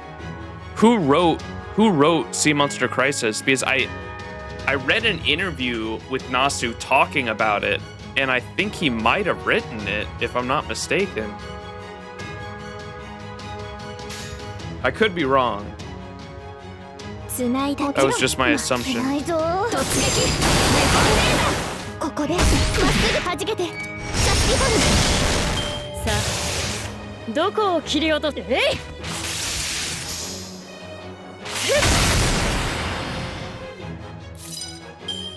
体が軽いよね。うん。知らせ禁断の呪詛。我らの刃。カバのせせらぎ。我らは進む夢の果てまで。歩みが記した思いの雫。舞い散り届け。見えるよ。私たちの国が始末してくる。前から後ろから。これが私たちの力。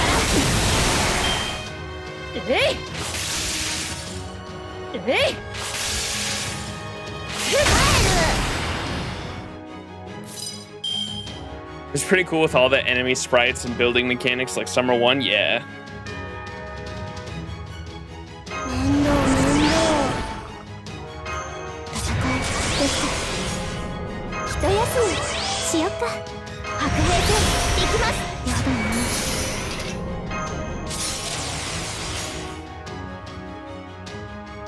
我らの刃を。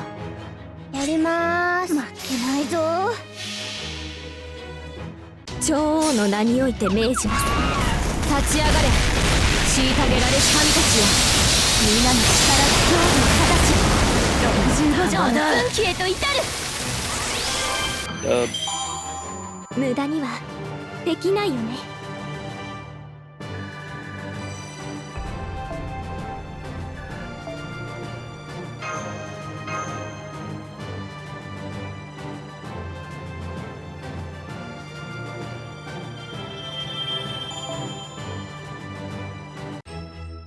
All right. Fuck, I really want to return this. Can't do it with what I currently have, so... Should we just try Bam? Go in with my own Castoria.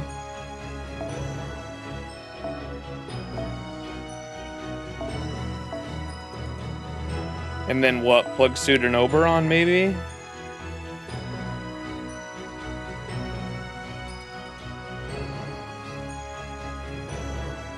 That's the super safe bet. I really don't want to have to do that, but once I get the MLB CE, it'll make it easier. Because that's a whole nother 100% increase. Maybe I can just use the plug suit for now and then swap back to the Arctic Mystic Code to level it up once I get the last copy of that CE. I'm currently sitting at just wait, only 3? Oh my god, I only have 3, never mind. I gotta get fucking 2 more. Wait, do you get all 5 from the point ladder? I got some grinding to do if so.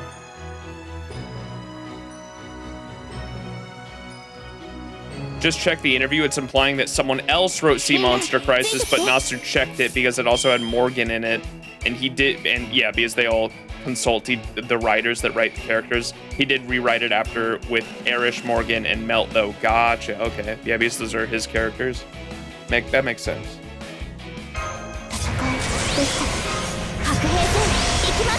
I remember reading that interview, and he said something about that was like his personal favorite event in the end, or I think he said in the first half of the year, but let's be honest, it was the full year. Like I think even the back half events, like none of them are as good as Monster Crisis.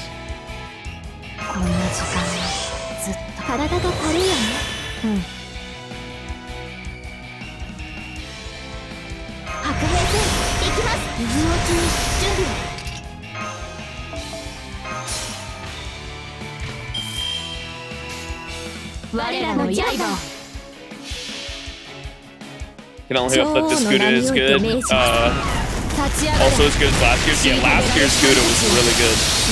I enjoyed that one. That was my favorite Gouda I've ever read. Out of I've been reading them since Gouda 4, I think. So I've only read Gouda 4, 5, and last year was 6, right? So I've read 4, 5, and 6, and 6 was easily my favorite.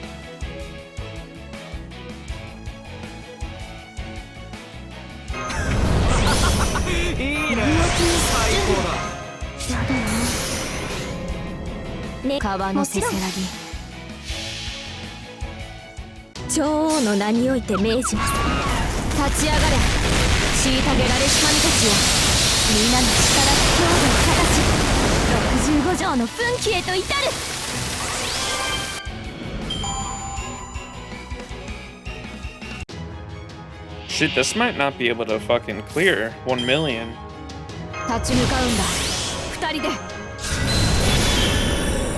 I have any follow-up moves? Just one.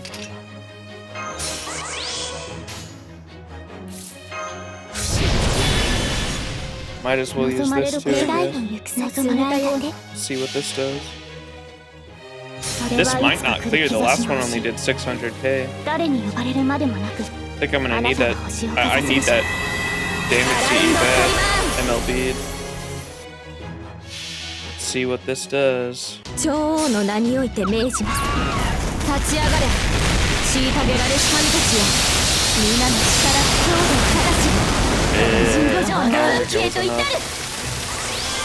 Oh, it just barely. Holy shit. Did you see that? That was like just barely enough. Holy fuck. Holy shit. Yeah, I need that double damage CE bad, man.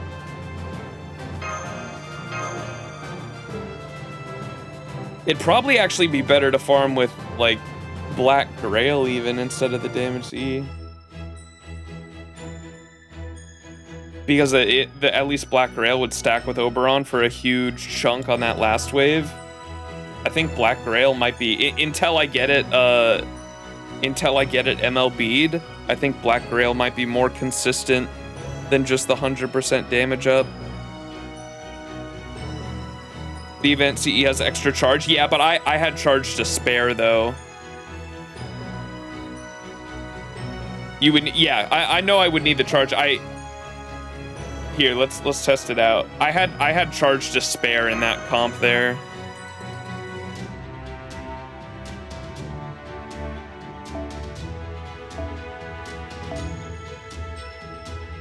And like I said, I'll move stuff around once I have this CE MLB'd. Once this is MLB'd, I'll definitely try the 200% damage bonus. But until then, I think Black Grail is going to be more consistent on that final wave.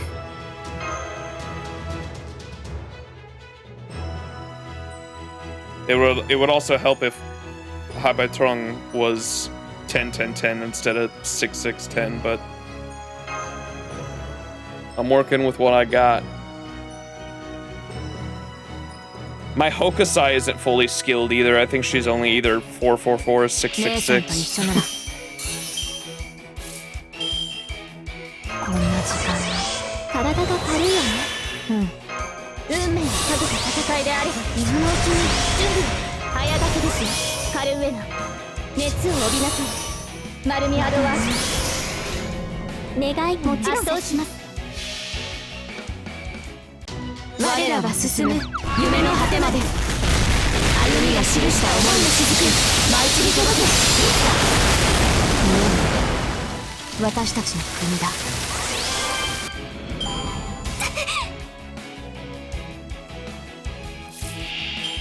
See, now when we use these, and then we just use Oberon's 20% here. And then his 50% should definitely get it next wave. Like surely they refund at least 50 here. Give me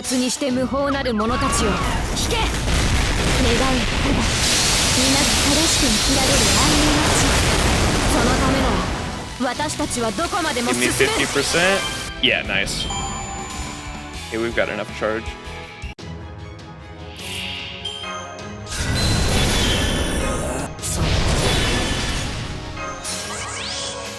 Alright, and then this should clear without even the Castoria NP, I think. Because I think I need the Castoria NP if I don't use Black Grail.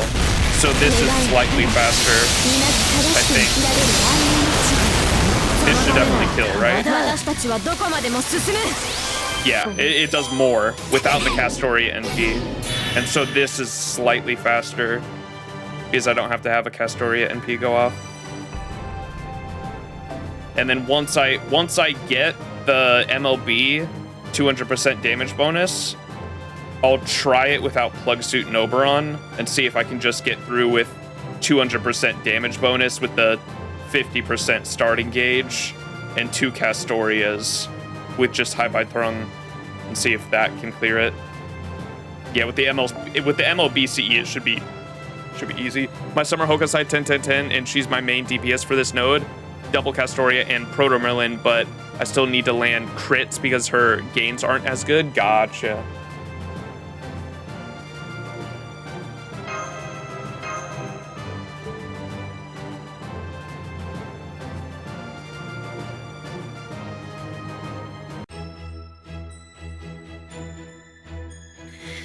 All right, I think that is gonna have to do it though. We're obviously gonna do the rolls and let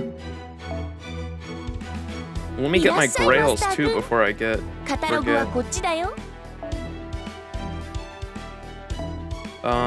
What do I have for 2,000 down here? We've got Billy the Kid and Jekyll and Hyde. So let me check those.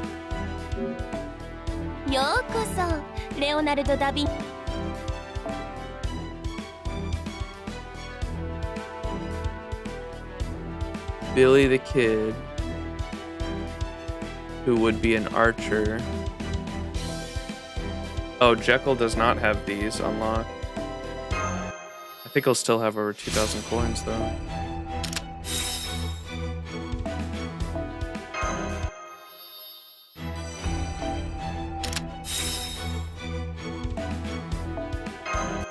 I'm never gonna use this character, but I'm still wasting the coins on these regardless. そろそろクエ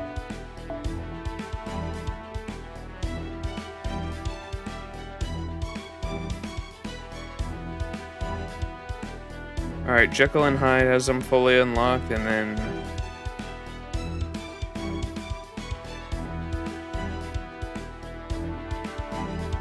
Where's Billy the Kid? My name's Billy the Kid, and I'm calling you out. Have I not leveled him at all? Where the fuck is he? Level 40. Okay, and his are fully unlocked. Billy the Kid and Jekyll and Hyde. 我ながらいい調おや何か物入りかな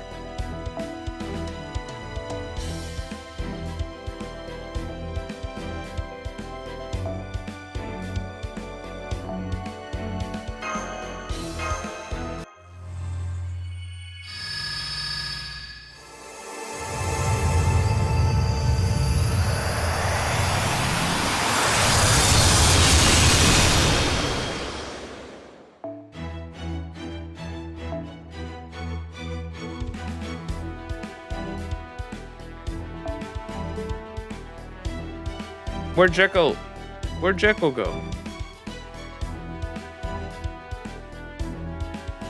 There you are.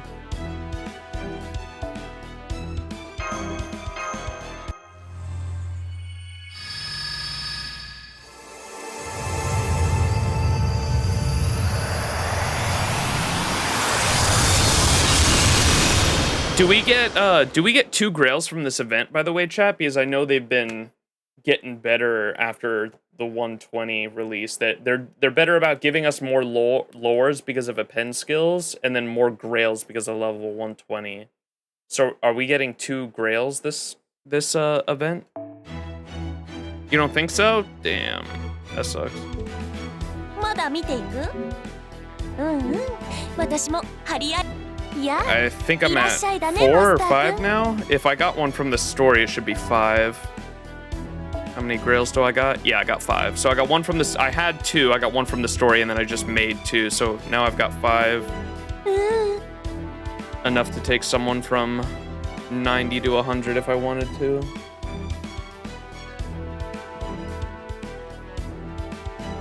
Oy, oy, oy. All right, let's do some Gamba real quick. Gamba time. All right, I'm gonna do a daily disappointment on all the banners where I want the 5-star. God, I would love an NP5 Kami Cams. Would love me a Kami Cams, that's for sure.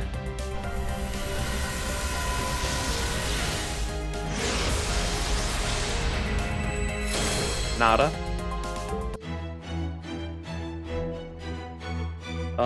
Not gonna roll on that one. Do a daily disappointment for Scotty.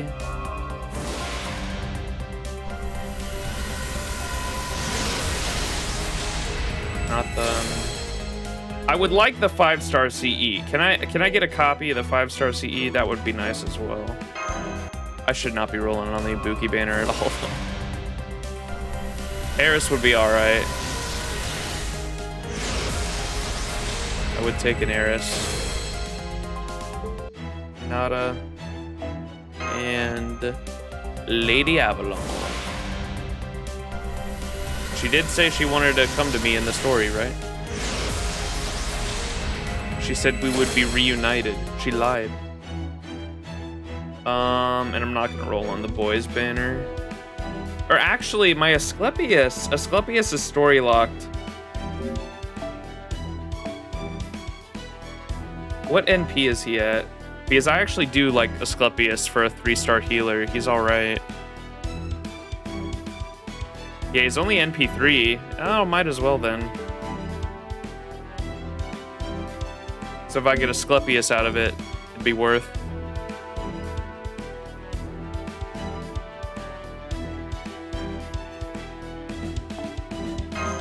So fuck it. Asclepius, Asclepius, Asclepius.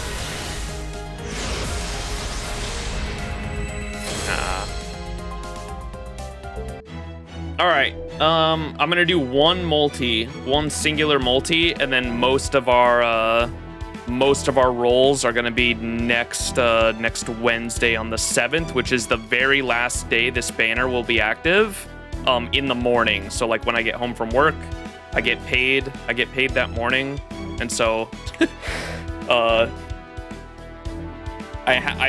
like I said, I could go in and like buy a pack or two right now, but I'm just making sure I have like the extra cash so I'm not like literally draining my fucking wallet. Being a little bit more fiscally responsible, I guess. So we're just gonna spend one multi here, and then we're gonna go crazy, not super crazy, but like we'll have a couple hundred St. Quartz to spend next Wednesday before the banner goes down. I would like one copy of Scotty, and like if I could get NP2 Lady Avalon, I'd be really happy. But one copy of Scotty and one copy of Avalon, like I'll walk away happy. But if I get one I'll probably start on the Scotty banner, and if I get a Scotty, we'll immediately blow the rest of the St. Quartz on the Lady Avalon one, because Scotty is like needed for farming, and farming is 99% of the fucking content in this game, whereas Lady Avalon I mainly just want to be able to do arts focused immunity teams. The invincibility comps with arts team or arts DPSs is like the main reason for wanting Lady Avalon. But yeah, we'll give it a go and spend a single multi on Scotty, and if we get her, then next Wednesday we can just blow our load on the Lady Avalon banner. So let's give it a go.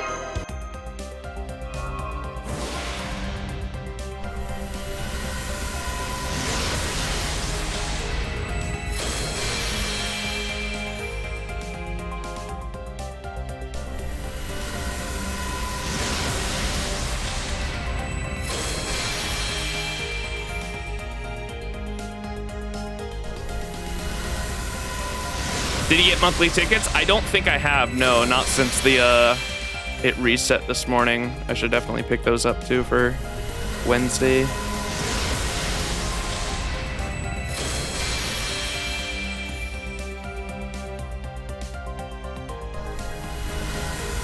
If I could get, like, I should get a CE from this too, right? An event CE, please. I've got like no event CEs for some reason, even though I've been doing daily disappointment every day for like the past week and a half. There we go. I was gonna say, please just give me one fucking 5-star or 4-star event CE, please.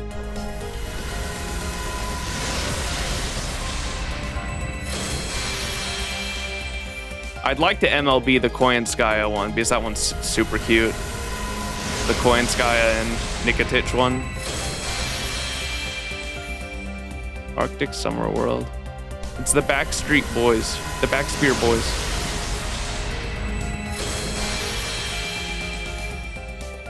Trying very hard not to roll for the Summer Comma banner for Say. I already did 111 roll and got MP3 Canis. Ooh. Yeah, might be a sign. Might be a sign.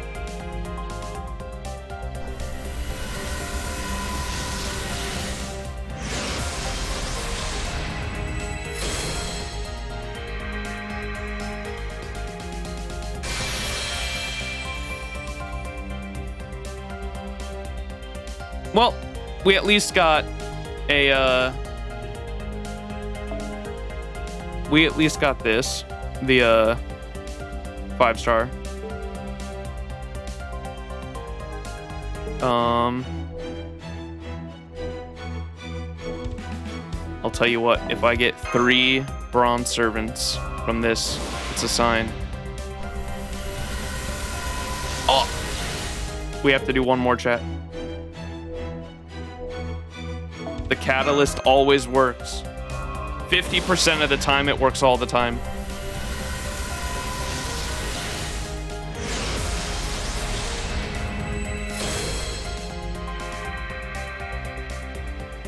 Surely the Fate Stay Night 20th anniversary campaign helps. Surely. They probably will give us a little bit amount of Saint Quartz. I don't think it's gonna be much though. Tygon Wang.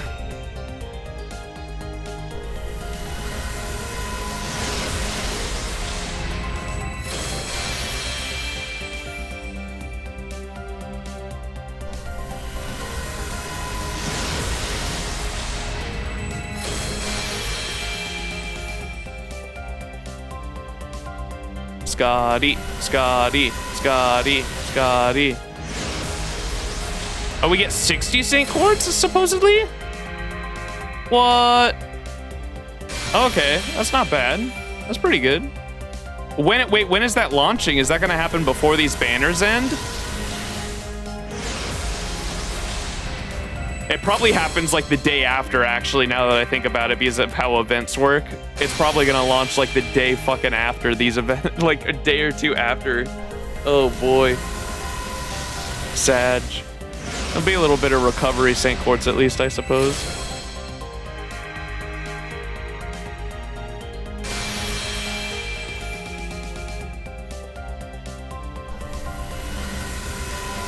Doubt it because they never announced the date? Yeah. Oof. Recovery Saint Quartz it is then. Damn, did my friend point catalyst not work? That shit's supposed to work 50% of the time.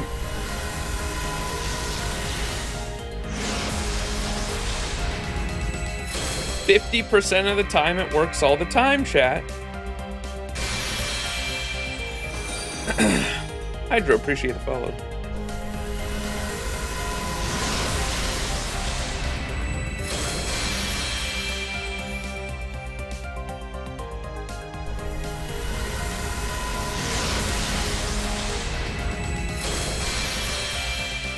We got some more CEs out of it, at least, I guess. Oh well, we got some more event CEs out of it, at least. But now I can at least, now that I've got the 5-star CE, I can put a 5-star CE there, a 4-star CE.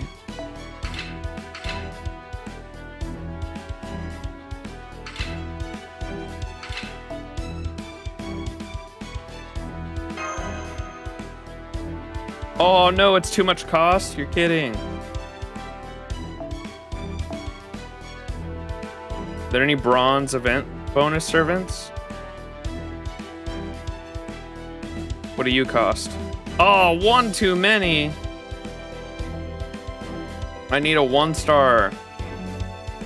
There's no 1-stars?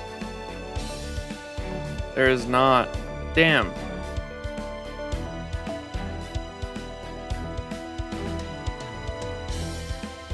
I guess I can put my... Where's my level 90 defeater of oppression? There you are. There we go. Spartacus. I have a level 90 Spartacus. I was thinking about possibly taking Spartacus to 120. 1 for the meme, and 2 because Spartacus embodies myself if I was like you know how if you summon a servant without a catalyst, it's supposed to represent like your personality, right? If I summoned a berserker without a catalyst, I guarantee you it'd be Spartacus. Like, this man's fucking... If you took out a couple brain cells out of my brain, like, I'd be Spartacus, like, without a doubt. Dude, this man's fucking... God, I love him so much. Oppression! Gravity is oppression. So good. Alright, chat. Thanks for hanging. Like I said, no stream this weekend, but I should be streaming next Wednesday, doing some rolls, and then finishing up the Honkai Star Rail story, the Yarilo 6 story, the weekend after that. And so look forward to that next week. But I won't see y'all until then. I'll be active in the Discord, of course, chatting it up. Show me your roles. Would love to see. Talk video games. And I will see y'all next time. Peace, everyone. Take it easy. I hope you all have a fantastic weekend. And I will talk to y'all next week. Bye-bye.